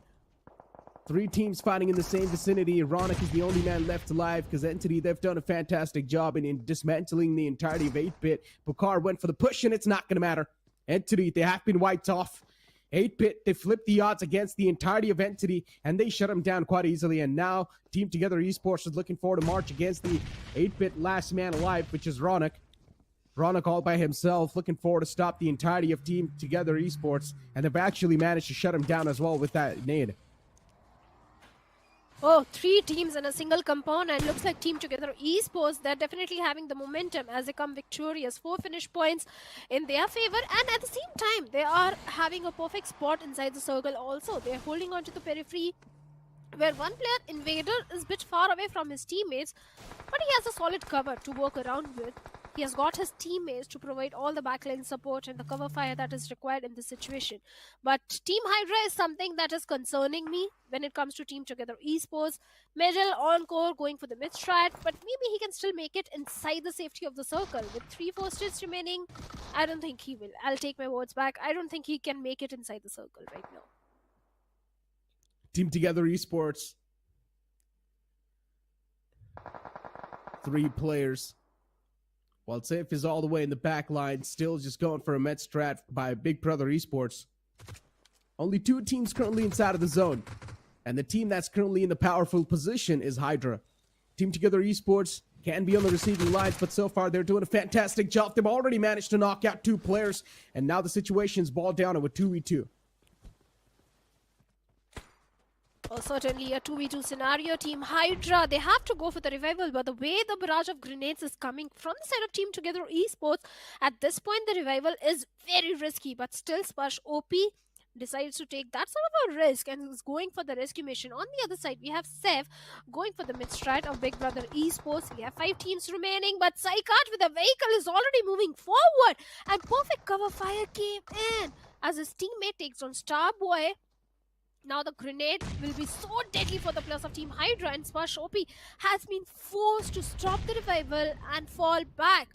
Psychic gets the confirmation onto Spray God, knocks down Duro OP. All the hard work which Spush did went in vain as Psychic and Invader eliminates the entirety of Team Hydra, but still valiant effort from their side. But Team Together Esports, well, this is their game. No one is stopping them because the last player of Chemin is going for the mid strat. Same goes for Seth. Although I'm not going to count Phantom out because what Alto pulled in the previous game, the way he got a winner chicken dinner from the view, even his team with that. I mean, definitely there's a possibility, but Team Together Esports, they deny the possibility. Team Together Esports out of nowhere, this sudden shift in the playstyle and this sudden shift in the entire way they're playing the game is of course going to be seen massively in the point standings as well. Team Together Esports, they should be in a decent spot now. They should be at least in that green zone, in that safe zone. If they do make it inside the top 16, that's even going to be the icing atop of the cake, but let's see how it's going to look like. And as I mentioned, Chemin Esports, that's what they always like to do, just go for the Met strat in this map and even in the map of Sanhok most of the times. And considering the upcoming map is also going to be the map of Erangel, so Chemin Esports, let's see what the game's strat's going to be in that map for Chemin. But for now, Team Together Esports, a solid game from them. Before getting taken away by the blue zone, Phantom managed to find a 1 knockout, but that's it. He's not really going to be giving his elimination point to the opponents. But still a good effort. Even Hector, who was doing the mid strat, goes down by the play zone, and finally Team Together Esports, a back-to-back second chicken dinner coming in for this particular team. They're looking so very strong after this in the overall standings, and it's not like Team Together Esports, they were completely missing. Well, in this particular game though, they were literally raining death and destruction. They started off by doing a third party when 8-Bit and Entity were engaging in a fight. Then they went ahead, eliminated the players of Team Hydra. So they were unstoppable force in this particular Vikendi and the previous Sanhok as well. But speaking of the past week performance also, they were at least getting those average 20 to 25 points in every single day. So it's not like they had a shabby performance previous week, but this week they're looking super strong. Without a doubt, they're looking super strong. Team Together Esports, as I mentioned, even there's going to be massive climb in the overall standings. So that's just going to be the icing on top of the cake that Team Together Esports needs. If they do reach in the top 16, well, it's going to be massive side relief. The upcoming game is going to be the game of Erangel. All Team Together Esports needs to do, really, is just try to stay consistent. They've already got the ball rolling in their court. All they need to do is just carry the momentum on to the last game of the day as well, which is going to be Erangel, and just hope for the best. And I'm pretty sure Team Together Esports will be able to do that as well. There should not be any type of issue in doing so. And another team that I would really like to elaborate over here is now Team Zero. You mentioned this. Team Zero, sort of, you can see a little bit of up climb, a little bit of climb from them as well when it comes to the points. And just in general, you're seeing that improvement. In this game of Vikendi, though, Team Zero was not really doing that great. The fights were not working in their favor in this particular weekend. The only thing that I liked about Team Zero in this weekend was the rotations, because they held on to the shorelines. They were coming from the northern side. At least something good is coming their way. At least they have worked on the rotation. Soon they'll work on those 4v4 fights, and eventually, if that also happens, maybe we can see a major climb from their side in the leaderboard also. Maybe we can, but then you talk about climb. Even Chemin Esports, they took some massive blows, especially the compound fight that I was talking about. Chemin Esports, they pretty much came out on top in that fight, but then still a lot of damage was already dished out. One last man was Phantom. Later on, he just backed away, went for the med strat. One thing is for sure, teams like OG2, they're starting to struggle. Orangutan, I think they were taken by. Okay, if you go for the multiple fights, that will eventually happen, because Orangutan, what they were doing was they were engaging in a fight with the players of Team Chemin. On the other side, few players are engaging in a fight with the players of Carnival Gaming, and this is exactly what is going to happen if you grab too much attention. But a valiant effort from the side of Wizbot. Before going down, he managed to take down Fury, but still better things are expected from their side. I mean, look at this fight between Entity and the opponents. Team Zero, you mentioned you're loving the rotations. Yeah, sometimes they do find themselves in a good spot, but it all really boils down to the firefights as well, right? If you're just not able to win your firefights, 4v4 fights, the formation inside of those fights is being a massive issue for them, and it still continues to be an issue. Carnival Gaming too, this fight against the players of OG was of course quite a massive blunder too, and then later on, OG just getting taken out by the Blue Zone was of course quite a saddening moment for all the fans out there. But OG, as I mentioned, even they're starting to struggle a little bit too much, and OG, they're also starting to falter away in the overall standings. They need to pick up the pace somehow. Well, they had to, because I think Orangutan performed good on day number 3 in the previous week. This week was expected that they'll continue the same momentum, but that was not happening. Yes, this time the rotations were coming in. You have to focus on the one fight, especially in the map like Sanhok and Vikendi, where so many third parties are happening. You have to entirely focus on one particular fight, or just stay silent and let the other two teams fight amongst each other. But never mind, sometimes the decision makings doesn't come so accurate. They don't go as you plan. But on the other side, the team that was also looking very strong was Team Entity. But eventually, a third party came in the name of Team Together Esports. Yeah, exactly. That third party was definitely something which was quite interesting. When Team Together Esports came in, they pretty much sweep the ground. They got the last man with the utility, and things were quite good in the hood for Team Together Esports, so everything was looking pretty nice. But then Team Together Esports, another talking point over here is that you clearly saw in week 1, Team Together Esports was they were not really doing that great, right? In the overall standings, Team Together Esports' position was dwindling down day by day. But now to this week, the start has been quite solid from Team Together Esports. Day 2 this week, and Team Together Esports in the first 2 games of today that they play, Team Together Esports is able to make a mark. And I think so in the upcoming game of Erangel as well. If they have a consistent finish, they will be in a really, really good spot in the overall standings. Agreed, 100%. And it was not like the performance in the previous week was too shabby, something to complain about. Yes, they were in the danger area, but I think they were somewhere between 17th to 20th spot. So not that concerning, because one good game, they could have come in the top 16. They were getting those average points, 20 to 25 points every single day. And that was something that gave them the confidence boost. But looking at the MVP, we have Duo OP from the side of Hydra. Even Hydra, this particular week, they are slowly and steadily making some good progress. 50% finish contribution with 5 finishes. Duo OP, of course, this man has showcased himself on the MVP board.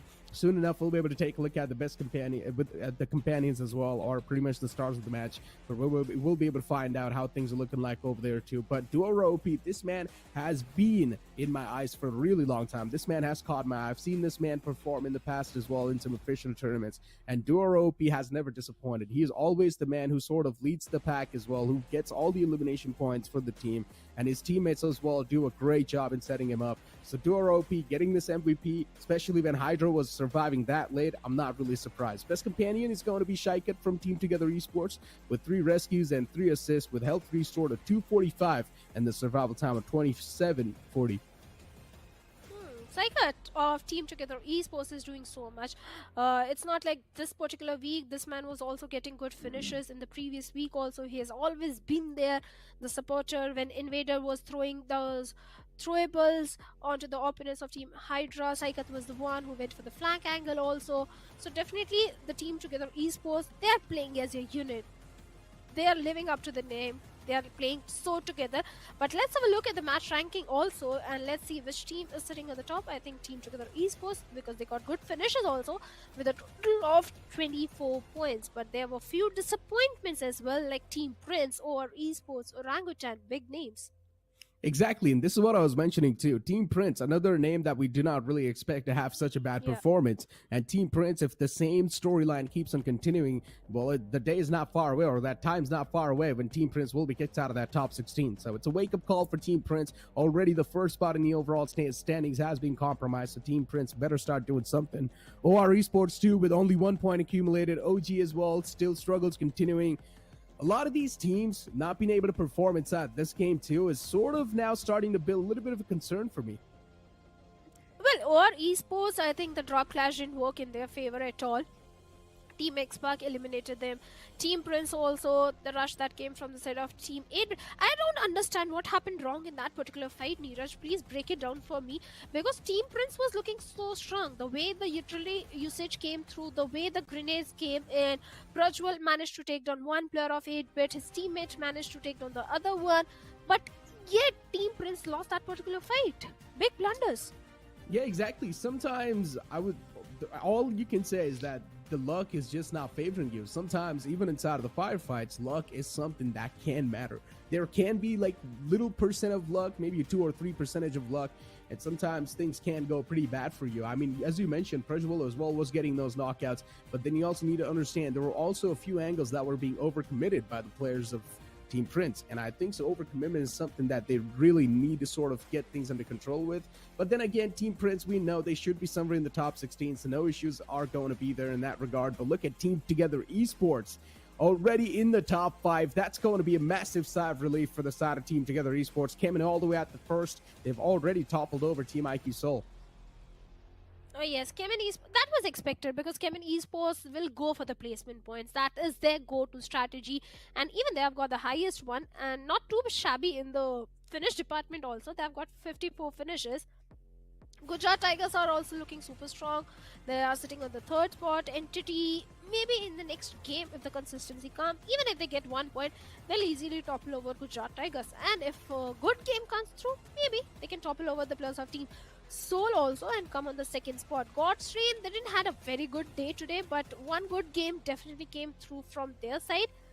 130 points to their name, and now they're sitting on the 7th spot. Blind Esports, well, Blind is looking much more confident as compared to the previous week. Pretty much 129 points accumulated. Yeah, Blind Esports, they're looking much more confident. But then once again, it's Blind Esports. All the players that Blind Esports have signed recently, even those players have been playing with each other for a really long time. And even those players have a decent knowing in the IGC, and we know what those players are capable of. So I wasn't really worried about Blind Esports in the first place. There were a couple of teams that I was definitely worried about, and those teams are over here in front of you, Forever and Orangutan. Orangutan especially, yes, they're in the top 16, no issues in that regard, but there's a chance the positions can start to fade away slowly and steadily. Even Team Prince being pushed all the way on the 9th spot. For Team Prince, the upcoming game has to be a massive wake-up call. Oh yes, Team Prince, they have to perform, but just look at the stats of Global Esports and Orangutan. These are the two teams that are heavily relying on the aggression, because Global, they have got 77 finish points, but not too many placement points. So Global and Orangutan, they need to work on the consistency, they need to work on those placement points, because they have got the firepower that is being showcased in the finish points. But looking at the 3rd page, we have Team iFlix. Not a good performance coming in today from their side. They're sitting in the 24th spot with just 89 points. Vikendi Esports, the team that really plays well on the map of Sanhok, but they also need to work on Erangel, because we have got maximum Erangels sitting on the 23rd spot with 92 points. And I think the only chicken dinner which they have in their pocket is also on the map of Sanhok. Pretty much. I mean, Team iFlix too, with 89 points accumulated. Yeah, not really in that good of a position, but once again, we know the improvement will be there in the future lines. Last page of the overall standings, Reckoning Esports, once again, the spot where they were, they're back over there once again. Team 8-Bit 2, they're over here now. OR Esports, definitely a big surprise to see OR Esports on the last page of the overall standings, but maybe we might just see that comeback happening soon enough. Metal Esports 2 on the 28th spot, and I'm not really liking the spot that Metal Esports is currently in, because all the players in the Metal Esports' roster, they're quite experienced. They're one of the OG players out there. And then Team X Spark 2 on 29th spot. So many known teams are over here on the last page. It just hurts to see. Team X Spark. That's one of the biggest shock for me, considering the position which they are sitting right now, because they've got 2 chicken dinners and what they have got 33 placement points. 30 in only 2 games where they got chicken dinners, and in the remaining games what they got only 3 placement points. You can't be that inconsistent that you come off in a one game, get the chicken dinner, get the maximum finish points, everything, and suddenly in the next game down to 0. That's something that Team Xbox need to consider. And the drop clash which they are opting for, please don't go for the drop clash. That is my request for the players of Team Xbox.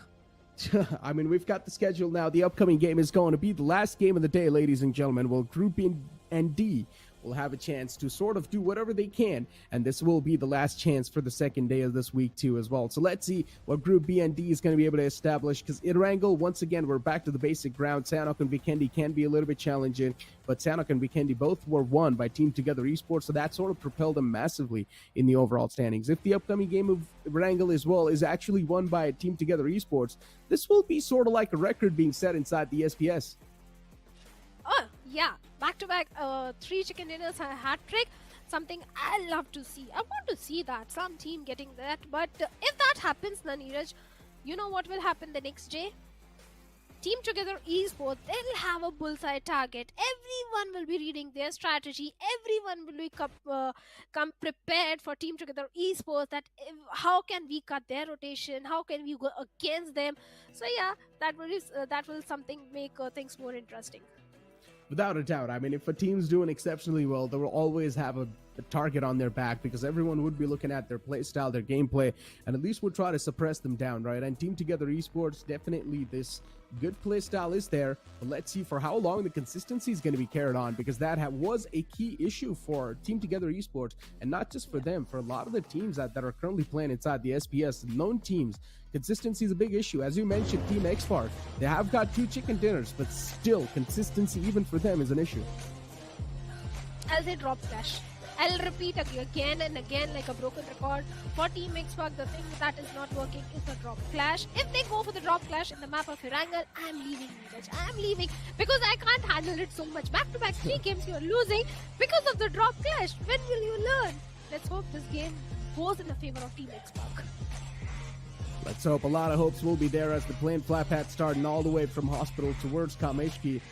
And off the bat, you see 8-Bit just walking out of that plane instantly, just dropping out. They like to go towards Primorsk. It's going to be a massive stretch for them. Even Chemin Esports dropping towards Georgia Pool's side. Even they will have an easy stretch. No issues on that regard. Carnival Gaming, they like to go towards Gatka. No issues for them too. Entity will be challenged up a little bit. Let's see how Entity is going to try to position themselves. Entity, I'm not worried at all about them. They have been playing good, especially Gamla Boy, Pukar. It's not just an individual who is performing really good. And Pochinki has been their home ground since a very long time, and that is exactly where they are heading. But in the previous Erangel, we saw the circle was somewhere towards the northern side, towards the side of shooting range. So let's see if we have a similar circle, because seeing the flight path right now, I think it is going to be somewhere on the eastern or southern eastern side. If that happens, well, Entity can still benefit from it. Also, we have GenX FM heading towards the side of Kameshki. That means we have a drop clash happening. And in Yasne also, Team X-Spark, OR Esports. When will you guys learn? OR Esports and Team X-Spark in a massive drop collision this time. But they also took a couple of shots. I mean, OR Esports and Team X-Spark, they have been in a drop collision from the start of this entire tournament. But it's just the difference is that they don't really decide to fight. This time, a couple of shots were taken, but no issues. Metal Esports pushing up against Spider Jot from Gen XFM, who's all by himself in that building, and he's also keeping his position anonymous. He's quiet. Staying silent is the key right now. And that is exactly what Spider Jot is doing. Because he has got no helmet. The surprise factor is the only way that he can do a 1v2 in this scenario. And finally he comes out, but the cover fire was there. The shotguns were prepared and Siam instantly shuts him down. And Gen XFM, well, they have been going towards the side of Kamishki. That is their drop location, but this time Medal is there and Gen X was not prepared for it. They already lost one of the player, and Medal, they are looking strong. They have the numbers advantage, even in terms of the weaponry which they are having. They've got weaponry, they have got all the AKs, they have got the shotguns, M762, everything that is required to win a 4v3 fight.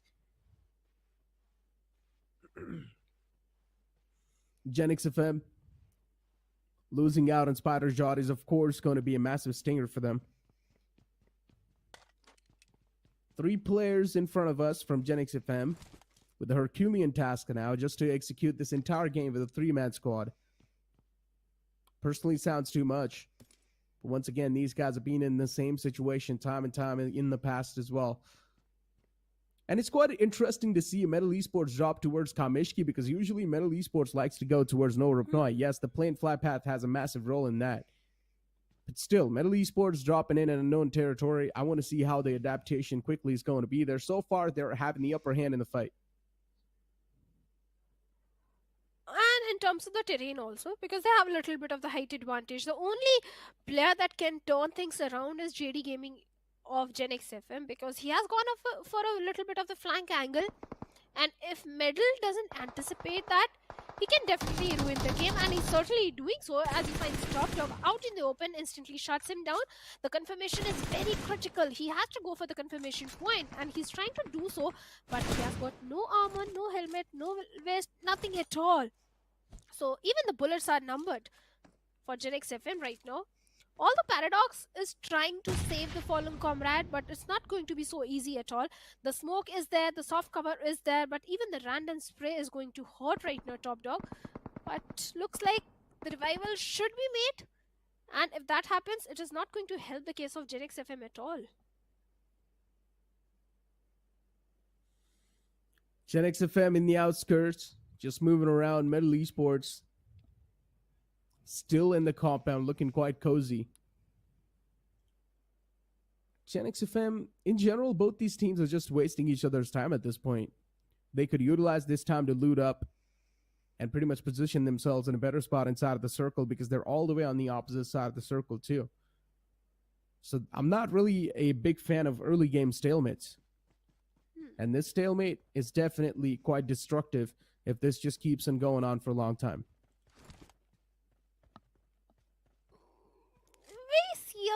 A stalemate situation right now for all the good reasons, because they don't have enough weaponry, they don't have enough bullets also in their hands, because they just dropped in and there was a drop clash. So the best thing what Gen XFM can do right now is just try and fall back from the situation, go towards the side of Stelber, route all the smaller compounds on the shoreline somewhere, and then migrate inside the circle from the side of Zarki.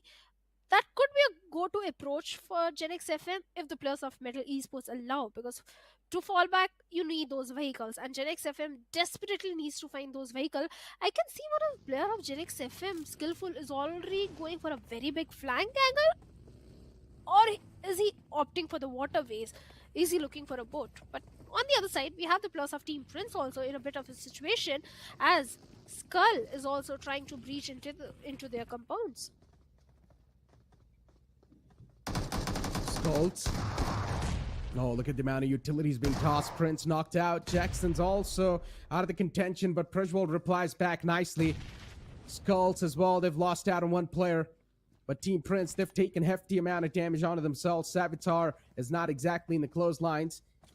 He needs to close on up, though, provide that backup as quick as possible. And Prejwald, he's got a whole storm brewing up in front of him. DBS in the hand, looking to back himself up. But unfortunately, Prejwald falls prey to Skulls. Something unheard of. Prajwal losing those close frontal battles. I don't know, Team Prince, they were so strong in their firepower, but today they're not looking so strong. Team Skull, on the other hand, is looking fantastic, but on the other side of the map, we have Medal also breaching into the compound of Gen X FM, and Karan was all by himself, and Sayam's shotgun is talking too much today. He has already managed to get 2 finish points, both on the plus of Gen X FM, and Gen X not a start they were hoping for. But it is definitely going to help the player case of Metal Esports because they need those points. But at the same time, we have Team Zero also looking nearby. And Team Zero is on a move. I highly doubt Team Zero would actually try to go for the fight as well. Dark Lord is quite close. Maybe there's a chance that Team Zero is actually going for the fight. They want to catch the players of Metal Esports off guard in that rotation. But even the Wall of Death is on a move, so Team Zero, even they need to make that quick rotation happen. They cannot waste a lot of time anymore. It's better to just back away, but Metal Esports, even they're not going to be backing away from this fight anymore. But there's a man of Team Zero all the way in the back lines, and he can't be the spoiler. Shadow being able to find the first knockout. Top Dog gets knocked out instantly, and as soon as I mentioned, there's a man in the back lines of Team Zero in the name of Dark Lord, and he has managed to knock out 2 players. It's all down to Encore now. The only friend of Encore is the smoke that's currently in front of him. That's keeping him shrouded, but it's not going to matter. Team Zero, it's a clean wipeout against Metal Esports. Nicely done. I mentioned about this too. 4v4 fights, the stances were not good, but this time the stance was phenomenal. Oh yes, because they played like a unit. And Team Zero, Neeraj, they dropped in towards Lipovka. From Lipovka, they were going for a very long rotation, north rotation. They heard all the gunshots that were coming from instead of Metal Esports, and they decided to do a third party. But by then, Gen X FM was already eliminated. They were waited for the players of Metal Esports to come out in the open. The patience finally paid off. Everything was working in their favor. Even they had good weaponry, good gears, level 2 helmet, level 2 vest also were there for the plus of Team Zero. So finally a good start, a ray of hope for the plus of Team Zero. But on the other side, we have the plus of Big Brother, somewhere towards the northern part of the map. Even they had a decent run yesterday. I won't say a very good performance. They had a decent run, a good performance in the map of Miramar also. So Uzumaki is definitely one of those players who is doing majority of the heavy lifting. Without a doubt. And Big Brother Esports, for now, they're also eyeing out the compounds in the front. OR Esports is the one in the front lines. All the 4 players in the houses towards Gatka looking quite comfortable. In a decent spot inside the circle, and that's all that's going to matter for OR for now. Away from all the threats. But let's see for how long this place is going to be away from all the threats, though. Not for long.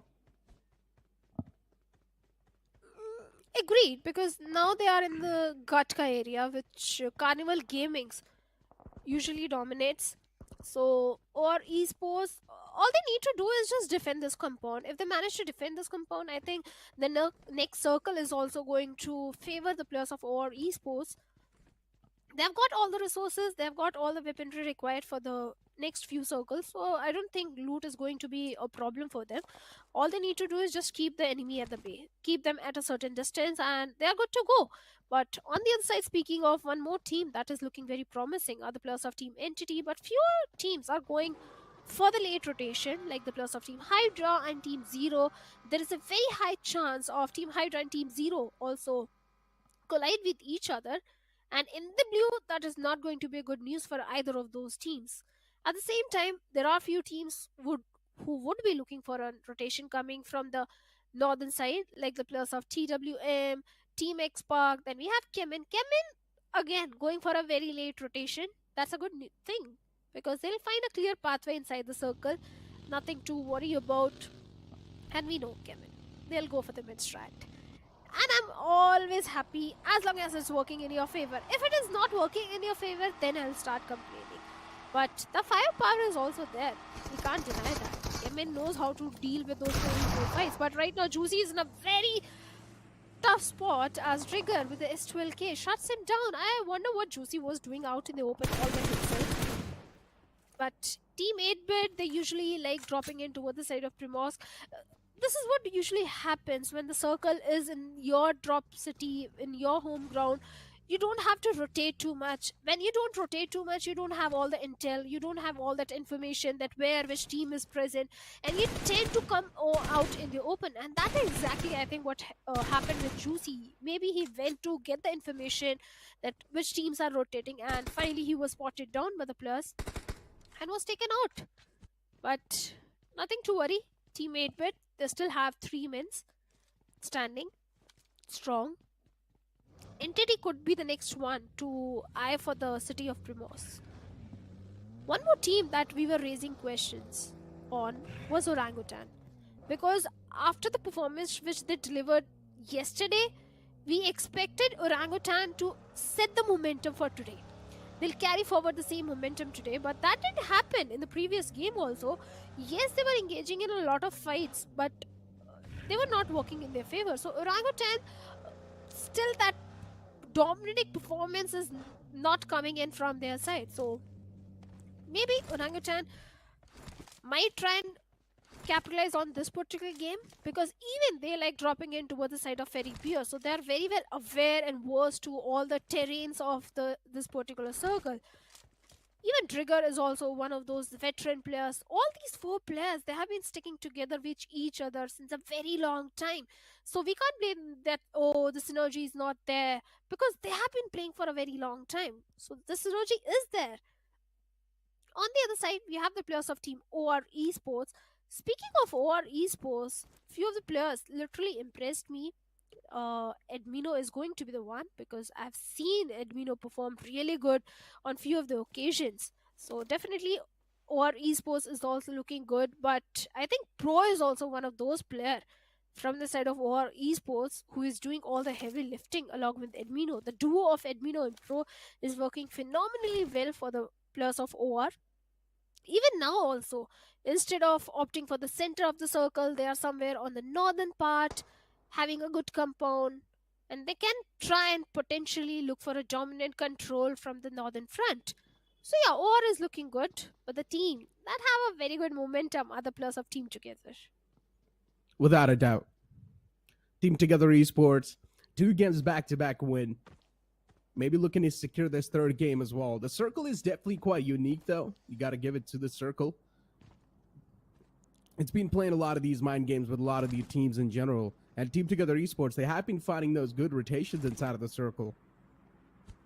Team Prince, Metal Esports being eliminated off the bat is, of course, going to be a big mood uplifter for a lot of these teams, and they should be feeling quite good, considering that Team Prince, one of those teams that was sort of ruling the entire charts in the overall standings, is not really inside of the game anymore. And then Metal Esports, too, a team that sort of can be a big threat for the lobby. Right now, they're not really doing that great in the overall standings, but Metal Esports can definitely be something to be feared for. Agreed, so because Metal, they are showing some signs where they are winning those 4v4 fights also. So definitely big hopes are there from the side of Metal Esports also. And same time, Big Brothers also. They are also one of those big names that that ought to perform good, but that was not happening the previous week. This week, maybe they can try to do so. It's all about the adaptation, because the groups are changing every day, the maps are changing. You have to quickly adapt every single day. For few teams, I think that is a major problem, Neeraj. Without a doubt. Major problems are there, including Big Brother Esports too. Yes, they are on a slow and steady climb, but this is the day 2 of the week 2 itself. The games are running out of your hands, even though time's running away. There's not a lot of time left anyways. So Big Brother Esports, even they need to sort of buckle up and hope for the best, including 8-bit as well. This can be a good game, but they already lost 8-bit. They already lost 1 player. Orangutan, on the other hand, is looking promising in terms of the rotations which are coming from their side. And TWM also, because they are sticking onto the western shorelines. And it might work in their favor, because we have few terrains, we have few higher grounds that TWM can benefit heavily from instead of committing to the compounds. So yeah, that could be a good rotation, good path to go. But I'm just looking at... okay, I just appreciated the players of Team 0 for their rotation. What they did in this Erangel, they dropped in the city of Lipoka. went to Kameshki, took a fight, then again went for a complete southern rotation, and now are trying to move inside the circle from the side of Ferry Pier. If it works in their favor, well, it works, there is no need to mend it. But if it doesn't work, then you have to rethink about your rotations, Team Zero, because you need everything. You need those placement points, you need those finish points. Even Carnival Gaming, a major dip has been seen in their performance as well. Without a doubt. Team Together Esports, all the players out in the open, not exactly out in the open, but the compound they've got, it's quite out in the open, in no man's land. And they're the only team that's currently sitting inside of the compound as well. The chances are that Team Together Esports can be isolated if the circle does not really shift on top of them. And if the vehicle tires are blown out, then Team Together Esports, they're going to have a tough time to rotate out of that spot. But let's see what the game plan is going to be looking like for them. Because all that's going to matter is as long as you're going to have the vehicles to rotate out of that spot, no issues will be there.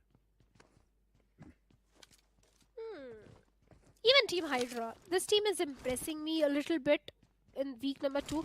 Week 1, on the very first day, I remember Hydra, they dropped in, I think, towards the side of Milta Power. Even the circle was favoring them. But yet they didn't get too many placement points or finish points. They went for a very slow approach. And that didn't work in their favor. And finally, Hydra, they have changed their playstyle. They're going for those fights. And eventually, those fights are turning in their favor most of the time. So Team Hydra is also looking promising on week 2. Entity, nothing to worry about them. They are already the table toppers. They are sitting somewhere in top 5. They just need the winner chicken dinner, because that's the only thing which they have not got yet. But eventually it will come, I'm very sure.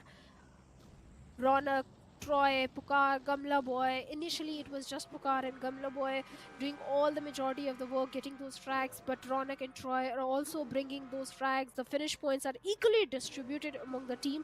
So that's something that makes Entity super strong. Skulls and 8-Bit right next to each other. 8-Bit with the high ground, so at least they're looking okay. Not a lot to worry about. Even CG towards the quarry side, they're also holding the high ground. And considering the next circle shift's going to be on the board too, you can clearly see Team Together Esports, CG, and Hydra. They're currently in the prime spot. They're currently in a solid spot, especially CG and Hydra. They're in the prime spot. As soon as Team Zero try to make it inside the circle, there is going to be a clear line of sight, and Hydra will definitely try to punish Team Zero.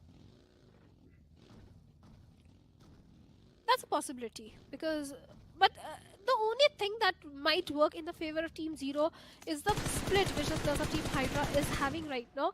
But on the other side, we have Entity also in the fray, as Pukar did manage to pip a few bullets towards one of the player of Team Hydra. Although the vehicle has taken a certain damage, but the player is safe, nothing to worry about. I like the compound which the players of Team Entity are holding, but the split is something that they need to consider.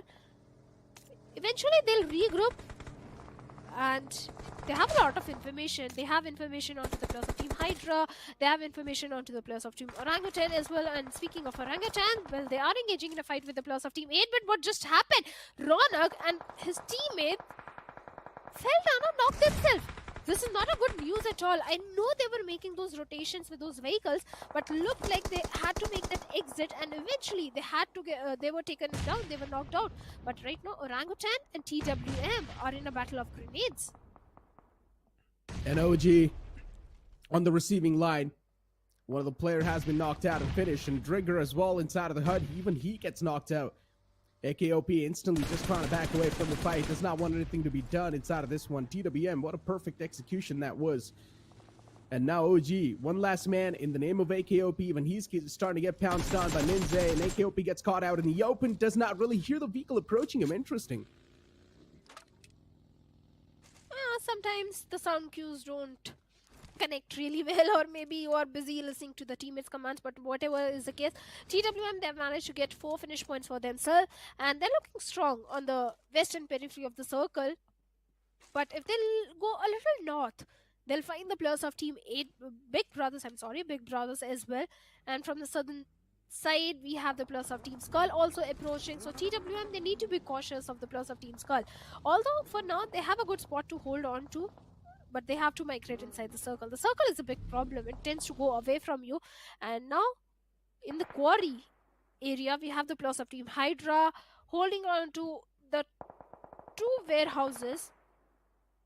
The only thing that's concerning for Hydra is if some teams makes a rush, tries to breach into the compounds, then they are in a 3-4 fight. But on the other side of the map, we have Team Xpark also trying to take down the plus of OR from the moving vehicle.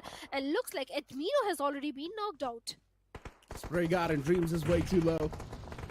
So Team Xpark, inside of this fight, at least they've got the man number, so they can always try to back themselves up with that. M416 primed on the target. OR Esports inside of the hut. The players are also getting spotted. He can see them as well. Spray got sights locked. He's just waiting for at least one of the players to just step out of that entire shack. And as soon as that happens, a lot of shots will be taken against them, and that's what is exactly happening. Xpark and OR, they didn't fight in the city of Yasna, but eventually they are crossing paths with each other.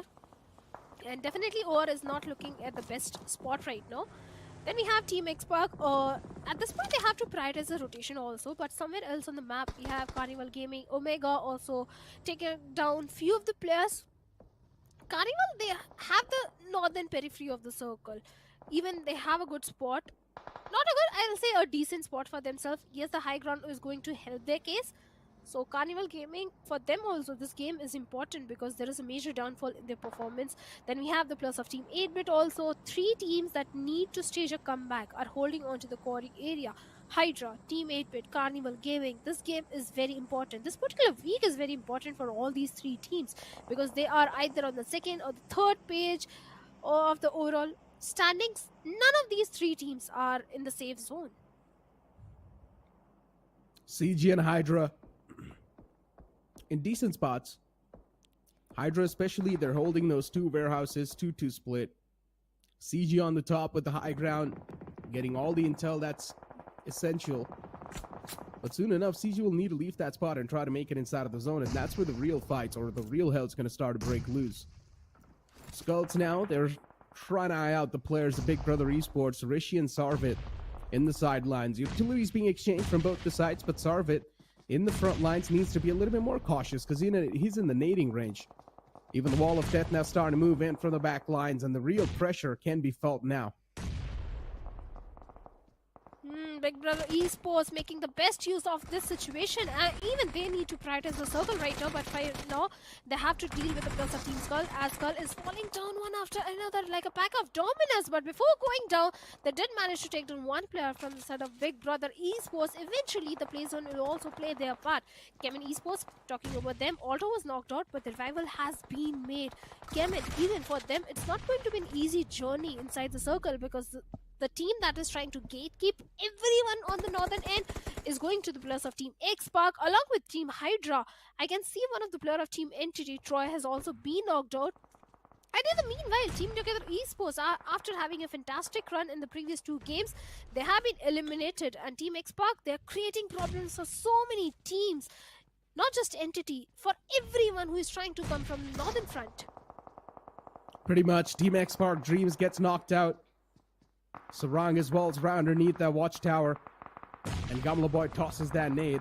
It was a good placement too, but unfortunately Sarang moved away in the nick of time. Good timing onto that one. Gamla Boy just trapped at the top.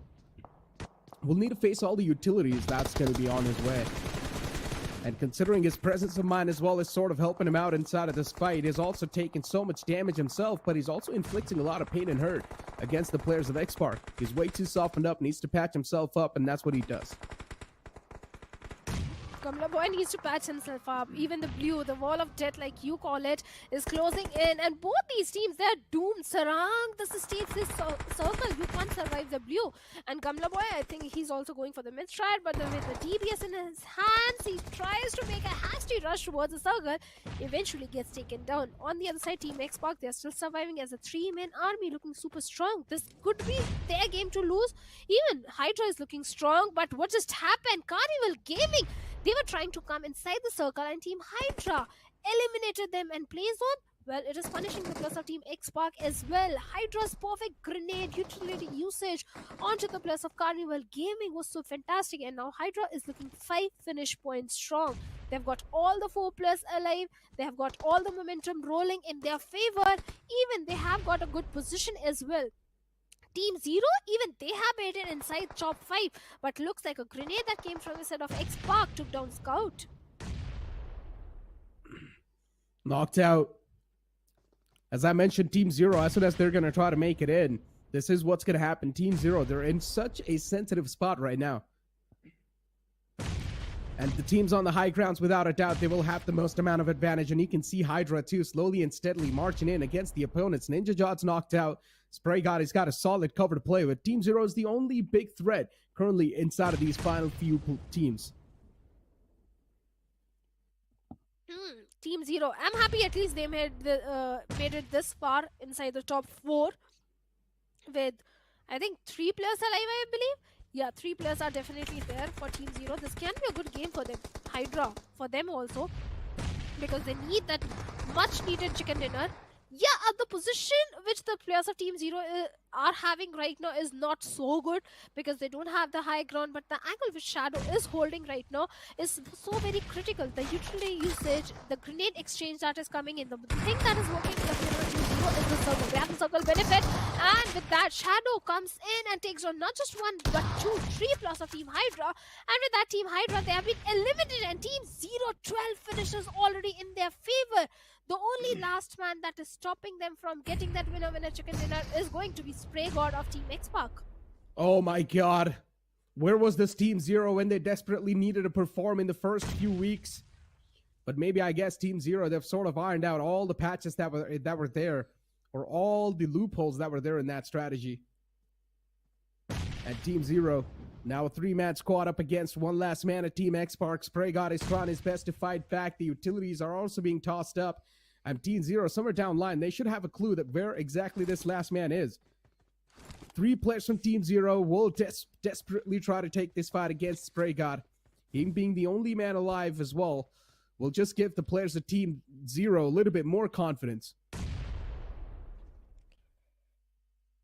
Good efforts from the side of Spray God. Good util usage. The way that he was able to deploy those grenades, and finally it was eventually bound to happen. Shadow's grenade came in and Spray God has been taken down, and Team Zero finally a much needed winner chicken dinner from their side, and not a passive game, a very high fragging game this time.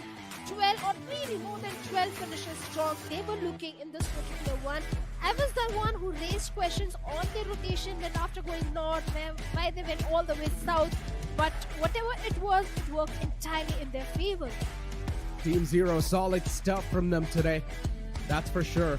All the other teams that you do not really expect to perform, today they were performing. Team Together Esports, 2 chicken dinners back to back. Team Zero out of nowhere just propelling themselves as well in a decent spot now.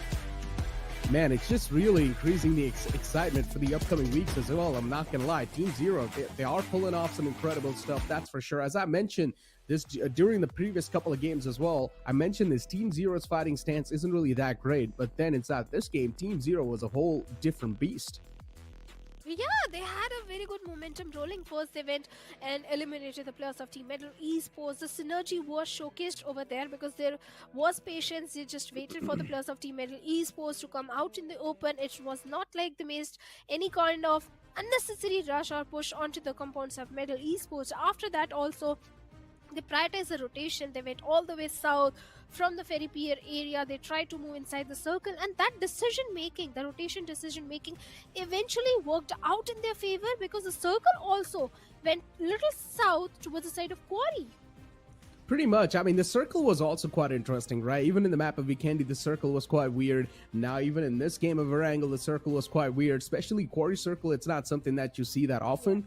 But I like the fact that Team Zero adapted quickly on the fly, and I guess the only reason why Team Zero was able to adapt quickly as well is because of Scout. Scout is used to playing these type of circles, and these are the OG circles. Back in the day, these type of circles used to happen quite a lot, and I guess that's why Scout's team pretty much just came out on top. It's his specialty, I guess. And not just Scout. If you look at the team stats, also Dark Lord is also one. Shadow is also the one getting all those finish points for the team. It's not just only Scout that did. They played as a unit, and whenever you play as a unit, whenever the synergy is there, you'll usually win those 4v4 fights, and that was what worked in the favor of Team Zero. And not just Team Zero. I think Team Xbox also this time performed really good because they were inside the top 2.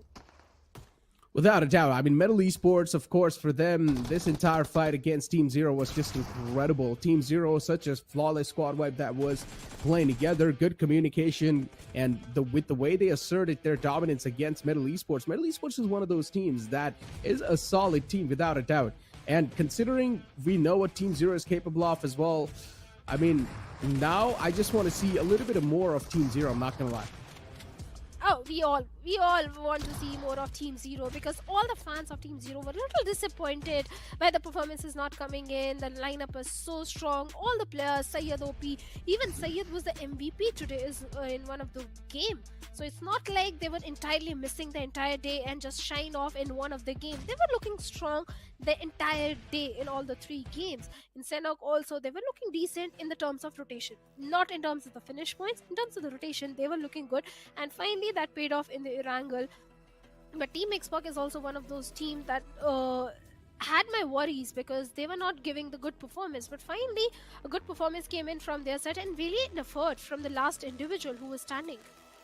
Without a doubt, valiant effort, of course. I mean, it was Scout OP with the shotgun in his hands. Unfortunately, he got naded up, so he was not really able to stay alive for that long. But I genuinely thought that the big thorn in the way for Hydra to win can be Team Zero. But Team Zero, they wiped out Hydra like a flash pretty quick. But then as we do see the MVP, it's going to be Shadow 7 from the side of Team Zero with 8 elimination points wrapped up all by himself. Shadow, oh my god, this man's an absolute beast. Oh, certainly he was, along with Dark Lord, Scout, and Syed, the entire team. And out of 10, if he's having 8 finishes, oh my god, he was doing the majority of the heavy lifting. But definitely, without a doubt, Team Zero was looking strong, and I'm very sure all the fans are going to be super happy after this performance because it was a much needed. When you have such experience, when you have all that experience and the past performances that speak for performance is expected in every single tournament. Finally, Team Zero is delivering, and I hope they keep the same momentum rolling on the next week and the next day also. But along with Shadow, we have Syed of Team Zero as the best companion with 2 rescues coming in and 1 assist. Exactly. Syed OP will be there as the best companion, then Shadow 7 once again being the finisher, getting the last elimination inside of the underneath his belt with survival time of 27:34, most amount of survival time, of course, because Team Zero was the one to get the chicken dinner. Solid step from Team Zero. Now from here it's only uphill because Team Zero, they were already at the bottom. Nothing else could go bad for them, but now I just want to see Team Zero climb up quite quick. As I mentioned, today was the day 2. Tomorrow will be the last day of the week 2 as well, and I'm pretty sure Team Zero, this wake-up call that they have gotten, it's quite a good news for themselves.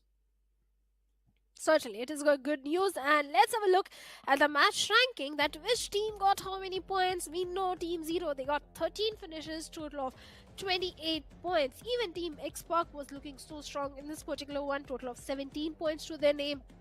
Hydra is also one of those teams that was struggling in the previous week, but this week they are looking strong. This time in Erangel, they have got total of 16 points. Chemin Esports, 11 points. Good stuff coming in from their side. Even Carnival Gaming, till a certain point, they were also looking very strong, and they've got 9 points. Eventually, the rotation, the migration inside the circle became a bit problem for Carnival Gaming. Well, I mean, Team Prince, still the woes keep on continuing. Unfortunately, another game where Team Prince wasn't really able to get a lot done, and they got eliminated pretty much at the 16th spot, I would say. So for Team Prince, I'm not exactly sure what's going wrong, but the week 1 of Team Prince, I want to see them back once again in the momentum. I want to see them back once again with the domination that they showcased in the week 1. Prejwell's DBS isn't really working out anymore. Even Jackson's aggression's not working out. So Team Prince, once again, maybe a little bit of tweaks can be needed inside of the strategy, because utilizing the same strategy over and over again cannot really work out. But ladies and gentlemen, we've got an interview lined up. Let's move on and take a look at that.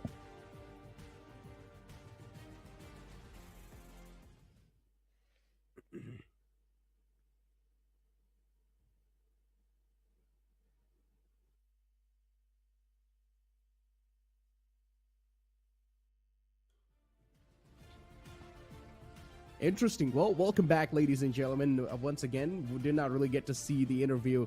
Maybe some technical issues going on, but Shadow, I mean, it was Knuckle over there from the side of IQ Soul. And as I mentioned today, Knuckle being the best companion, Knuckle being the supporter of the team, today he actually popped off when it comes to the elimination aspect of the game. And not just elimination, Neeraj, I think the placement points also, because in the first Erangel, he survived till the very last few moments and got 10 placement points. But I think we have got all the technical issues fixed. So I think we'll head over directly to the interview. Team IQ सोल जो भी हमारे साथ जुड़ेंगे. नकल, welcome to the broadcast and congratulations आज की एक अमेजिंग रन पे. कैसा चल रहा है टीम के साथ अभी सब? अभी तो सब अच्छा ही चल रहा है जी. बीच में वीक 1 के लास्ट जो कुछ दिन थे, डे 3 आई बिलीव, थोड़ा सा एक स्लो डाउन आया था. उस टाइम पे कुछ इश्यूज हुए थे या फिर कुछ एक्सपेरिमेंट चल रहा था? हाँ, लाइक वीक 1 में हम उतना अच्छा नहीं खेल पाए. कुछ गलतियां हुई हमसे जो नहीं होनी चाहिए थी. तो बस वही है कि आज भी गलतियां हुई और अच्छा कर सकते थे हम लोग, पर हम ट्राई करेंगे कि अब कल से और अच्छा खेलें. टीम में अगर एक मतलब पावर हाउस है, एस पावर जैसा, और आज के तीनों गेम के अंदर there was only one guy, कहते हैं ना एक ही नेता था जो हमें आईक्यू सोल से दिख रहा था बैक टू बैक, बड़ी प्लेसमेंट हो, फिनिशेस हो, इट वाज यू. आज के दिन मतलब मैं वही कह रहा हूँ, एस पावर के होते हुए भी कितना मुश्किल होता है मतलब शाइन करना, because he is the one जो इनिशिएट करता है डिमोलिशिंग टीम की तरह से. हाँ, लाइक सिर्फ पावर नहीं, लाइक मान्या, रोनी, जोकर, इन सबके साथ ही मतलब मारना बहुत मुश्किल होता है. ये लोग पहले ही मार देते हैं. ये तो है, एग्री विद दैट. पूरी टीम ही ऐसी है क्रैट. मैं तो कब से बोल रहा हूँ, ये भाई साहब भी कम नहीं है फायर पावर के मामले में, इनको भी हमने देखा है. बट आज एक अलग मूड भी नजर आ रहा था इनका. मेरे एक सवाल है, मतलब मुझे ये जूसी है सबसे ज्यादा. अभी यू नो इससे पहले you were playing in blind. अब देखो, मैं किसी को गलत नहीं बोलूंगा, बट अब आप एक फैन फेवरेट टीम के खेल रहे हो. इन कंधों पे, इन नाजुक कंधे जो मासूम से, इसमें कितना प्रेशर है? नहीं, लाइक अब इतना एक्सपीरियंस है कि हम लोग प्रेशर वगैरह नहीं लेते मैचेस में. हम अपना फुल बेस्ट देने का ट्राई करते हैं. प्रेशर तो मतलब जीरो है एकदम. बिल्कुल सही. चलिए ठीक है. मैं तो यही पूछूंगा, आज आपने सेकंड गेम के अंदर बहुत अच्छे फ्रैग्स निकाले थे एंड आल्सो आउटशाइन भी करते हुए नजर आए, लेकिन वो पहले गेम के अंदर हुआ क्या? What went wrong and what went right कि टॉप 3 एकदम से?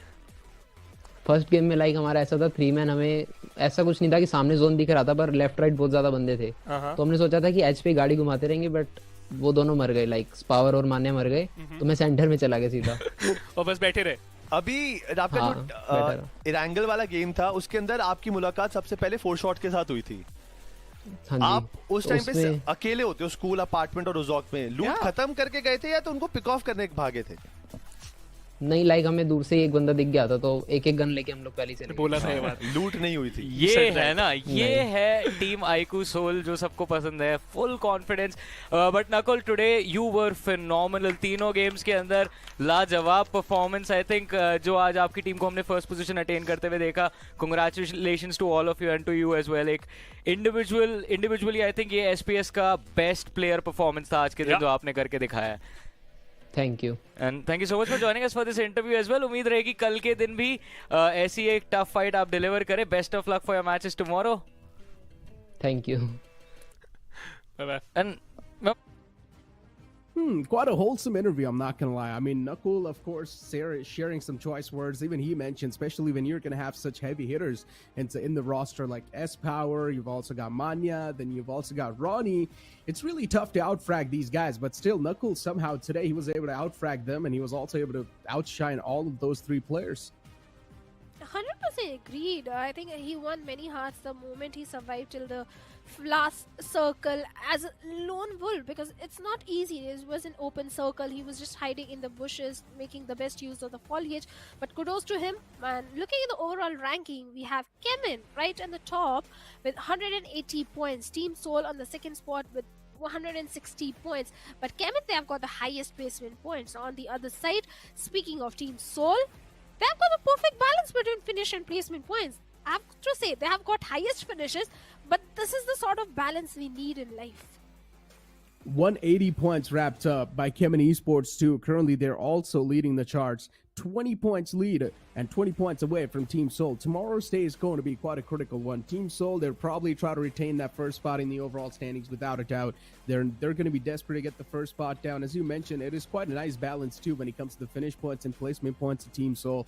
80 placement, 80 finishes, nicely done. Team Seoul, they're just performing quite nicely and consistently as well, and that's something that you really need. Latter half of the board in front of us, and Team Prince is going to be on the 9th spot. Now that is definitely quite a big disappointment.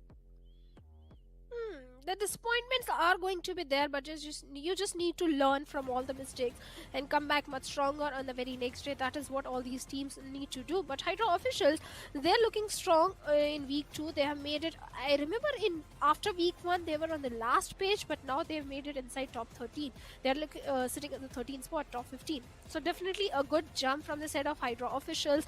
Global Esports, even they need to work on the consistency. Carnival Gaming, from the 16th, they have made a jump and now sitting on the 11th spot.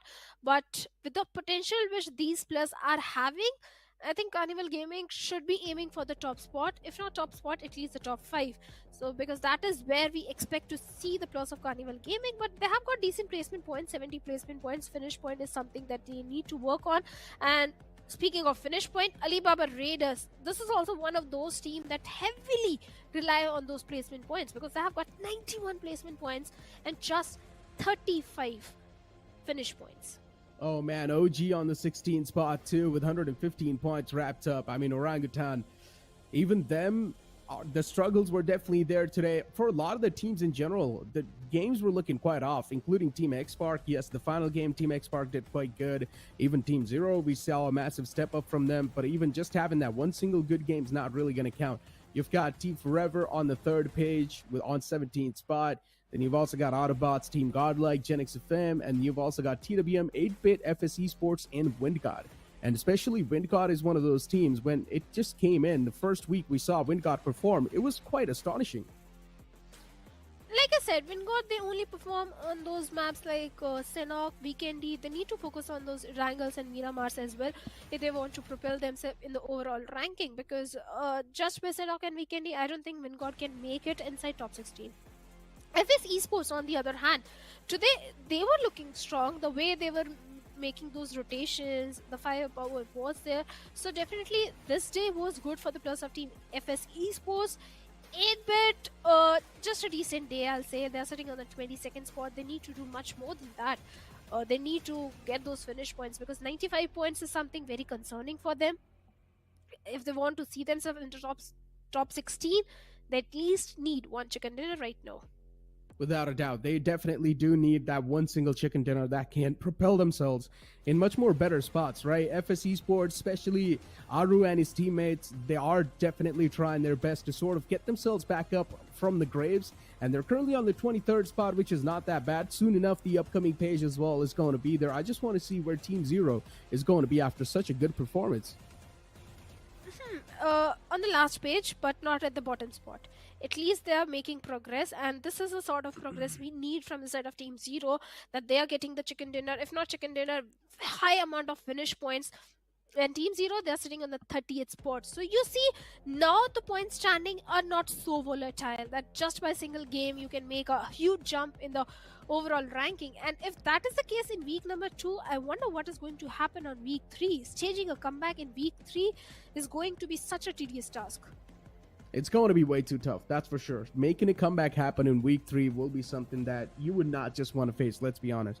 Metal Esports on 29th as well. I'm not sure what's going on with Metal Esports. All the players in that roster are just incredible. OR Esports, the same thing can be said. Admino, oh man, it's really not working out for OR Esports too. Even Reckoning Esports, the same thing can be said. X-Spark, one good game, it is okay, but still, you need at least consistent 3 or 4 games to back yourself up to sort of establish that comeback, and then maybe find yourself in the top 16, because as I mentioned, top 16 is the way to go if you want to find yourself in the finals.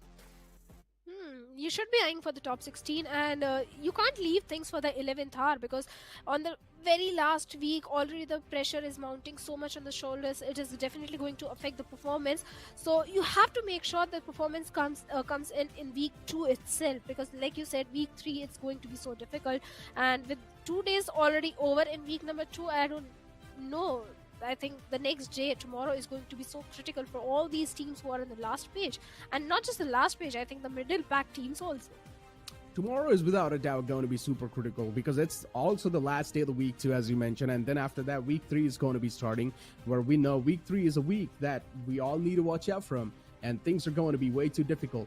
But ladies and gentlemen, as you guys all know, all the games for today are already done. Make sure to follow all the socials of ESL India and of course Nodwin Gaming too. With that being said, it was me, Necro, and Shadow. It was a pleasure to join alongside you guys as well and to cast for you. But for now, we're going to be taking leave. We'll see you guys tomorrow.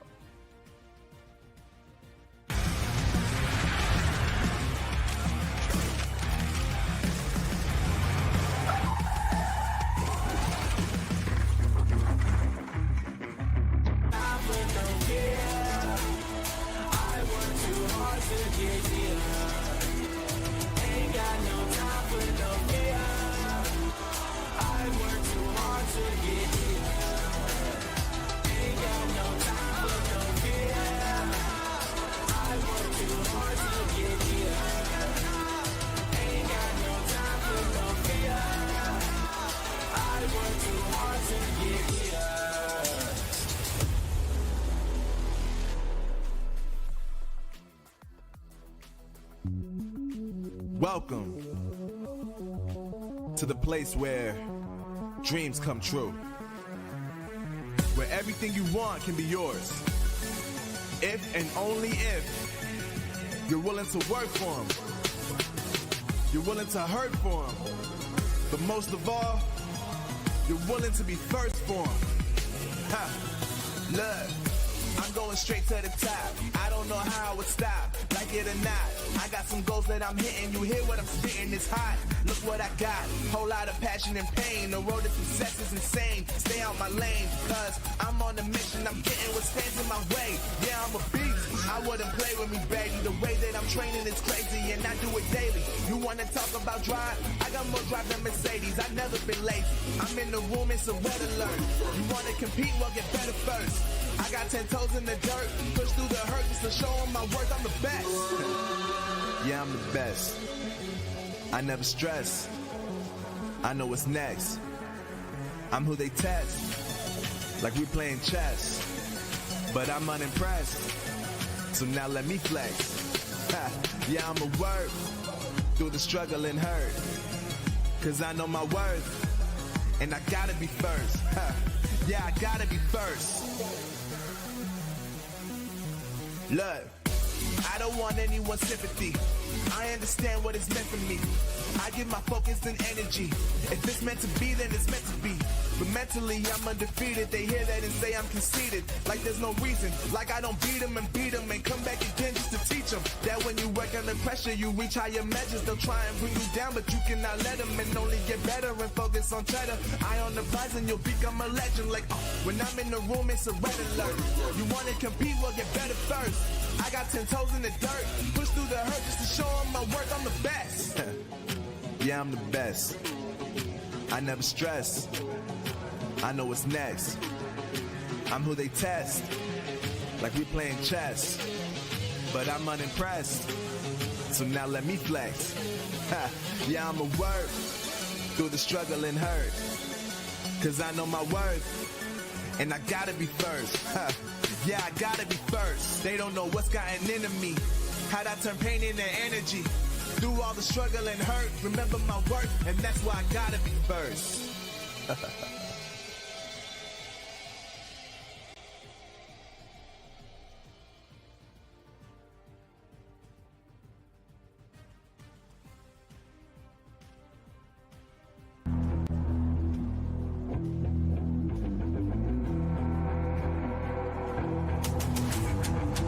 I gotta get it, I'm on the mission.